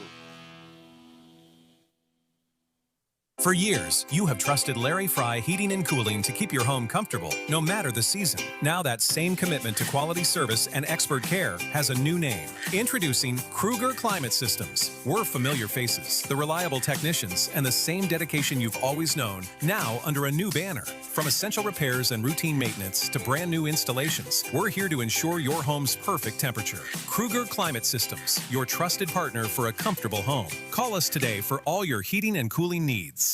Inheritance, romance, and investment scams continue to plague South Dakotans with high dollar amount losses. They prey on vulnerable adults and swindle consumers out of their funds. Scammers befriend the victim, making it difficult for them to see the reality of what's happening. If you have a loved one susceptible to this type of scam, sit down and talk with them about these issues before it happens to them. If you or a loved one have been scammed in this manner, please reach out to the South Dakota Office of Attorney General's Consumer Protection Division at 800-300-1986. Back here at Hyde Stadium as we continue to get set for game number 2. Let's go through the starting lineup for the Pierre Governors in our second game. Carter Shufflebinder will lead things off. He's the shortstop. Porter Hunsley, the center fielder, batting second. Will Eilers, the catcher, batting third. Tripp Lindenkugel, the third baseman, batting fourth. Parker O'Brien bats fifth. He's the left fielder. Jackson Goodman was batting sixth, the right fielder. Will Danberg, the pitcher, will bat seventh. John Newharth is the DH, batting eighth, and Hudson Stosher, the second baseman, will round out the order. Bridger Babcock is the first baseman, but will not hit in game number 2. And some of that, too, probably goes into Newharth, who, as the DH, maybe being the first guy in relief and can kind of, I guess if he came into the ball game, then the DH would go away. But it does allow maybe some movement around in the batting order overall for this Governor team, or to allow maybe Will Danberg to go to another spot, and all the things that they can figure out with Newharth being the DH. Not that Jonathan Newharth wouldn't be a good guy to put in that DH spot, but he is with only 3 at-bats so far in the season. So it is coming up here shortly. The Pierre Governors and the Jefferson Cavaliers, they're going to have their ceremony coming up as well with the for the seniors, the academic all-states, and then also the Mother's Day tradition here at Hyde Stadium before we get to set for game number 2 as the Governors and the Jefferson Cavaliers here at Hyde Stadium. So it is a 5-4 win for Jefferson, which at this point pretty much locks them ahead of the Governors. But Pierre can make sure that they stay and probably will stay above O'Gorman anyway, because if they would lose another game, that would end up being 2 39-point losses to Jefferson instead of a 36-point loss. Now, a win, 47 and 36-point win and loss is better than 2 39-point losses, but Jefferson will move up.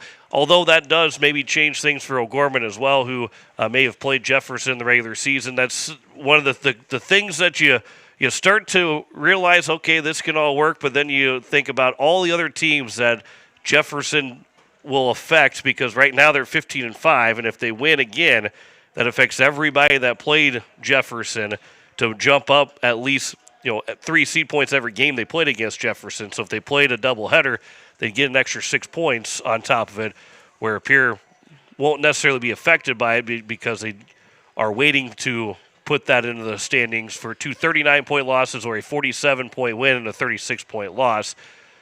Mitchell and T, I believe their first game that just ended. T ends up with a 5-4 win over Mitchell. And so the Colonels now have to make sure that they win. If you're a Pierre fan, you want the Colonels to win that second game, because T scored 3 in that bottom of the 6th to end up winning 5-4 over Mitchell.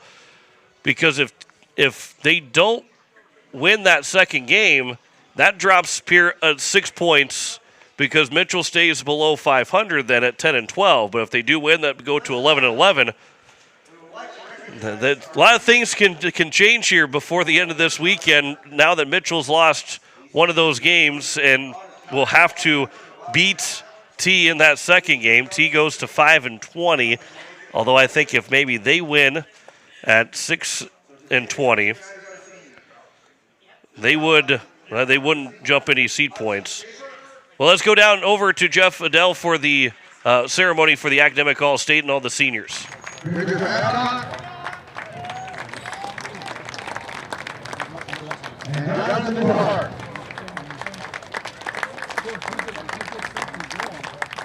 All 3 of the seniors will receive awards for Academic All-State.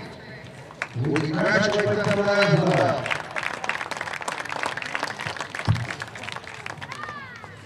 Thank you to all our seniors. Thanks for all your achievements. Thanks for all that you have given to our enjoyment, helping us enjoy your love of baseball over the last few years.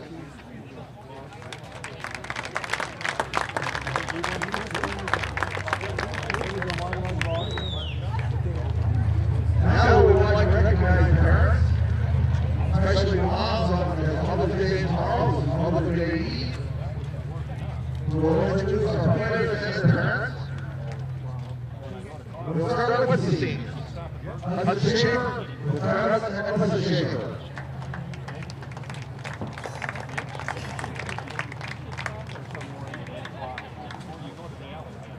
Jeremy Hill, J.N. Hill.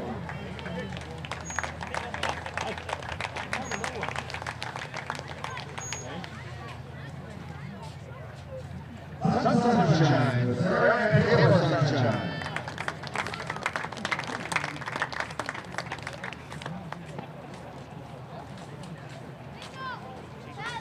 Will Amber, and Jeff Amber, and also Grandma D.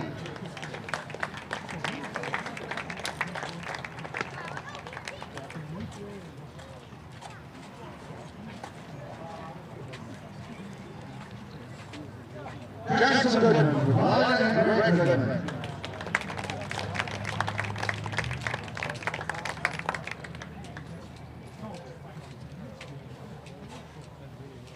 Hudson Dozier, with Timothy Howard Dozier.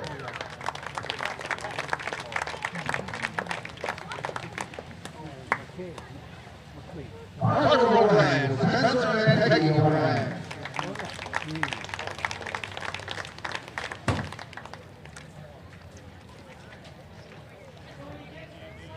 Martha Scheffelbein, Eric and Brittany Scheffelbein.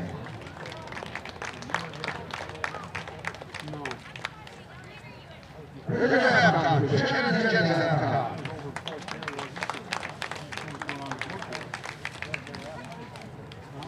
Paul Huntley, Paul Whitney and Dusty Huntley.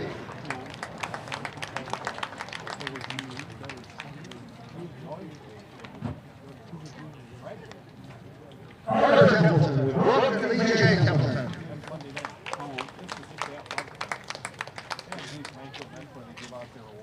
Trevor Lindenpool, Tyson Crystal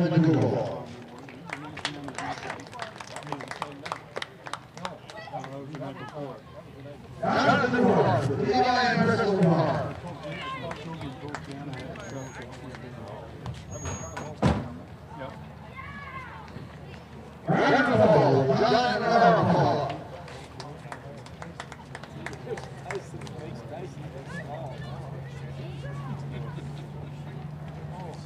Will Iver, Josie and Iver.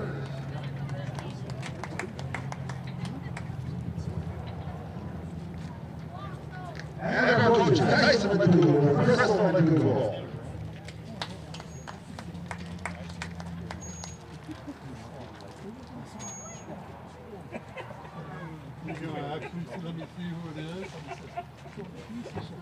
Aaron Scheffelbein, the Brittany Scheffelbein.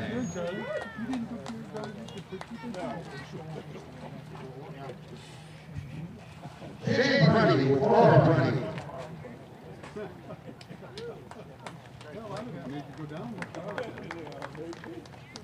And Scott Rowley with Evan Heaven.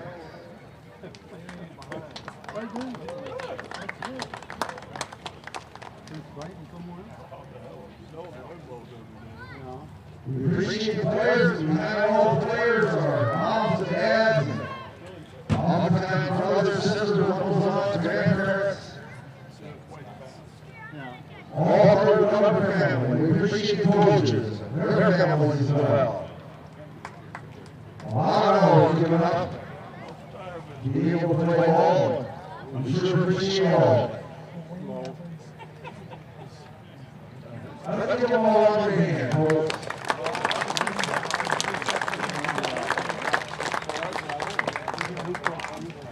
Okay, let's play ball. Hold it. Oh, yes. My mistake. We have some roses for the school Jefferson parents as well. Players would like to give some roses to their moms. Mom is here to give a dad. Grandma, whoever might be here. You want to your parents, you want to honor your parents, and the rest of your families as well.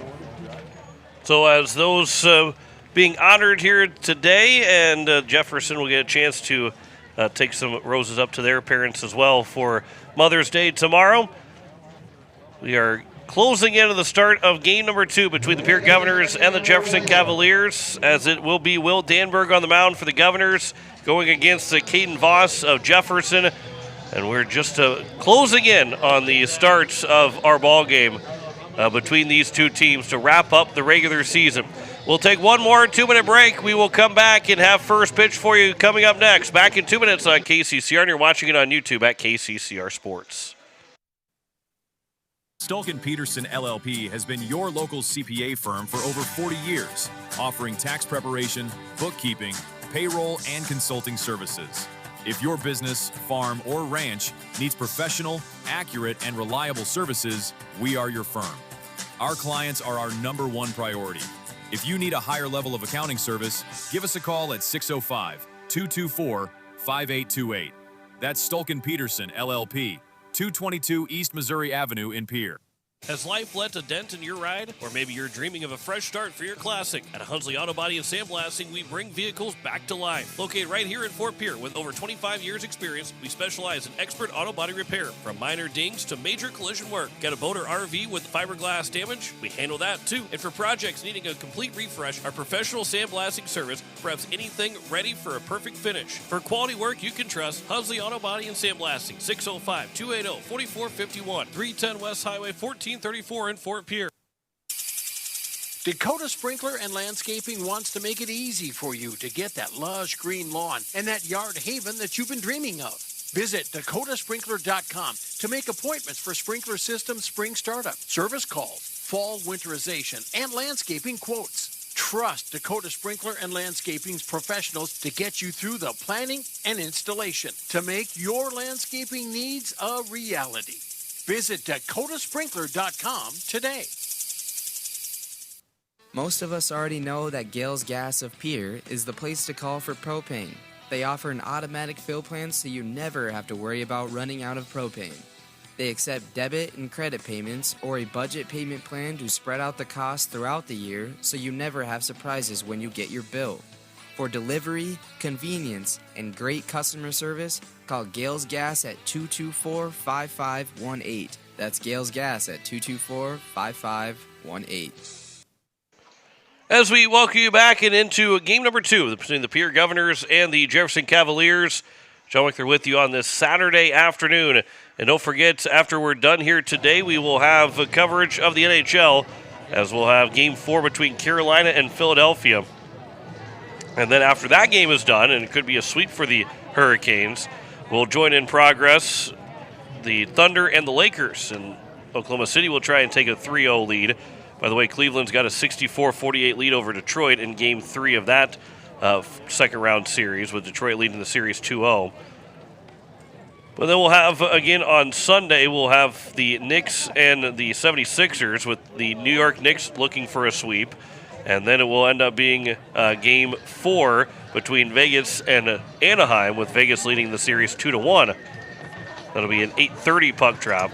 So we'll have those 2 games in its entirety tomorrow, as Will Danberg is on the mound, and we are getting set for our second game between Pierre and Jefferson to wrap up the regular season for both of these teams. And only maybe 3 games still to be played today, with Washington and Watertown still playing their second game. Mitchell and T just started, and Douglas and Sturgis will wrap up their game probably shortly. And then they'll be done. Sturgis will be done for the season, but Douglas will play tomorrow. Yankton and Brookings will play a doubleheader tomorrow. Douglas and Stevens will play 1 game, and that is the rest of the regular season. So earlier today, Brandon Valley with a sweep over here on 15-0 and 10-0. Brookings swept Aberdeen 17-1 and 17-7. So Brookings goes to 10-9, which then does jump a lot of teams 6 points. It doesn't actually affect the Governors, even though they did play Brookings. They don't go in the record books. So anybody that played Brookings will jump up 3 points for each game they played against the Bobcats, who are now 10-9. Aberdeen falls to 4-10, but they don't change where their win percentage was at. Watertown beats Washington 15-0 in Game 1. Mitchell fell to T 5-4, and that second game is very important for T to win, because on top of all these teams moving up points because Brookings, now they could move back down to where they were because of Mitchell going under 500, but Pierre would fall 6 seed points because Mitchell stays under 500. So a lot is still left to be determined before we get to the end of this doubleheader. But if the Pierre Governors do win this game, there is zero question about them hosting. I think there's nearly zero question about them hosting anyway. But if they're able to win in this second game, I think they're going to be just fine to be hosting. They will be just fine to host the 2 games, or that best of 3 first-round series coming up next weekend. So Will Danberg is on the mound. He is getting set to start this ball game. He's thrown 29 innings. This is his 7th start, 8th appearance overall, 3-1 record, 30 hits, 17 runs, 60 of them earned, 15 walks, 13 strikeouts, a 3.86 ERA, a 1.55 whip, and a 268 batting average against, as he goes against Case and Mediger to lead things off in Game 2 of our doubleheader, as the first pitch will come in for high ball 1, as we're underway at 3:44. And it's still a beautiful Saturday afternoon here at Hyde Stadium to wrap up the regular season. Here's the 1-0 from the right-hander Danberg. That'll miss low. The count's now 2-0. Mediger went 1 for 2 in game number 1. He doubled the lead off the ball game, walked, hit by a pitch, and flew out to left. So he was on base 3 of the 4 times that he came to the plate in that 5-4 win. 2-0 pitch will also miss low, and the count is quickly 3-0 from Will Danberg to the leadoff man, Kason Mediger. Last time out for Danberg, he ended up throwing against Sturgis, as the 3-0 pitch will miss, and it's a 4-pitch walk to lead off the ball game, and it brings up Brody Jacobson to the plate with 1 on and 1 out. Danberg threw 4 2/3 innings against Sturgis, gave up 9 hits, 4 runs, 3 walks without a strikeout. He had 79 pitches thrown, so he was available to throw on Thursday, but obviously whether that was a thought or not, he is the starter in Game 2 in the regular season finale. Here's the first pitch to Brody Jacobson. That one's over for a strike, and the count's 0-1. you start to look at the postseason and figure out, maybe who they're going to play, the Governors. But overall, you start looking at maybe who do you start in each of these games. Who's kind of your number one guy, who's your number two guy. Here's the 0-1 pitch. That one's over for a strike. The count's now 0-2. And then also, what's your strategy for it? Because there's coaches that will say, I want our ace or our best guy on the staff to go in game 2 if we're down 0-1, or go at game 3, or maybe close a game even.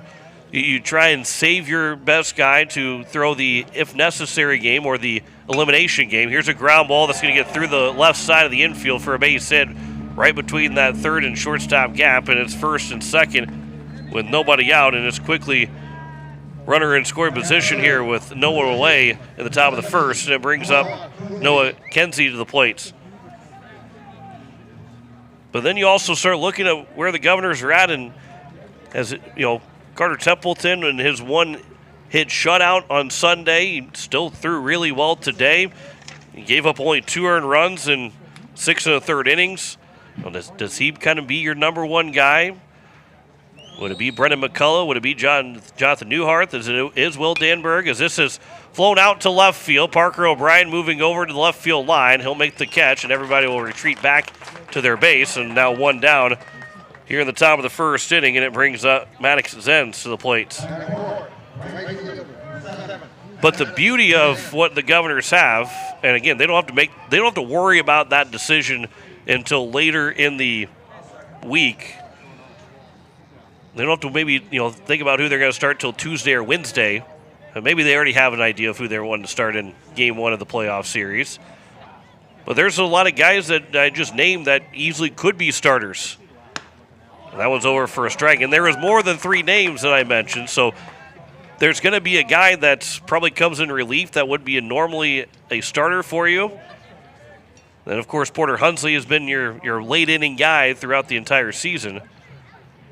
But it does become a chess piece for the Governors of who you're going to start and when. As this is flown out towards right field, Jackson Goodman is over to make the catch. Runner will bluff the tag as the throw comes back in quickly. And 2 flyouts now with 2 outs and runners at first and second for Caleb Goodrow, the center fielder. Now, prior to the game, you're going to know who the starting pitcher is of game 1. So you can at least still have that conversation, but it does leave a little bit, but the question mark will be of who the Govs go to in relief. And there's been a lot of those question marks haven't even been answered because a lot of guys go complete games for this team. Here's the first pitch to Caleb Goodrow. That's at the top of the zone for strike 1.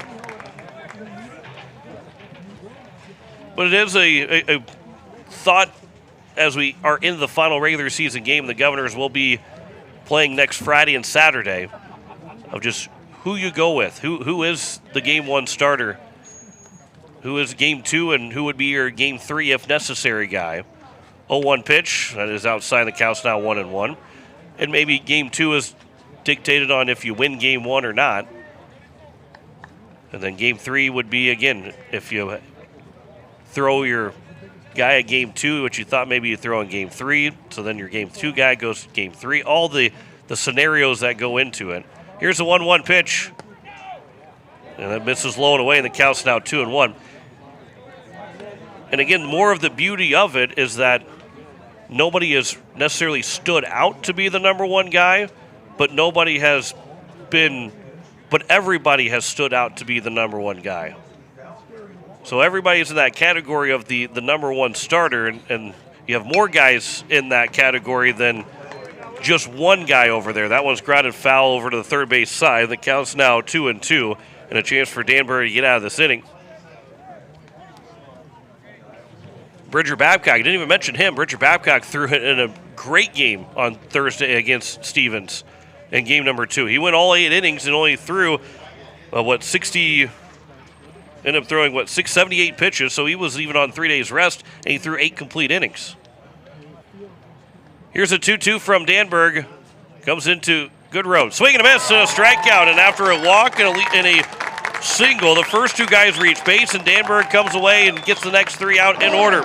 No runs, a hit, no errors, and a man left on base.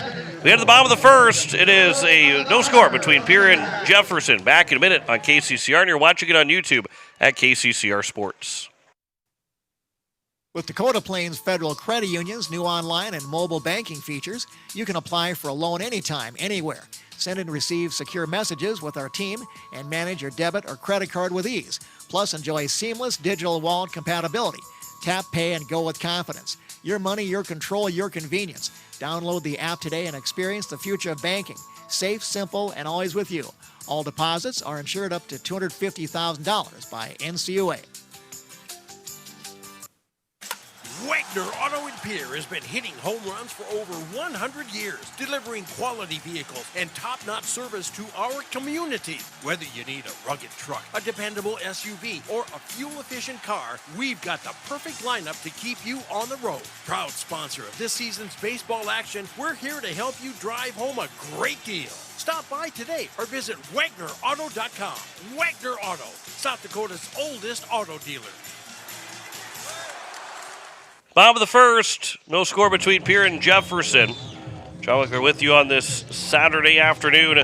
Carter Shufflebine will lead things off, followed by Porter Hunsley and Will Eilers. Trip Linda Kugel, Parker O'Brien, Jackson Goodman, Will Danberg, Jonathan Newhart, and Hudson Stosher. All of the plates in the lineup for the Pierre Governors. As it is Caden Voss that is on the mound for Jefferson in game number 2. And by the way, a couple of scores that are in progress. Sturgis just beat Douglas 14-4. It is Watertown leading Washington 3-2 and Mitchell leading T 2-0 early on in those games. Their second game of the doubleheader. As Carter Shufflebine steps to the plate. Went 2 for 3 in game number 1. As Caden Voss, the right-hander, delivers the first pitch over on the outside edge for strike 1. Caden Voss, he comes in with 4 starts, 20 innings pitched, 2-1 record, 17 hits, 13 runs, 12 earned, 14 walks and 14 strikeouts, an ERA at 4.2, a whip at 1.55. Batting average against at 246. Here's a ground ball on the left side, fielded by the shortstop in Jacobson. His throw to first has to be quick, and it is, to retire Shufflebine. Leadoff man gone here in the bottom of the first inning. One shortstop grounds out to the other. And it brings up Porter Hunsley, the center fielder. And Voss, who has got a 246 batting average against, besides Edberg, who's only thrown 3 1/3 innings, that is the worst on the team. That's only 246 against. It just tells you how good this Jefferson Cavalier pitching staff is. As the first pitch to Porter Hunsley off the hands and a ground ball down to the second baseman, Mediger, who will come up to field and throw to first and is quickly 2 down here in the bottom of the first inning, and it brings up Will Eilers, the catcher. And so it's Eilers trying to keep this from being a really quick inning. Won't be a 3-pitch inning, but certainly is one here for Jefferson and for Voss, as that first pitch is over for strike 1. That was only his 4th pitch. And he's got 2 down. And it's Will Eilers down 0-1 the count here at the bottom of the first. Here's the 0-1 pitch from Voss to Eilers. Swings and misses. A pitch in the dirt, and the count's now 0-2. Right now, if the season had ended today, Pierre and Roosevelt would have met in that first round, that best of 3. By the way, that Sturgis win still won't pass Roosevelt. And Pierre split with Roosevelt in Sioux Falls as the home team just last Saturday. Here's the 0-2 pitch. Swing and a miss. A strikeout, but they'll have to throw it to first. And the throw is going to be wide to the first baseman, and it will keep the inning alive. A drop third strike and a wide throw puts a runner on at first with 2 outs, and it brings up Trip Lindekugel. That one for Huddleston just sailed on him a little bit. And Kenzie, who's a pretty tall first baseman, had to come off the bag far enough away that there is 0 chance for him to get back over on time. Looks like Aiden Johnson is the courtesy runner for the catcher Eilers. And so now it's Linda Kugel to the plate with 2 outs and a runner on at first. First pitch will miss outside. That's the first ball thrown in the inning by Voss, who was going to have a 6-pitch inning.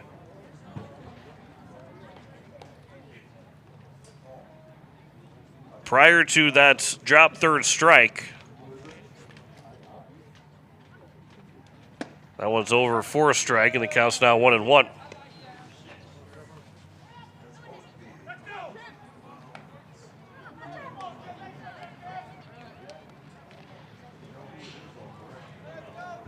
Here's the 1-1 that's upcoming here to Trip Linda Kugel. There's a line shot to right field. That will drop in for a base hit. Linda Kugel with a runner over to third is now first and third. And by the way, that's Hudson Schaefer that is running in place for the courtesy runner. So Schaefer's over at third, a base hit for Linda Kugel, and it's first and third now with 2 away. And it brings up Parker O'Brien. Good piece of hitting there from Linda Kugel, who is now 1 for 5 today. First pitch, ground ball to the third baseman. Charging to field it is Bryant. His throw to first is going to be just in time, and that will end the first inning. But the Govs don't score, although they were trying to take advantage of that drop third strike. No runs, 1 hit, and 2 men left on base. We head to the top of the second. No score between Pierre and Jefferson. Back in a minute on KCCR, and you're watching it on YouTube at KCCR Sports.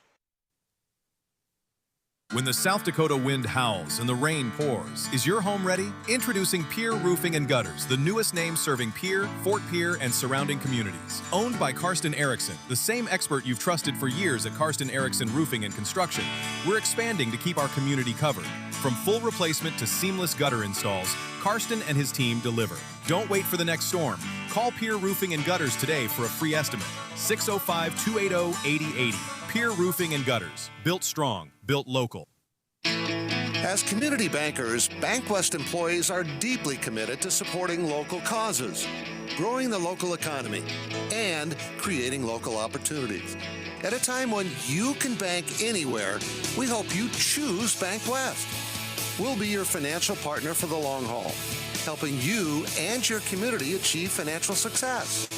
BankWest. Convenient, connected, committed. Member FDIC. It is the top of the second. And a 0-0 tie on the American Family Insurance Brittany Shufflebein scoreboard. It'll be 6, 7, and 8. Noah Grabeau, Randall Jensen, and Boston Bryant. Anybody reaches base, it'll be Quinn Huddleston. And so here is Grabeau to lead things off.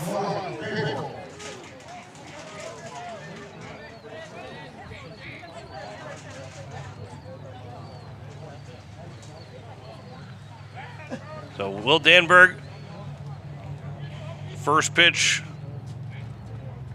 will miss for ball 1. Grabeau in game number 1 went 1 for 4 with an RBI single. His RBI hit gave Jefferson that 5-3 lead at the time and turns into be the game-winning hit when the Govs made it 5-4. But he leads off here at the top of the second. Both teams left two guys on base in that first inning, as that'll be upstairs, and the count's 3-0. And the second straight inning that Danberg has gone to a 3-0 count to the leadoff man. It's a 4-pitch walk to Kason Mediger. 3-0 pitch. That'll miss for ball 4. So in back-to-back innings start with a 4-pitch walk from Will Danberg, and it brings up now Matt Jensen to the plate. Washington and Watertown still playing. Mitchell and T still playing, and then it's our game. Once those three are done, we're down to 3 games left in the regular season. A doubleheader for Yankton and Brookings tomorrow. Then Douglas and Stevens will play tomorrow night. Pickoff attempt and a throw over to first. Diving back in safely is Grabeau over at first base. And then we'll see where everything will finish out and who will play who. Starting next week, Friday, in that best-of-3 series. That pitch will be outside for ball 1.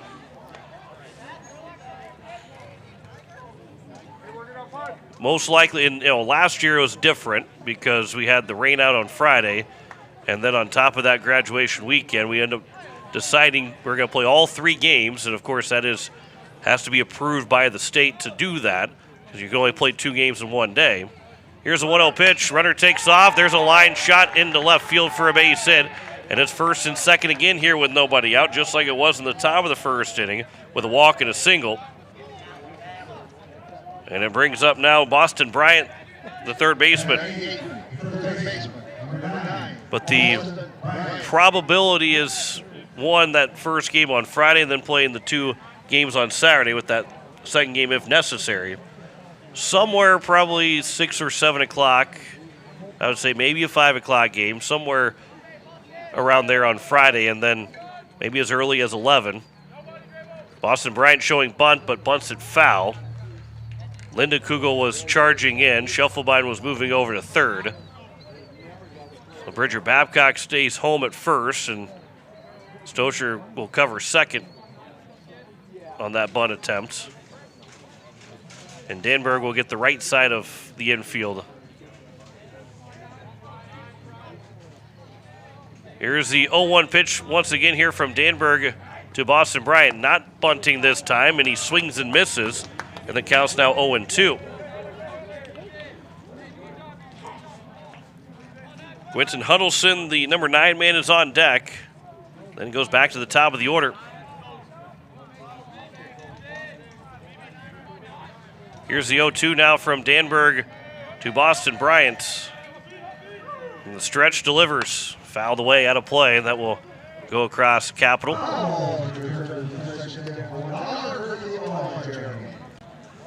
Mentioned it earlier, Harrisburg with Braden Valley with the doubleheader sweep of Huron hurt them in the standings because Huron at 2 and 22 gave them 41-point wins, and those 2 wins dropped them below Harrisburg.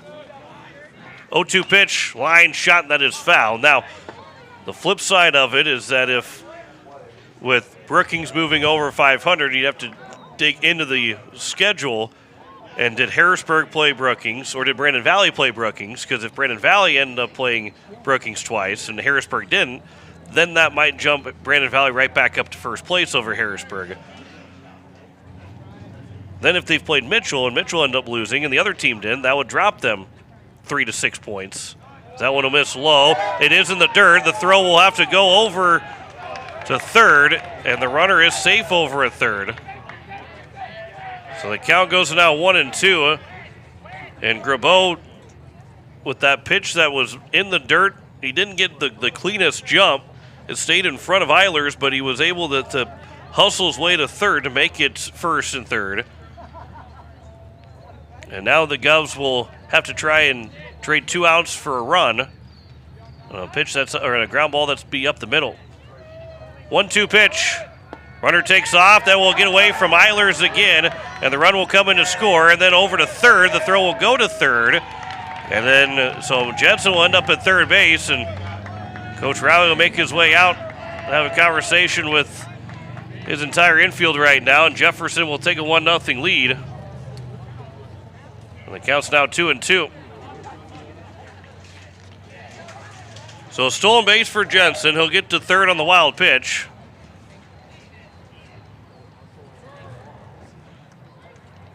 And Bryant's got a chance to make it a 2-0 lead.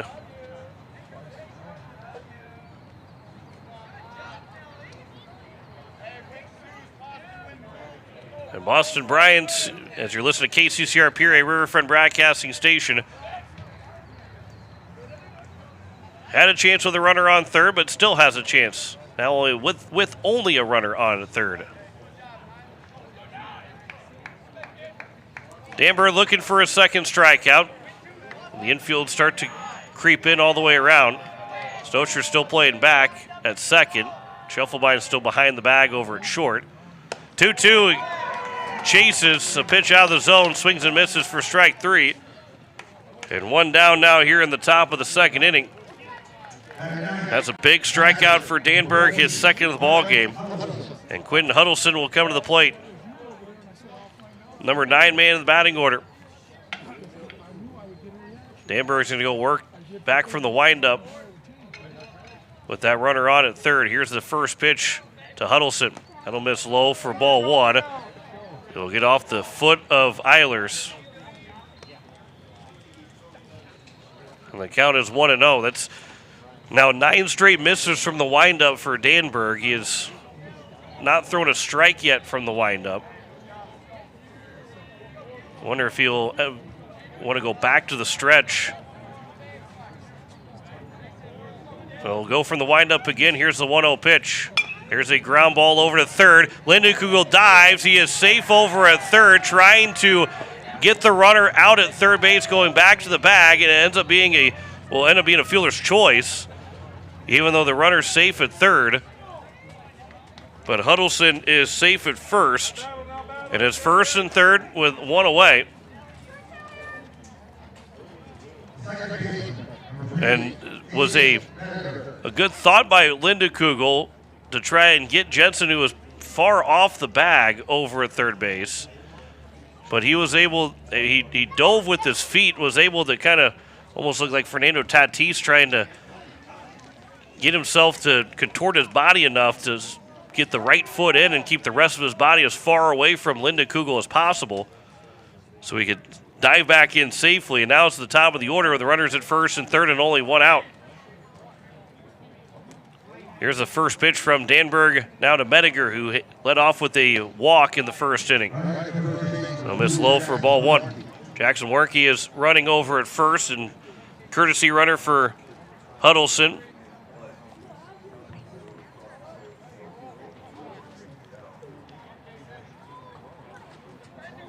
Here's the 1-0 from Danberg to Mediger. That'll miss low, and the count's 2-0.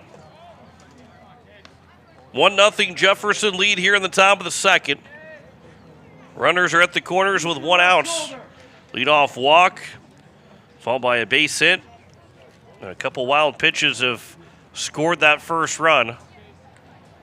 Jensen, who was stealing second, end up at third on the same second wild pitch of the at-bat. Runner takes off, line shot, that is down the left field line. That is a base hit. 1 run will come in to score. Over to third will go Werke as it was played off the wall by O'Brien. It turns into an RBI double for Mediger, and it is 2-0 now here in the top of the second inning.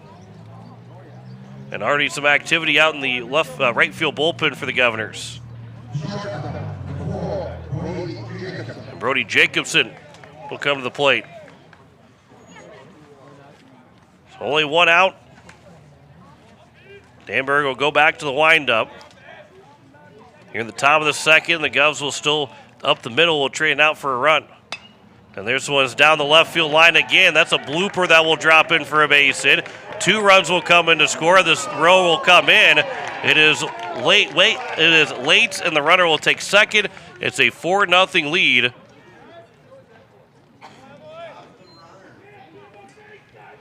And it is a 2 RBI single for Huddleston, for Mediger. Make that for Jacobson. And now a 4-0 advantage here in the top of the second. Noah Kenzie to the plate.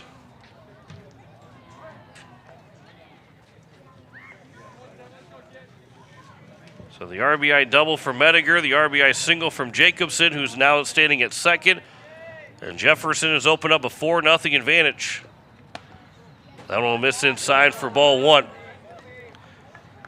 O'Brien threw a strike to home plate, but it was well late, which allowed the runner and Jacobson to go from first to second. It was just a bit too late to try and get him out at home, and then it helps that runner advance over to second as that one is fouled down the third base line. The count's now 1-1. And it turns into if you get the guy out at home, it's a good play. If you don't, then you allow that other guy to take second, and you have to be sure that you can get him out at the plate. If there is any question, you got to just throw it in to keep that runner over at first, because there's also no double play opportunity. That one will miss outside, and the count's now 2-1. I believe it's Newhart that is warming up out in the right field bullpen. 2-1 count, one out here in the top of the second. Danberg will come set from the stretch. Here is the 2-1 pitch. Kenzie will ground that one foul. Once again, the count is now 2-2. Ball bounced back into fair territory. Parker O'Brien will have to go pick it back up.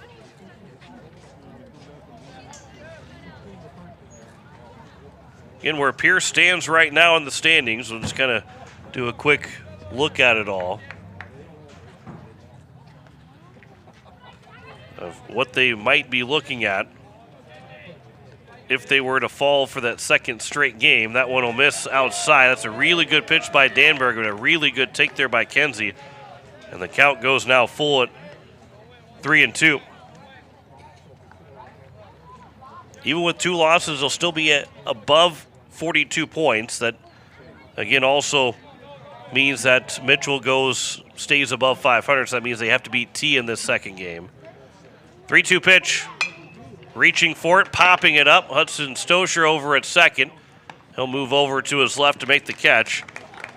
And there's now 2 down, and it will bring up Maddox Zenz to the plate, who flew out to right in his first trip to the plate. 8th man to come to the plate. If Mitchell does not, they'll still be at 41.83, so that will still be above O'Gorman. So the Govs won't fall below 7, or won't fall below 6 where they stand at right now, without some crazy things happening. Watertown getting a couple wins of 44-point wins, but that won't put them above the Governors either, as that one is taken inside for ball 1 to Maddox Zenz with 2 outs and a runner at second. Danberg will come set from the stretch. Here's the 1-0 pitch. This one's lifted foul in front of the press box to our right, and the count's now 1-1.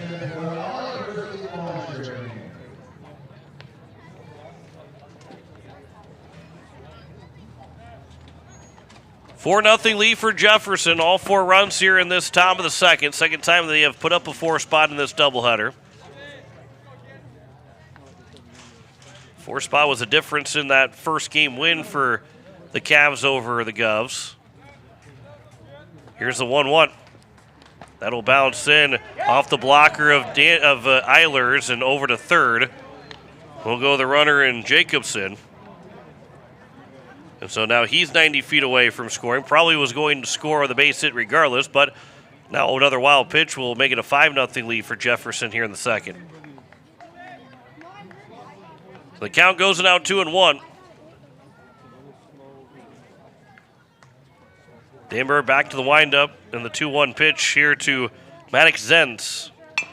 Chopper over to third. Linda Kugel will come in to make the play. His throw to first is in time, and that puts an end to the inning. 4-run score in the inning for Jefferson. They do so with 3 hits in the inning, no errors, and 1 man left on base. 4-0 Jefferson leads over Pierre as we head to the bottom of the second. Back in a minute on KCCR, and we're watching it on YouTube at KCCR Sports. AGE Corporation has been building South Dakota for over 60 years. For all your site work, construction, and crane needs, AGE is there for you. If you need a boat dock and dock lighting, AGE has what you need. Visit their website, agecorp.com, or give them a call at 223-2732. AGE Corporation, providing high-quality services without sacrificing safety. Visit agecorp.com or call 223-2732. Your morning shouldn't start in chaos. At Pure Closets, we create custom closets, laundry rooms, mudrooms, and more designed to change how your day starts, lowering stress, lifting your mood, and helping you get out the door on time. Manufactured locally in Pierre, our solutions are built around how you live. Reclaim your time by reclaiming your space. Call Pure Closets at 605-223-5855 for free in-home design consultation. Pure Closets, organized for life. Bottom of the second, it is 4-0 for Jefferson on American Family Insurance. Brittany Shufflebine scoreboard. As it is going to be for the Govs, 6, 7, and 8. Jackson Goodman, Will Danberg, and Jonathan Newhart. Levi reaches base, it'll go to Hudson Stosher. In the final game of our regular season. And the playoffs will begin next week, Friday and Saturday. We'll have coverage here on KCCR and on YouTube at KCCR Sports. It'll then lead into the weekend of Memorial Day, being the final 8 teams. They'll play 4 games as we have a malfunction with the catcher's glove. Nope, he forgot his wristband for all the calls and plays that he may or may have to receive or give out. But it is, that will lead to the Memorial Day weekend where there'll be 8 teams that make the state tournament. Everybody will play Friday as there's a swing and a miss for strike 1 to Jackson Goodman. The semifinals and championship then will be Saturday. This is only the second year of that best-of-3 series. Here's the 0-1 pitch. That'll miss inside, and the count's now 1-1. Sorry, it's the third year of the best-of-3 series. Govs lost to Yankton the first year of that best-of-3, and then they lost to Watertown last year. Here's the 1-1 pitch. That one's outside, and the count's now 2-1. That'll be Memorial Day weekend, and then that Wednesday right after Memorial Day, we'll be right back here at Hyde Stadium for the first post-8 doubleheader of the season. They'll take on Harrisburg to open up the year. 2-1 pitch. There's a ground ball that was blocked by the shortstop. He'll get back up and throw to first to get the out. Brody Jacobson dropped down like a catcher, getting in front of that ground ball to make sure it didn't get past him. He might have slipped and fell on top of it all, but he was able to get back up and throw out Goodman at first. And there's one down here in the bottom of the second inning. And it brings up Will Danberg to the plate.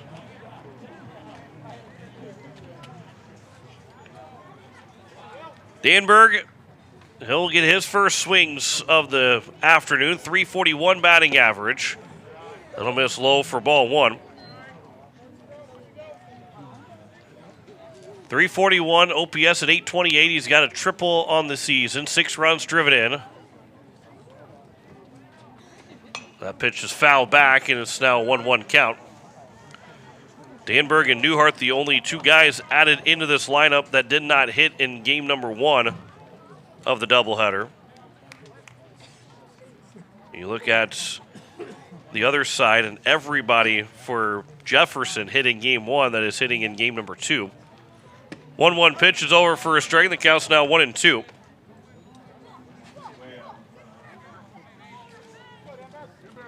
Voss looking for his first strikeout of the ball game. Danberg looking for a 1-out base hit. 1-2 pitch for the right-hander Voss. That will get to the backstop, and the count's now 2-2.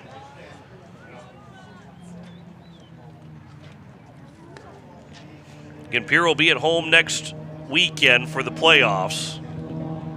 But who they will play, what seed they'll be, all of that still to be determined by the outcome of this game and the outcome of the remaining games, and how things might change with some teams moving up and down in the line in the standings. There's a swing and a miss by Danberg, and there's now 2 down.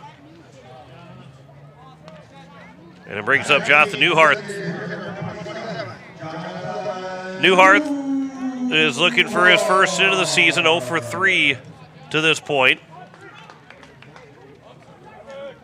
On base percentage at .250 for the left-handed hitting Jonathan Newhart, the DH here in game number 2. First pitch is on the outside edge for strike 1. He was getting loose out in the right field bullpen in that top of the second inning. Most likely he'll be used in relief. Here's the 0-1 pitch. That's outside. The count's now 1-1. Again, everybody that throws today, regardless of how many pitches they throw, all be available for the playoffs. That will start next Friday. So you're not worried about managing pitch counts at all based on the days of rest. 1-1 pitch. That one's at the knees. First strike, and the count's now 1-2. With 2 outs and nobody on here in the bottom of the second.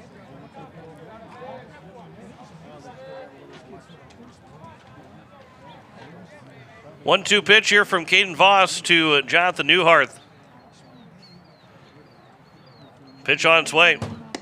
Check swing. They say he did not go. They're throwing it around the horn. And the count's now 2-2. No.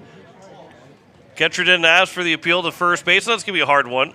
They're going to say, can we appeal it to first base? But they're not going to appeal anymore. Maybe it's like the ABS took too long to appeal it, so they're not going to ask the first base umpire. 2-2 is high and inside, and the count's now full at 3-2. With a 3-umpire system, that would have been easy for the third base umpire to tell if he had gone or not. First base umpire, it's a little bit more difficult to tell. But swung on, missed anyway on the 3-2 pitch. It'll be a strikeout. 2 extra pitches thrown for Voss in that inning if he thought it was strike 3. No runs, no hits, no errors, and no one left on base. We head to the top of the third. It is a 4-0 lead for Jefferson over Pierre. Back in a minute on KCCR, and you're watching it on YouTube at KCCR Sports. When you're in the need for high-quality replacement auto parts, look no further than Zander Auto Parts and Machine Shop in Pierre. Zanders has been servicing the Pierre area for over 40 years. Their professional parts techs can get you the parts you need and get you back on the road. Stop by Zander Auto Parts and Machine Shop at 500 West Sioux in Pierre or call 224-9221. Zanders, your source for domestic and foreign auto parts and accessories. Did you know a well-maintained AC will last up to 40% longer?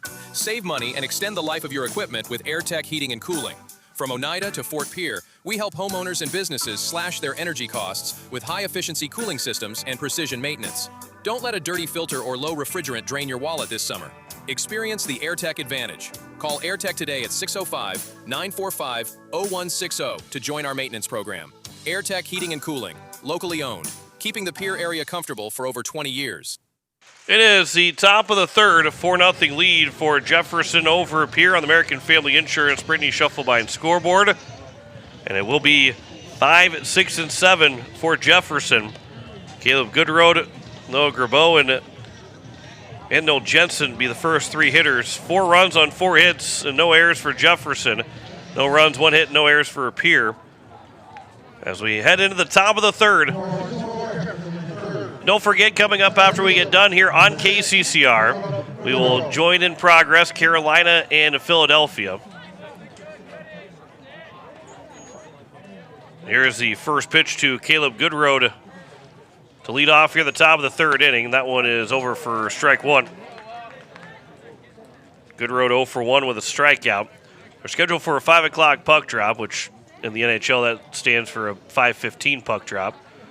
Here's the 0-1 pitch.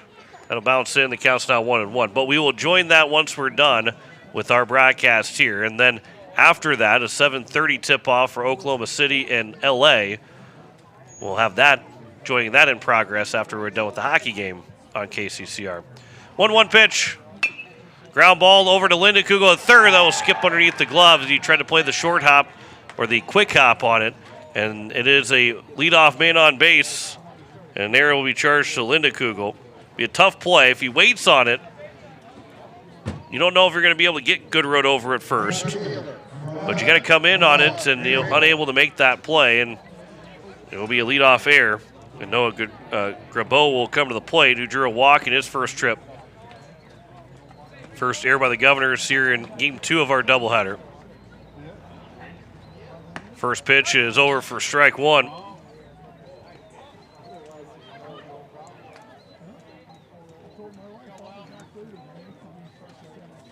Leading away from first is Goodroad. Here with nobody out in the top of the third and a 4-0 lead for Jefferson. 0-1 pitch here from Danberg, showing bunt, popping it up. Danberg will make the catch. They're going to get the double play. It is a 2-3 double play, and there's 2 outs here in the top of the 3rd inning. Great play by Will Eilers. I said Danberg. Will Eilers made the catch. He was able to throw to first to get Bridger Babcock to get Goodroad out at first. And there is now 2 down. The bunt attempt from Grabeau is caught by Eilers, and he also ended up hitting Grabeau, which would have been very interesting how that would have been called by the home plate umpire, because probably is batter interference or runner's interference. And then I guess at the very least, and maybe Grabeau was trying to do something like that of saying, well, you can't assume a double play, so that runner would have to go back to first, although it was pretty clear that the ball was going to be caught and the double play was going to be had. Here's the 1-1 pitch to Matt Noel Jensen with 2 outs and nobody on. That'll bounce in. The count's now 2-1. Then the argument that he's still staying in the batter's box, and it was a fair ball.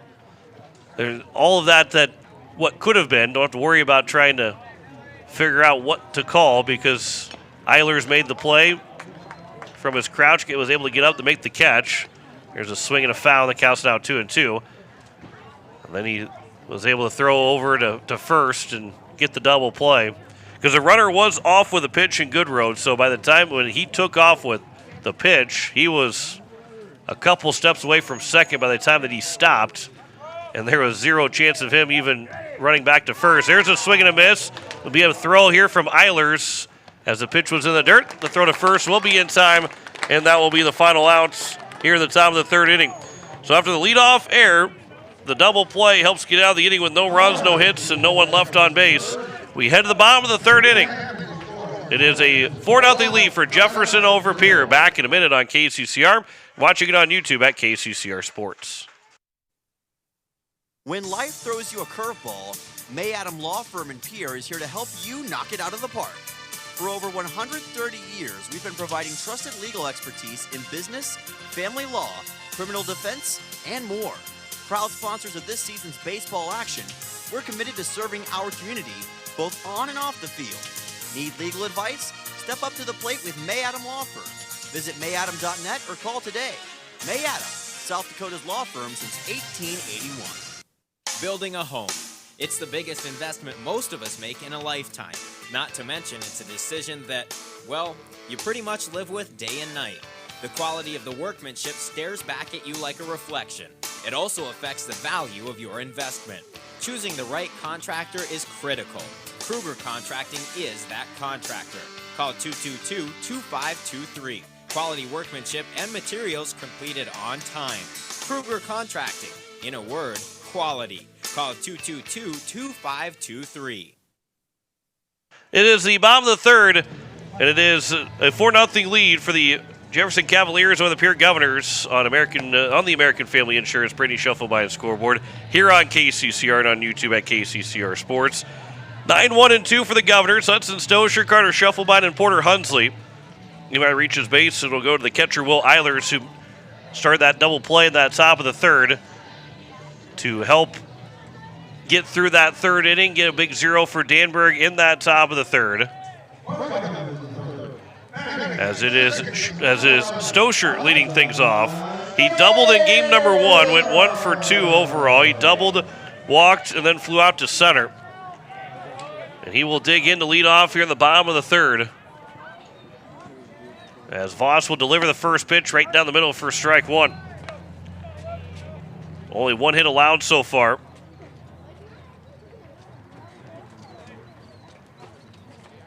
By Caden Voss, as this will be line foul down the first base line. Evens it counted a ball and a strike.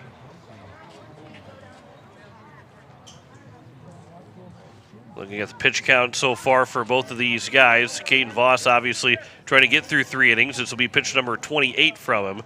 54 pitches for Will Danberg through 3. Voss will get the sign from the windup, delivers the 0-2 pitch. A swing and a foul tip That was not caught by Huddleston. So Stosher stays alive for at least another pitch.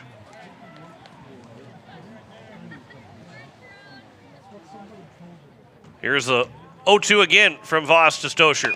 There's a ground ball to the first baseman. He was able to slide, stay in front of it as Kenzie. He'll retire Stosher for the first out here in the bottom of the third, and it goes back to the top of the order now for Carter Shufflebine, who is 0 for 1 with the ground out.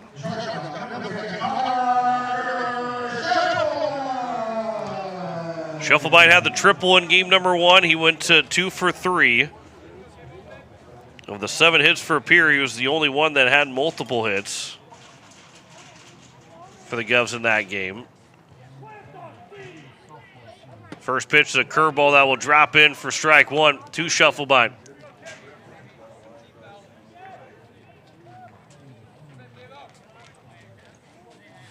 Caden Voss, so far 3 strikeouts in the ball game.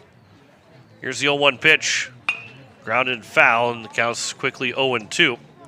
Although only 2 of those 3 guys are actually retired from the strikeout. Will Eilers struck out swinging, but it was a drop third strike, and a bad throw for the catcher allowed Eilers to reach base. And then Lindekugel with that single made it first and third with 2 outs in that first inning. That's the only hit the Govs have had, and it's been 5 straight retired by the pitcher in Voss. That would be bouncing in. That wouldn't sound like it went off the bare hand of Huddleston. The count goes now 1-2.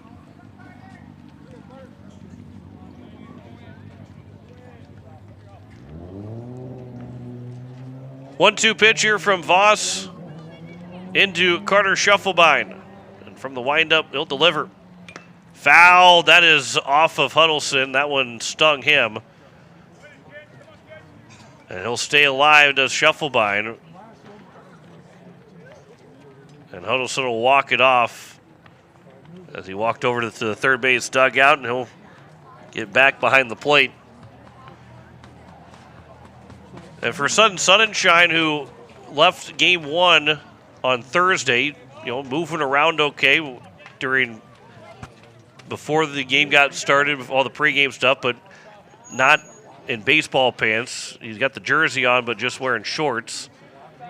And that's something that probably went into consideration of, can he go? Maybe he could, but do we want something like that to happen to Sunshine? He takes a shot off the leg, and all of a sudden, instead of being out for 1 doubleheader, he's now out next week too. Maybe more playing precautionary for Sunshine to make sure that he can play next week. The count's 2-2 now to Shufflebine. 2-2 pitch. That'll bounce in. The count's now 3-2. That will get to the backstop, and Porter Hunsley is getting his exercise in. Gives a couple of different baseballs over to the home plate umpire. So full count here to Carter Shufflebine. With 1 out, nobody on here in the bottom of the third of game 2 of our doubleheader. Jefferson won the first one 5-4, leading this one 4-0. 3-2 pitch to Shufflebine. That one is sharply grounded foul to the first base dugout off the netting. And it remains another full count. Good battle here between Voss and Shufflebine. The right-hander will get the sign, and again from the windup delivers. Ground ball, high chopper. The shortstop and Jacobson will come in and field. It's back-to-back times that Shufflebine has ground out to the shortstop. 2 down here in the bottom of the third, and it brings up Porter Hunsley. Hunsley ground out to the second baseman. Shufflebine and Hunsley were retired on 3 pitches in that first inning. And it was near a 6-pitch inning for Caden Voss in that first. He got 3 strikes and a strikeout of Eilers, but again, that drop third strike ended up being thrown wide of first base and allowing Eilers to reach first. As the first pitch will bounce in for ball 1, blocked up by Huddleston.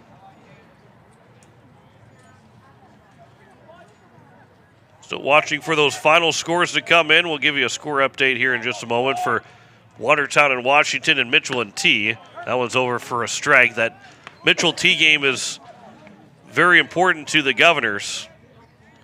By the way, Watertown and Washington, they are tied 8-8 in the top of the 7th inning in Watertown.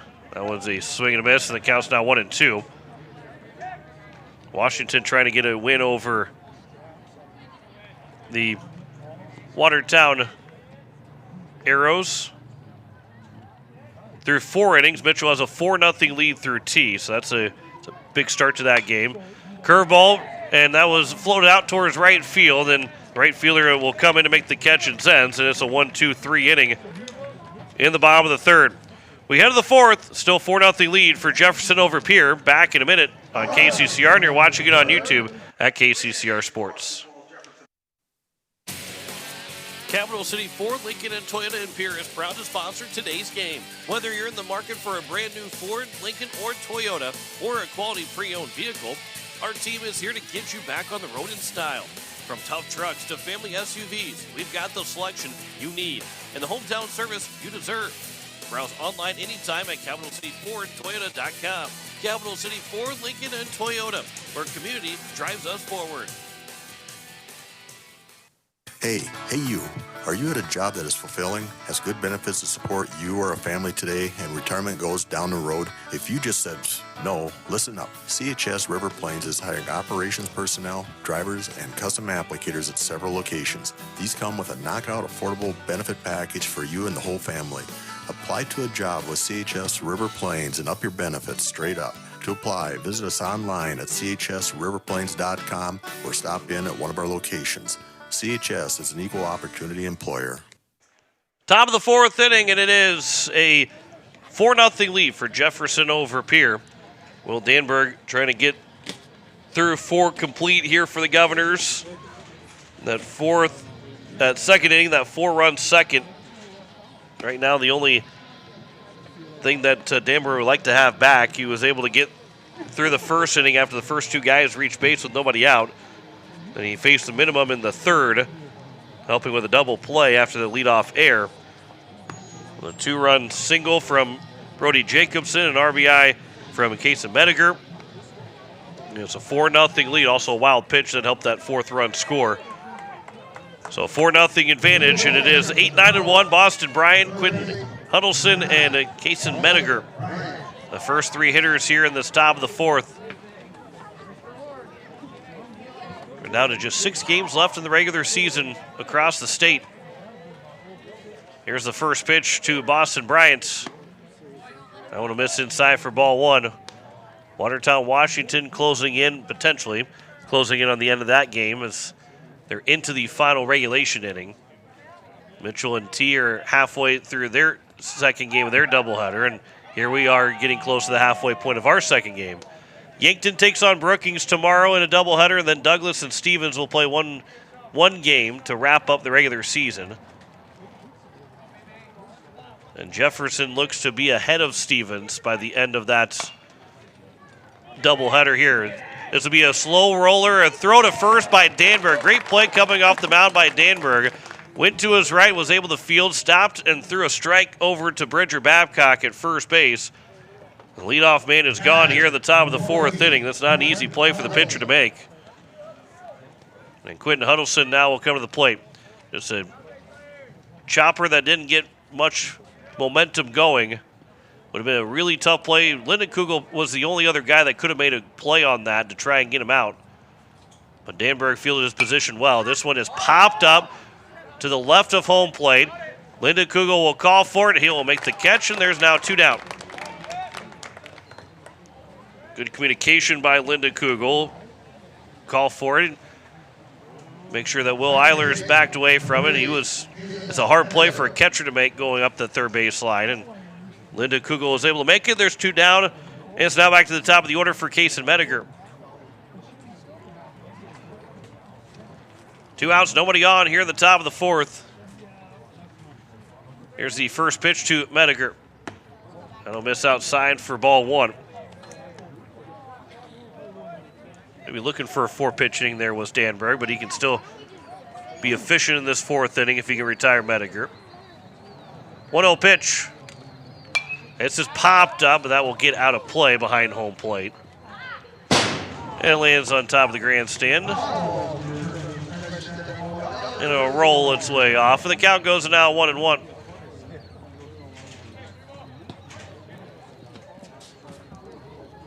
One from Danberg. Comes home to Kaysen Mediger. That is outside. The count's now 2-1. He is 1 for 1 today. He walked to lead off the first, and then he doubled home a run in the second.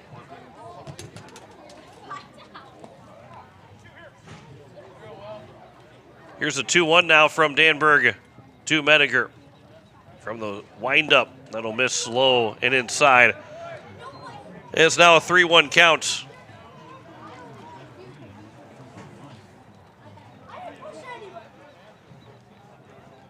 Looking to reach base for the third time in this game is Mediger. The 3-1 pitch. He'll swing at that one and sky this out to center field. Hunsley will turn, watch it go to the wall, and it is out for a 2-run solo shot. And it's a 5-0 lead now for Jefferson. And for Kaysen Mediger, that is his first home run of the season. Second RBI of this ball game, and he is 2 for 2.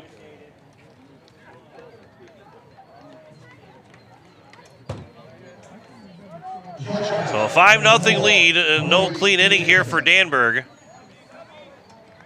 And now it's Brody Jacobson, the shortstop. But you get behind 3-1 count, and Mediger was sitting on a fastball, able to get right where he wanted it. And he put it to the left of our birdhouse out in center field, out towards left center field. And this will be popped up on the very next pitch. Bridger Babcock in foul territory right next to the first base bag, and he'll make the catch and retire the side here in the fourth. 1 run on that one hit. It was the solo shot. No errors and no one left on base. We head to the bottom of the fourth. 5-0 lead for Jefferson over Pierre. Back in a minute on KCCR. Watching it on YouTube at KCCR Sports. Financial investments are very important, but so are the investments of time, patience, and encouragement our young athletes receive from their coaches, teachers, and mentors. Your Pierre area Edward Jones Financial Advisors understand this. That's why Edward Jones is a proud sponsor of Governor Athletics on KCCR. Go Govs! For all your investment needs, call or stop by one of our offices to visit with your Pierre area Edward Jones Financial Advisor. Edward Jones, member SIPC. Step up to the plate with Kathy Sunshine Properties in Pierre, your go-to for buying, selling, and finding your perfect home. Whether you're looking for a cozy cottage or a spacious family home, Kathy Sunshine Properties has you covered. We're committed to helping you make your next big move, on the field or in your life. Ready to find your dream home? Call Kathy Sunshine Properties at 605-224-5588. Your home run in real estate. Bottom of the fourth, it's now a 5-0 lead for Jefferson over Pierre. And it's 3, 4, and 5. Will Eilers, Tripp Linda Kugel, and Parker O'Brien. He might reach his base. He'll then go to Jackson Goodman. That will come to the plate. Again, coming up, we've got hockey and basketball tonight. We'll have basketball and hockey tomorrow. And we'll continue in that second round with some more coverage as the week goes along. And then next Friday, we'll have to wait to see what the game time is, but somewhere around 5, 6, or 7 o'clock, I would assume probably be 5 or 6 o'clock that we'll play that first game. And then it could be an earlier start on Saturday just because that team will stay the night. And so we could potentially get started early on Saturday. That first pitch will miss low for ball 1. Here to Will Eilers, who struck out swinging but got to first and a drop third strike. Back in that bottom of the first inning. Here's the 1-0. Ground ball over to the third baseman. Bryant will field from the infield grass. He will throw out Eilers for the first out here in the bottom of the fourth. And it brings up Tripp Linda Kugel, who has the only hit so far for the Govs. Got the 2-out single that made it first and third.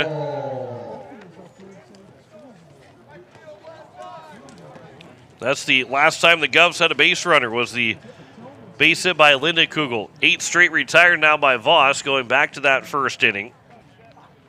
Here's the first pitch to Linda Kugel. That'll miss upstairs for ball one. Doing the quick math, and again, that would also be that Mitchell wins their game against T. A win or a loss in this game will not affect the Governors' standing. They won't jump over Jefferson, and they won't fall below Gorman, and they won't have enough to pass Stevens, who will lose points. Now, if Stevens does lose to Douglas, that'd be a different story. But if Stevens wins, they're still going to lose points tomorrow, but it won't be enough to go below the Governors. Here's a ground ball over to the first baseman, and Kenzie. He will field for the second out as he'll take it to the bag himself. That's now 9 straight down by Caden Voss. So while the Govs would not like to drop a third straight game because they have not lost 3 in a row at any point during the regular season, and it was the first time they've lost 2 straight since they were swept by Mitchell all the way back the Monday after Easter. That went to 2-4 at the time. That pitch will miss low. Then it started a 14-game winning streak after that and won 17 of 18, 18 of 20. But now they've lost back-to-back games and are down 5-0 here in the top of the fourth. I make that the bottom of the fourth of this second game. Here's a ground ball over the shortstop to be fielded by Jacobson. His throw to first is going to be in time. And it's another 1-2-3 inning for Caden Voss. He's retired 10 straight. We head to the top of the fifth. It is still a 5-0 lead for Jefferson over Pierre. Back in a minute on KCCR, and you're watching it on YouTube at KCCR Sports. No one likes to have electrical problems, but when they happen, call Todd's Electric at 223-2518. With over 28 years of experience, Todd's Electric can handle any type of electrical problem, whether it's residential, commercial, or agricultural. Their knowledgeable staff knows and understands the importance of your home, business, or ag facility and are prepared to help. Call Todd's Electric at 223-2518. That's 223-2518. Todd's Electric, serving the Pierre and Fort Pierre areas. The line to power. Looking for your next new or used car, truck, or SUV? Then go no further than the comfort of your own home. Shop online at lambmotor.com. On lambmotor.com, you'll find the vehicles Lambs has in stock. You can schedule a test drive or your vehicle's next tune-up, all online. New or used, shop for it all online, anywhere you are. Lamb Motor has the right vehicle for you. Lamb Motor in Oneida and online, lambmotor.com. Top of the fifth, still 5-0 here for Jefferson over Pierre. Will Danberg still on the mound for the Governors, and it'll be 3, 4, and 5. Noah Kenzie, Maddox Zenz, and Caleb Goodroad. He might reach his base. Noah Grabeau will come to the plate. As Danberg trying to get deep into this ball game, and he's gone through the halfway point of the game overall. We'll see if Jonathan Newharth will be the guy that will be in relief of Danberg when it comes down to the end of his line. He has thrown 64 pitches, so he still has 41 left to work with. Only 47 pitches through 4 innings for Caden Voss, who has retired 10 straight.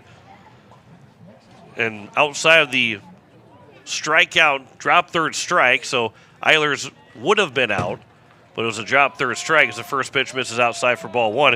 Lyndon Kugel is the only guy to reach base cleanly against Caden Voss.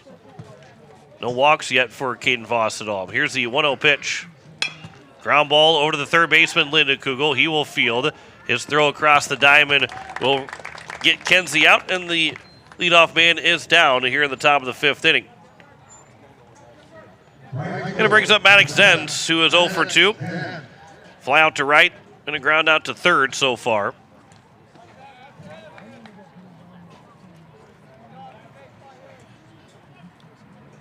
Zenz in game number 1 end up going 0 for 3 with the walk, so he's 0 for 5 overall today as the curveball will buckle the knees a little bit of Zenz and drop in for a strike to make it 0-1.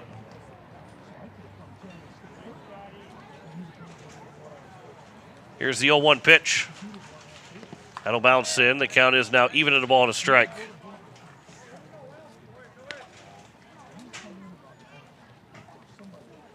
Govs in the bottom of the fifth inning will have 6, 7, and 8. Jackson Goodman, Will Danberg, and Jonathan Newharth. 1-1. That one's chopped foul to the third base side. And the count is now 1-2. It is a walk-off win for Watertown. They win at 9-8 over Washington in the bottom of the 7th inning to sweep the Warriors to finish out the regular season. Watertown will finish at 10-7 in South Dakota play, as that one will miss low, and the count's 2-2. So now it's just down to 2 games here today and 3 tomorrow. Mitchell and T still playing right now. 2-2 pitch will be upstairs, and the count's now 3-2. Again, a lot of the line for that Mitchell game. It's still 4-0 in favor of Mitchell over T, but the Govs need Mitchell to win that game. That 3-2 pitch will miss inside. Zenz backed his feet up and ended up falling to the dirt, but he draws the walk. And there is a runner on base with 1 out here in the top of the 5th. And Caleb Goodrow to the plate. It is 4-0 for Mitchell in the bottom of the 5th inning, but T does have runners at first and second with nobody out. Mitchell is 10-11 right now in South Dakota play, and that first pitch will miss outside for ball 1. Where the standings are at, going into today, it had them being at 500, but if they were to lose, Pierre will lose 6 points at the end of all of this. So that would be the only difference where potentially Pierre could fall below O'Gorman. Here's the 1-0 pitch. That'll be upstairs. Back pick to first, and Bridger Babcock will move to his right to pick it up, and the count goes to now 2-0.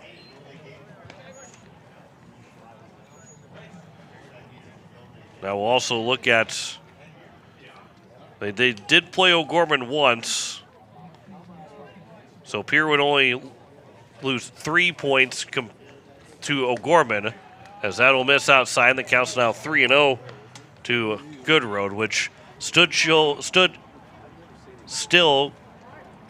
keep them ahead of O'Gorman at the end of the regular season. 3-0 pitch now from Danberg to Goodroad. That'll miss inside. Back-to-back walks now in his first and second. With only 1 out, and it brings up Noah Gerbeau. Coach Prunty will make his way out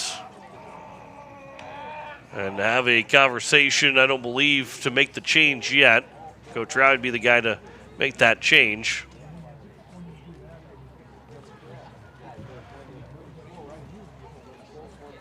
But Pierre right now down 5-0. A little bit of a dangerous spot here in this top of the 5th inning. They've not given up too many big innings against any team, but Jefferson at that halfway point of trying to maybe get a 10-run roll win, and they got first and second with only 1 out, a couple of walks, and you're a ground ball from ending any of that thought right now, but a couple of base hits start to put this lead farther ahead for Jefferson.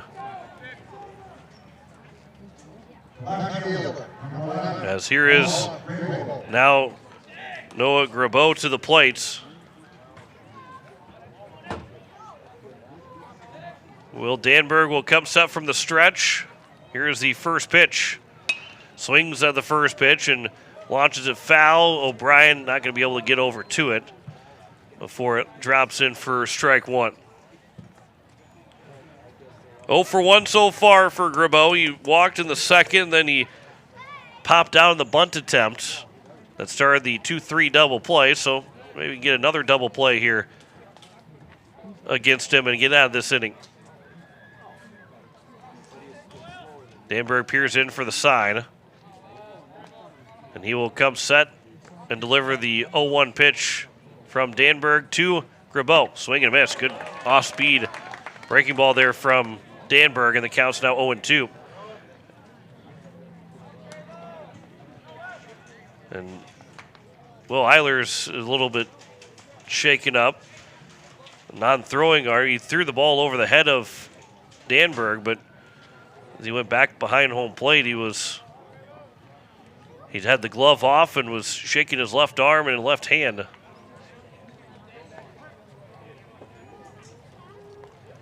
So now an 0-2 count, an 0-2 pitch here from Will Danberg to Noah Gerbeau.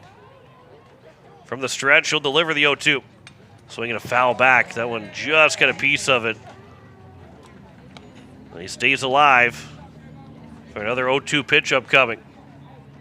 5 runs on 5 hits, no errors for Jefferson. No runs, 1 hit, and 1 error for Pierre. As we start to close in on the 5 o'clock hour here on this Saturday, just about to be Saturday evening. 0-2 pitch. This has popped up. That'll be foul. That one stayed in play, but not high enough for Eilers to make a run at it. And it remains an 0-2 count. At second is Zenz. At first is Goodroad, both drawing a walk with 1 out. And Danberg looking for a ground ball here or a strikeout. He's got 2 so far, make that 3 so far here in this ball game. 0-2 pitch.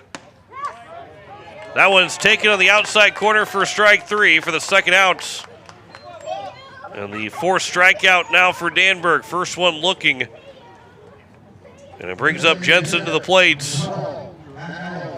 Matt Jensen, who is 1 for 2, singled in the second, struck out swinging to end the third. Runners are at first and second with 2 away. Here's the first pitch from Danberg to Jensen. He'll swing, turn on it, flying out to left field. Parker O'Brien backing up. He'll settle underneath it. And that will end the top of the 5th inning. And we head to the bottom of the 5th. It is still a 5-0 lead for Jefferson over Pierre. Back in a minute on KCCR, and you're watching it on YouTube at KCCR Sports. Step up to the plate with Overhead Door Company of Pierre. Like your favorite team, we deliver reliability, strength, and top-notch performance. For over 100 years, Overhead Door has been the most respected name in the industry. From commercial or residential repairs to full upgrades, our team of technicians stand ready to provide winning results. Don't let a faulty garage door strike you out. Look for the signature red ribbon and call the industry MVP at 605-224-6200. Bring your garage door game to the big leagues. People helping people. Have you ever wondered what the benefits are of becoming a Owyhee Federal Credit Union member? At Owyhee Federal Credit Union, we reinvest profits in you. We do this in the form of lower interest rates, higher dividends, and low to no fees. So come check us out or come in at 221 East Pleasant Drive in Pierre, because at Owyhee Federal Credit Union, we treat our members like they own the place because, well, they do. Owyhee Federal Credit Union. It is the bottom of the 5th, and still a 5-0 lead for Jefferson over Pierre. As you're listening to KCCR Pierre, a Riverfront broadcasting station. John Wickler with you on this Saturday afternoon. Sydney Carlson back in the studios, taking care of us here this afternoon to be on and off the air. Jackson Goodman, Will Danberg, and Jonathan Newhart, 6, 7, and 8 here for the Governors. Goodman's all 3 of these guys 0 for 1 right now. The only guy that's not 0 for is Linda Kugel, who got a base hit in the first, and that's the last time that the Governors got a base runner of any kind. It was a 2-out single for Linda Kugel, and it has been nothing on the board since. The first pitch to Goodman misses for ball 1. It has been 10 straight retired in a row for Caden Voss. Here's a ground ball. Third baseman, a backhander by Bryant. His throw to first will get Goodman. They make it 11 straight now with 1 down here in the bottom of the 5th. And it brings up Will Danberg, the pitcher. Voss had thrown just 47 pitches through 4 innings. So this will only be pitch number 50 for him. 0 for 1 with a strikeout for Danberg. Here is the first pitch to Danberg. Chopper off the plate. Going to be a tough play. That will be off the shortstop. Danberg will be on. An error will be charged to the shortstop in Jacobson, who made that play. It was still going to be a tough play no matter what. I want to say he made it tougher than it was, but he made maybe the 2 choices he had was getting up there quickly and playing on the short hop, or maybe taking 1 more hop. And I don't know if he would have got Danberg if he'd have waited on that extra hop. Will end up bouncing off of his chest and skipping into the center field as the first pitch to Jonathan Newhart will be taken high for ball 1. He struck out swinging his first at bat. That does stop the streak of 11 straight retired. And there'll be a check swing foul by Newhart. Barely got the bat off of his shoulder and ended up bouncing off the bat. The count goes now 1-1. But maybe something that the Govs can build off of, even with it being an error. Find a way to get on base and take advantage of it. Right now down 5-0. That pitch, a swing, not a full swing by Newhart, but he did go around, and now makes it a 1-2 count. McFarland is out there stretching again out in left field. They might use him for a second straight time. That pitch will get to the backstop. Danberg will end up at second on a wild pitch, and the count's now at 2-2 to Newhart, and Danberg is in scoring position. Here with less than 2 outs. First time that the Govs have had a guy in scoring position with less than 2 outs. So maybe the third base runner overall today in this second game for the Govs.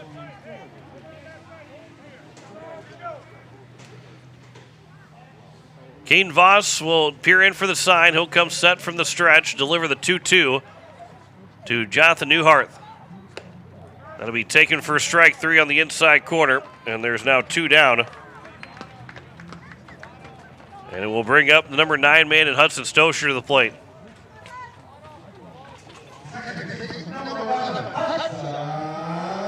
Stosher 0 for 1. He grounded out to the first baseman. And his only trip to the plate to this point. Here's the first pitch from Voss. A curveball that will miss inside for ball 1.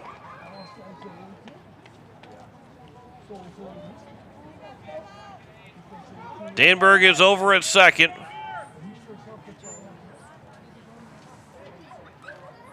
Stosher trying to drive in that first run for Pierre. That will hit him in the back. Might have even got him on the left arm, but he will head to first, and it's first and second now for Carter Shufflebein to the plate. 2 ground outs to the shortstop and his 2 trips to the plate. He is 0 for 2 to this point.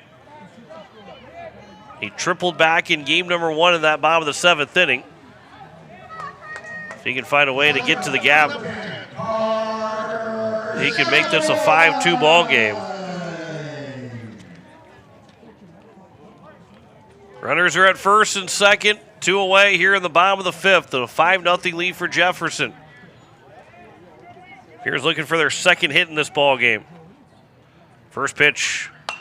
Shufflebein down the right field line. That will land fair, and that will drive in Danberg. The throw will come in. It is a 5-1 ball game, an RBI single for Carter Shufflebein. And Pierre is on the board here with 2 outs in the bottom of the 5th. And still threatening here in this 5th inning to bring up Porter Hunsley to the plate. Good piece of hitting by Shufflebein going the other way. Good job around the bases for Stosher as well. He's off with contact. Knew that that was going to get over to third. With a first and third, with 2 away here in the bottom of the 5th. First pitch, Porter Hunsley. That one will be taken for ball 1. And Stosher was walking back to third when it was cut off by the second baseman. So Shufflebein will get the steal. He's now in scoring position. Count is 1-0. To Porter Hunsley, and an opportunity to make this a 5-3 ball game with a base hit. Here's the 1-0 pitch. That's down the middle for a strike. Evens it at 1-1.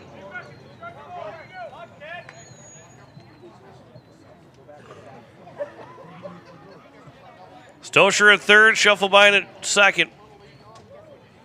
1-1 from Voss to Hunsley. This is off the end of the bat, and it will be a easy pop fly to the shortstop for Jacobson to make the catch and end the bottom of the 5th inning. But the Govs do get a run back. 1 run on 1 hit, 1 error, and 2 men left on base.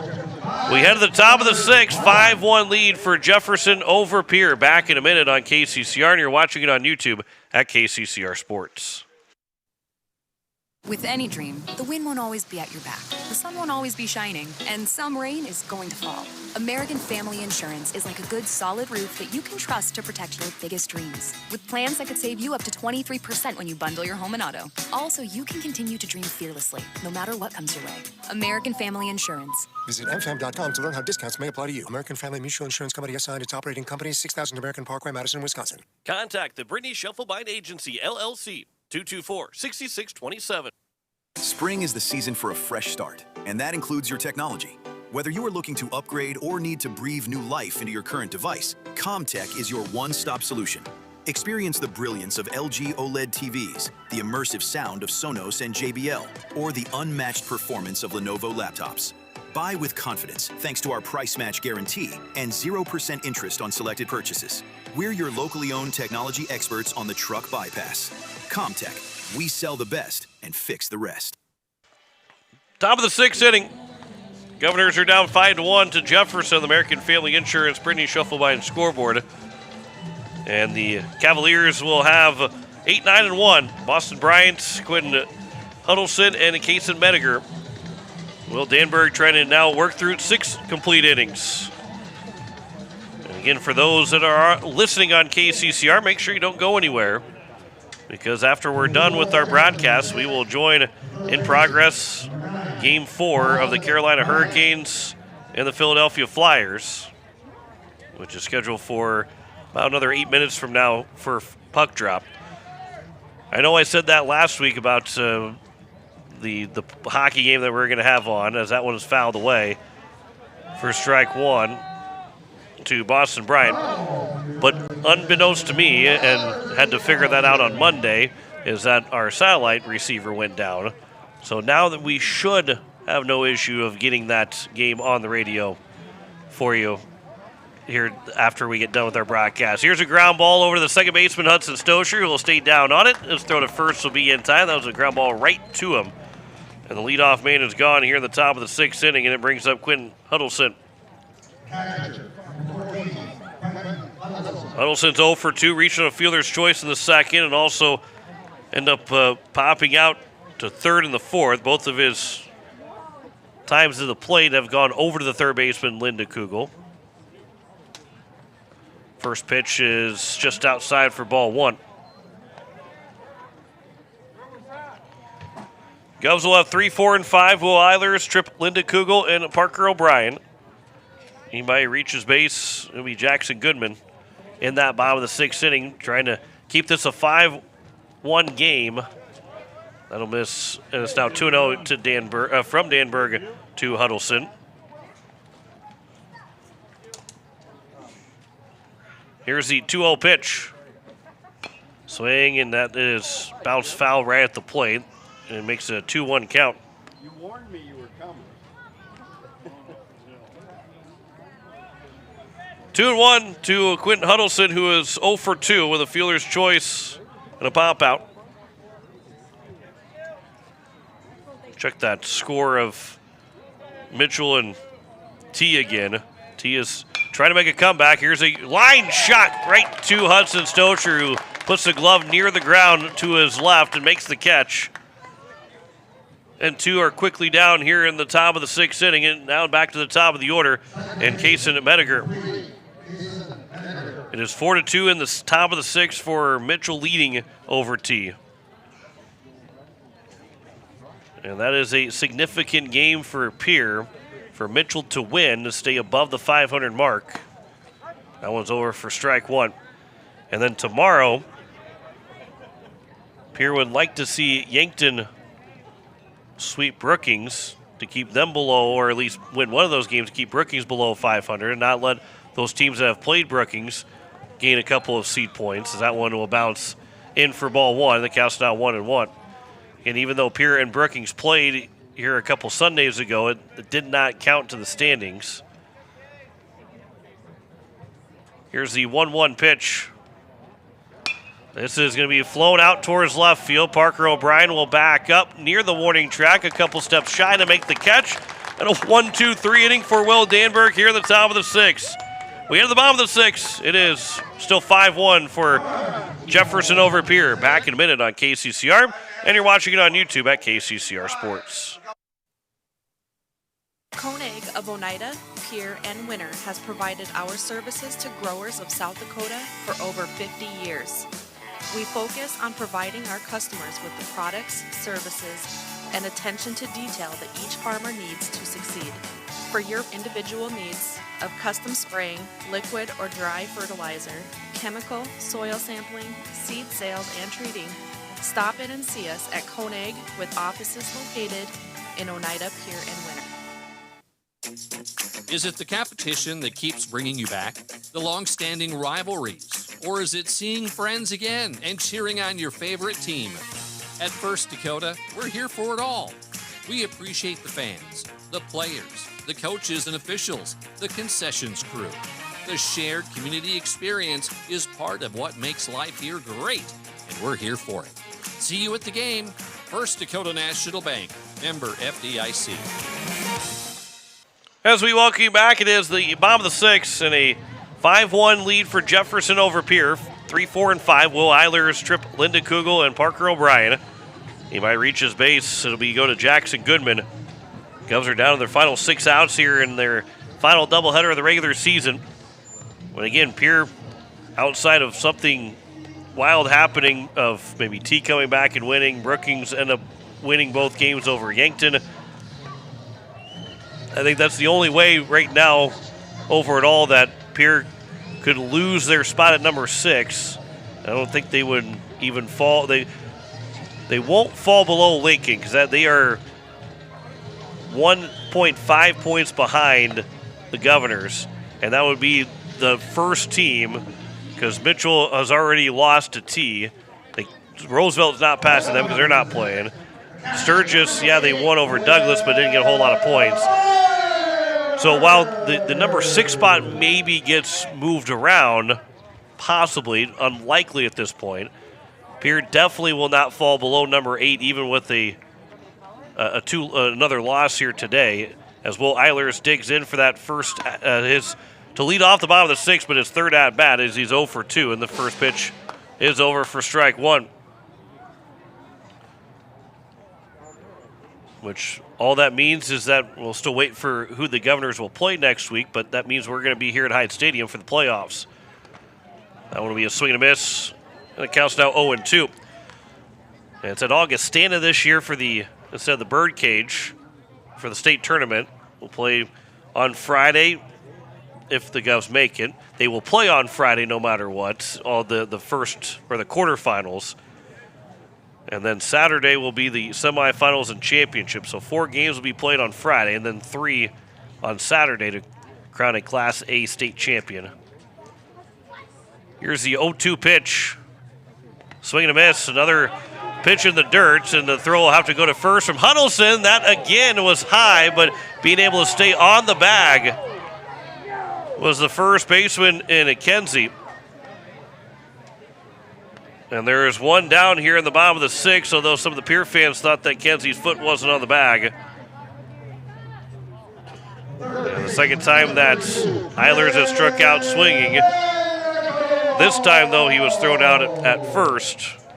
As it brings up Trip Lindekugel, who is 1 for 2. Here's the first pitch to Lindekugel. That will bounce in for ball 1. Only he and Carter Shufflebein can say that they're not over in this game. Although Shufflebein did start out 0 for 2 before he got that base hit in the RBI. That'll miss alone. The count's now 2-0. Stosher is the only other guy that's 0 for 1. He got hit by a pitch. That's the only free pass that Voss has allowed. That inning was an error, a hit by a pitch, and a base hit for the Govs to score a run, but also to just get guys on base. As that 2-0 pitch taken on the way was Linda Kugel, and it's now 2-1. And again with McFarland stretching and kind of getting loose out in the left field bullpen. Here's a ground ball. That is going to be down the first base line, but they will say it's foul.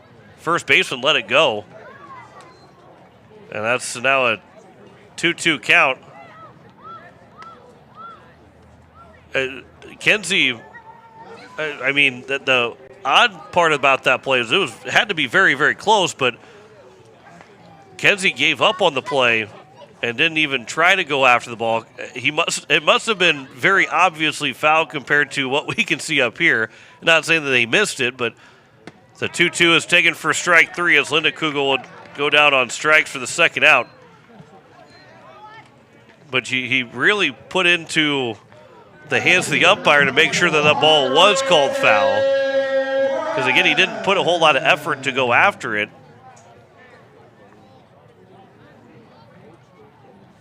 As it's now 2 outs and a runner, nobody on here in the bottom of the 6th. First pitch is off the hands of O'Brien. The throw will go to first, and that will put an end to the bottom of the 6th inning. Another 1-2-3 inning for Caden Voss. We head to the top of the 7th. It is 5-1 for Jefferson over Pierre. Back in a minute on KCCR, and you're watching it on YouTube at KCCR Sports. For over 60 years, Ferding Electric has been powering homes and businesses across central South Dakota. When you need reliable electrical service, trust the experts with decades of experience. Whether it's a simple residential repair, a complex commercial installation, or even electrical work on your farm, Ferding Electric has you covered. And if you're tired of searching everywhere for that hard-to-find bulb, Ferding Electric carries a wide selection of bulbs, including those hard-to-find fluorescent and specialty options. Visit us at 2903 East Elizabeth Street or call today, 605-224-8684. When you're looking for quality trash pickup services, look no further than Envirotech. 6 days a week, their trucks are on the road picking up trash, even holidays. They're also the place to contact for recycling services. Their friendly, professional staff is ready to assist with weekly pickups or even special pickups. Check out the website at envirotechwaste.com. Envirotech is locally operated. Call 224-4804. Envirotech Waste Services in Pierre, proud to support high school athletics. As we welcome you back, it is going to the top of the 7th inning. And it is a 5-1 lead all over the place. Our camera out in center field, I don't understand why it can't last those 2 baseball games. But I thought I had it figured out. Guess we'll have to look at it again. But it is a 5-1 lead for Jefferson over Pierre, so we'll keep you that one camera in play because we don't really need to see that blue screen up there. And so it is Brody Jacobson, Noah Kenzie, and Maddox Zenz that will come to the plates. Jacobson is 2 for 3 with a 2 RBI single back in the top of the 2nd. That one's over for strike 1. To start us off here in the top of the 7th inning. Jacobson, Kenzie, Zenz, 2, 3, and 4. Then it'll be 6, 7, and 8 for the Govs in the bottom of the 7th inning. They'll try a 4-run comeback. At least right now. Hopefully only a 4-run comeback. Here's a ground ball that will get past a diving Linda Kugel over at third and into left field for a base hit. And a 3 for 4 second game here for Jacobson. And Linda Kugel is a little slow to get up after that dive. And Noah Kinsey to the plate, who is 0 for 3. But Linda Kugel, who he's going to come out of the ball game. They're going to put Hudson Schaefer over at third. Linda Kugel, who's dealt with an injury that kept him out for most of the fall and the winter time. He's going to limp off here as he'll make his way to the first base dugout.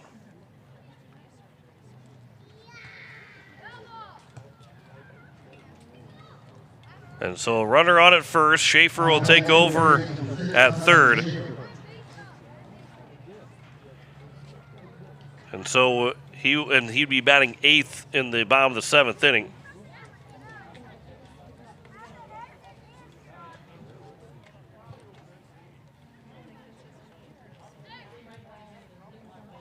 So as Linda Kugel heads off, Schaefer is now over at third. Runner on at first with nobody out in the top of the 7th, and the leadoff single for Brody Jacobson. And it's now Noah Kinsey to the plate. Here's the first pitch from Danberg. That's over for strike one.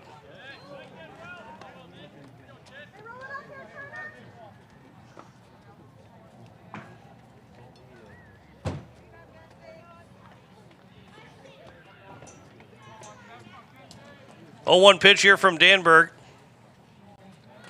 Here to Noah Kinsey. That'll be flown out towards center field. Backing up is Porter Hunsley. He'll make the catch, and retreating back to first will be Jacobson. And there's now one down here in the top of the 7th, and it brings up Maddox Zenz, the right fielder. Right fielder, number 7, Maddox Zenz.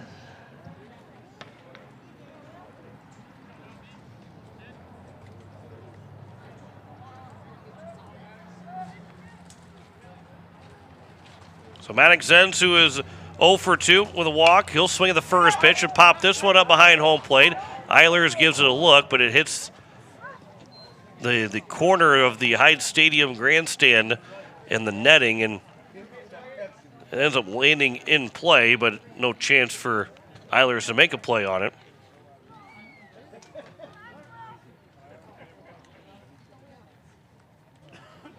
So the count's now 0-1. 0-1 pitch here from Danberg to Maddox Zenz. There's a check swing, ground ball. Danberg will field. He will go to the bag himself. Richard Babcock was coming to field as well, but Danberg picked it up, ran the ball to first. Runner will take to second. So it's a 1-U put out, and now it's Caleb Goodroad with 2 outs with that runner on at second, and the Govs will try and get through this 7th inning and then get a chance for a 4-run comeback, but they got to get this guy out, keep this a 4-run ball game. Goodroad, who is 0 for 2, struck out swinging, reached on an error, then walked. Waits on the first pitch here from Will Danberg. First pitch will miss upstairs for ball 1.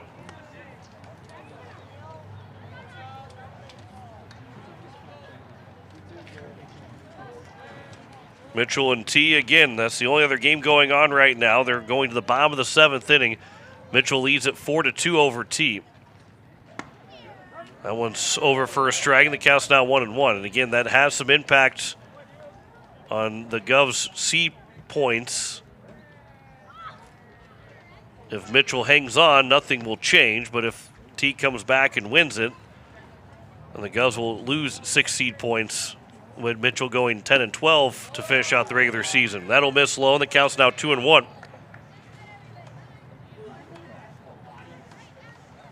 Watertown, Brookings, and Brandon Valley all swept the doubleheader that they played against Washington, Aberdeen, and Huron. Sturgis won 14-4 over Douglas earlier today. 2-1 pitch, swing and a miss, and it's now 2-2. And T won the first game against Mitchell 5-4. Jefferson held on to win over Pierre 5-4. And these are the final 2 games of the day that are being played, and only 3 games tomorrow with a doubleheader between Yankton and Brookings, and then Douglas and Stevens. 2-2 pitch, taken for strike 3 on the outside corner, and that will put an end to the top of the 7th inning. No runs, a hit, no errors, and a man left on base. Bottom of the 7th, last chance for the Governors against this Jefferson Cavaliers team, down 5-1. Back in a minute on KCCR, and you're watching it on YouTube at KCCR Sports. At Shane's Pharmacy, your health and your time matter to us. Our team takes pride in providing personal, professional care, from filling your prescriptions quickly to answering your questions every step of the way. Need a little extra convenience? We offer free delivery right to your home or office. Because at Shane's Pharmacy, you're our family, friends, and neighbors, and we're honored to care for you. Shane's Pharmacy. Feel better for less and stay well with us. Call 605-223-9200 or stop by in Fort Pierre. Shane's Pharmacy. Proud to support our local high school athletes.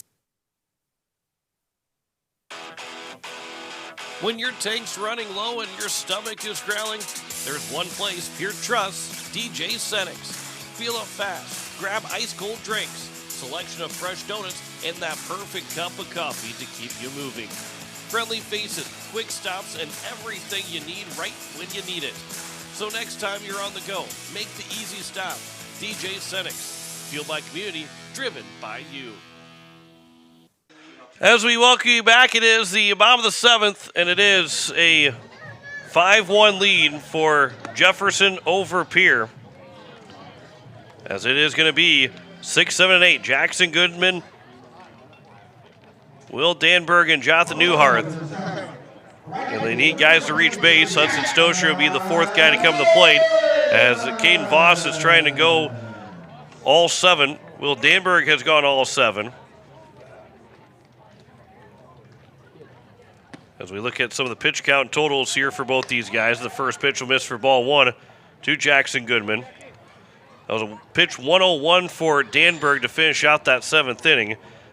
This will be pitch number 72, as it's now missing in a 2-0 count. 72 pitches for Caden Voss and 6 complete innings. So if we would get to an 8th, probably we'll see someone else on the mound besides Danberg. This will be grounded foul by Goodman, and the count's now 2-1.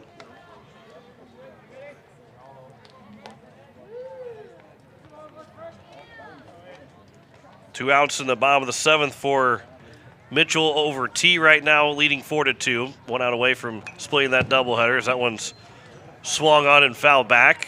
Evens the count at 2 balls and 2 strikes. Here to Jackson Goodman. 0 for 2 with 2 groundouts.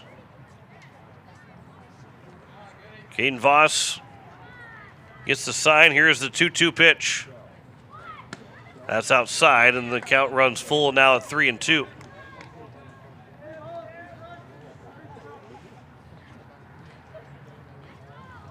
Full count pitch, payoff pitch. Sharp ground ball down the third base line again, but it is foul. And it remains at a full count.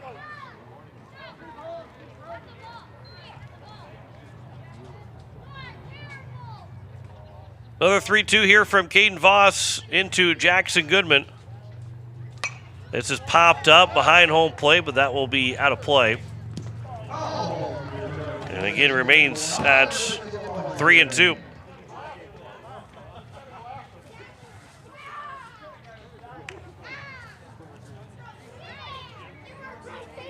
Three-two again here from Caden Voss to Jackson Goodman.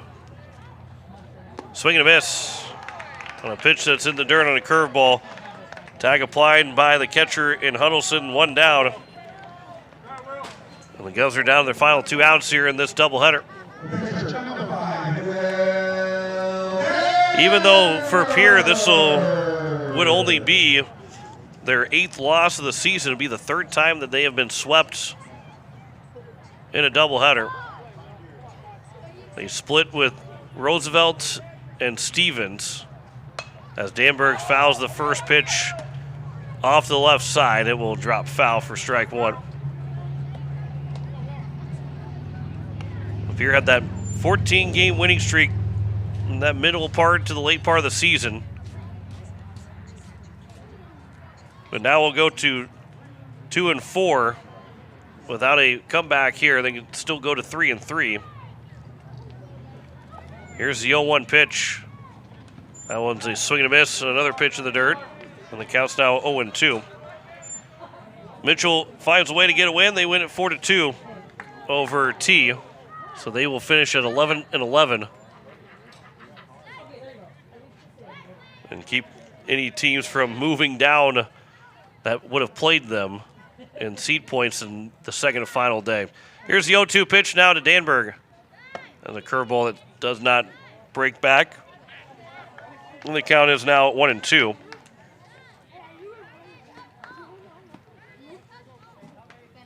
Danberg is 0 for 2. He reached on an error with 1 out in the bottom of the 5th inning and came around to score the only run for the Govs to this point.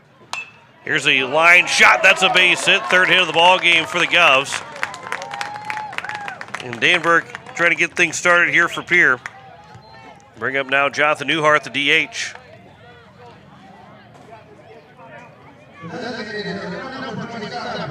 Jonathan Newharth is 0 for 2 with 2 strikeouts.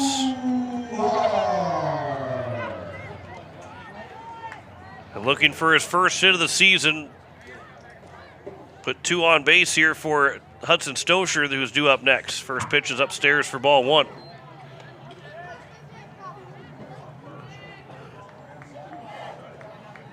That was pitch number 83 from Caden Voss. He's still got 22 pitches to work with. Noah McFarland's still sitting out in left field bullpen. That's over for a strike, and the count's now 1-1.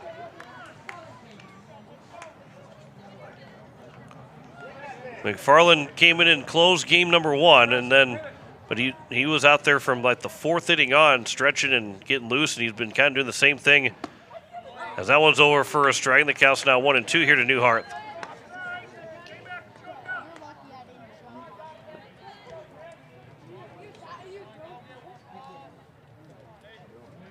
Voss will come set from the stretch. He'll deliver pitch number 86 of the day with a 1-2 count. With a runner on first and 1 out. Swing and a miss. A strikeout of Newhart, who goes 0 for 3. And there's now 2 down, and the Govs are down to their final out here this doubleheader. And Hudson Stosher, who is 0 for 1, he ground out to the first baseman and then was hit by a pitch. He is the final guy to get through 3 times through the order. First pitch, that'll bounce for ball 1. Danberg will take off for second. The throw to second, not going to be in time. And so the pitch in the dirt allows Danberg to take second.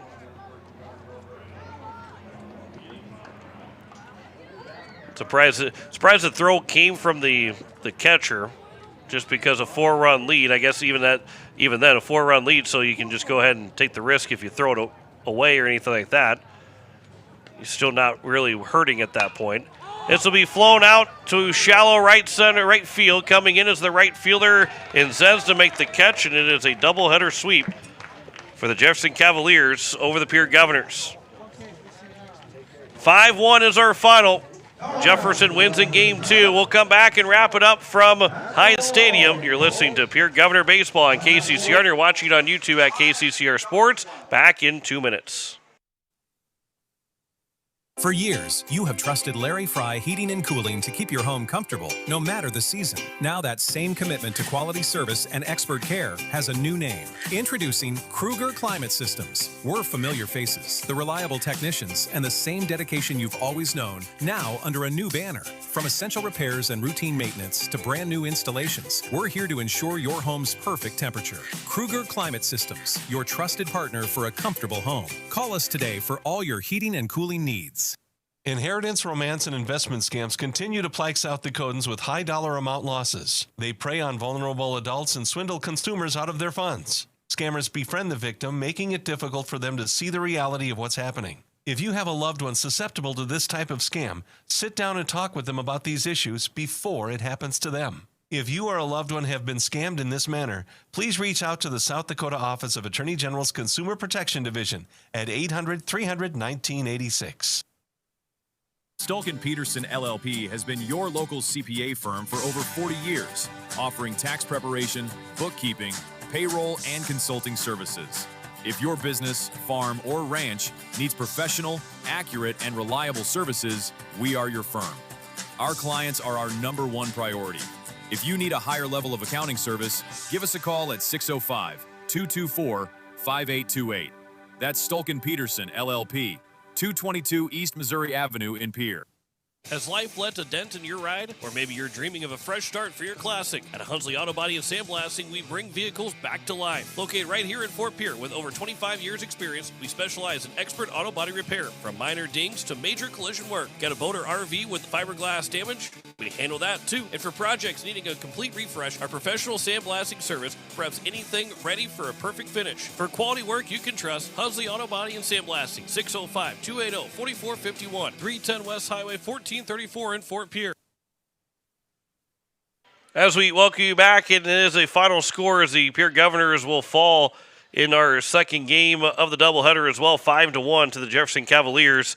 John Wickler back with you to wrap things up here from Hyatt Stadium as we wrap up our regular season. The Governors will fall to 16-8 in the regular season in South Dakota games, and they will finish overall 20-8 in overall during the season.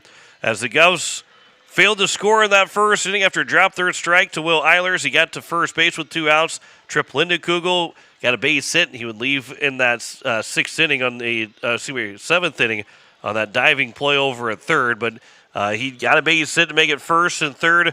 The Govs didn't cash in to get that first run, and then a 4-run top of the second, highlighted by a RBI double by Kason Mediger and a 2 RBI single for Brody Jacobson, and it was a 4-0 lead for Jefferson. They made it a 5-0 lead on the solo shot by Kason Mediger, who went 2 for 3 in the ball game. The Govs did answer in the bottom of the 5th with an RBI single from Carter Scheffelbein, but that was it, as they only had 3 hits in the ball game. The Lindekugel single in the 1st, the RBI single for Scheffelbein in the 5th, and the single for Will Danberg in the 7th. As the Govs only got those 3 hits, they only left 5 guys on base and ended up falling 5-1. Caden Voss will get the win with 7 innings pitched, 3 hits, 1 run, unearned, no walks, 8 strikeouts. He threw 88 pitches in the ball game. Will Danberg goes all 7 innings, giving up 5 hits, 5 runs, 4 walks, and 5 strikeouts for the Governors and 101 pitches overall. 6 hits and 5 runs overall for the Jefferson Cavaliers, or for Pierre Governors to the Jefferson Cavaliers. Time of the ball game was 1 hour and 48 minutes. 5 runs, 6 hits, an error, and 6 men left on base for Jefferson. 1 run, 3 hits, 1 error, and 5 men left on base for the Governors. So they will now wait to see who they will play. Mitchell with that win over T helps things out for the Governors to stay in that number 6 spot, but they will be home next weekend to take on whoever that opponent might be, whether they should stay in 6th place now. Maybe they would drop to 7th if Brookings ends up with a couple wins over the Yankton Bucks. They have to win both of them to make that happen, to help some people out and drop the Governors 6 points, with Yankton falling below that 750 win percentage. All the things that still could happen with that Yankton Brookings game, but if Yankton splits, then Pierre will be the 6th seed, and they'll take on the number 11 seed, which right now is Roosevelt. Could potentially be now Mitchell after their 1 loss to T. That's a 30-point loss and a 41-point win, so that will drop them in the standings a little bit. Maybe if it drops them enough that Sturgis moves up to that number 11 spot and Pierre would take them on. And we'll all wait to see how that shakes out by the end of this day tomorrow and when the playoffs are set. But they will be here. We'll have coverage of that first game on Friday, and then second game and third game will most likely be Saturday. We'll wait to see exactly how all of this schedule works out, but we're anticipating 1 game on Friday and then games 2 and 3 on Saturday, as we'll have all those games here on KCCR and on YouTube at KCCR Sports to wrap up Governor playoff action, which we hope that we have a couple more weekends with them. That means they're going to the state tournament to play in the quarterfinals that weekend of Memorial Day, at least in the quarterfinals of Memorial Day on that Friday. But then post-state baseball just about 2 weeks away from now to get rolling on that Wednesday after Memorial Day for that first game. But we're still looking forward to the playoffs here for the Pierre Governors. Even after their 2 losses to the Jefferson Cavaliers today, the Govs will still be at home. Jefferson will move up to number 4 in the standings. Stevens will not be able to catch them. Possibility that maybe Yankton, if they lose twice to Brookings, that maybe Jefferson's able to pass Yankton. But most likely, I think the spot will be at the number 4 seed for Jefferson, and they will take on the number 13 seed, whoever that might be. Right now, coming in today, was Spearfish. But we'll see how that all takes place. I want to say thanks to Sydney Carlson back at the station. John Wickler here signing off. We're going to take you to hockey for Philadelphia and Carolina. They are in the first period of that game. It is a 5-4 win for Jefferson in game 1 and a 5-1 sweep for Jefferson in game number 2, as we say so long from Heights Stadium. You've been listening to Pierre Baseball on KCCR and on YouTube at KCCR Sports. Pierre Baseball is brought to you by Kathy Sunshine Properties, Kruger Contracting, Bank West, Overhead Doors, Stalkin Peterson LLP, Shane's Pharmacy, Capital City Ford, Lincoln, and Toyota, American Family Insurance Brittany Scheffelbein Agency, CHS River Plains, Dakota Plains Federal Credit Union, Ferding Electric, Pierre Closets, Dakota Sprinkler and Landscaping, and AGE. Pierre Baseball is also brought to you by Edward Jones Financial, Gales Gas, Lamb Motors, Xander Auto Parts, Comtech, First Dakota National Bank, Envirotech, Kruger Climate Systems, May Adam, Hunsley Auto Body, Owyhee Federal Credit Union, Cone Egg, AirTech Heating and Cooling, Pierre Roofing and Gutters, Wagner Auto, the South Dakota Office of the Attorney General Division of Consumer Protection, and Todd's Electric.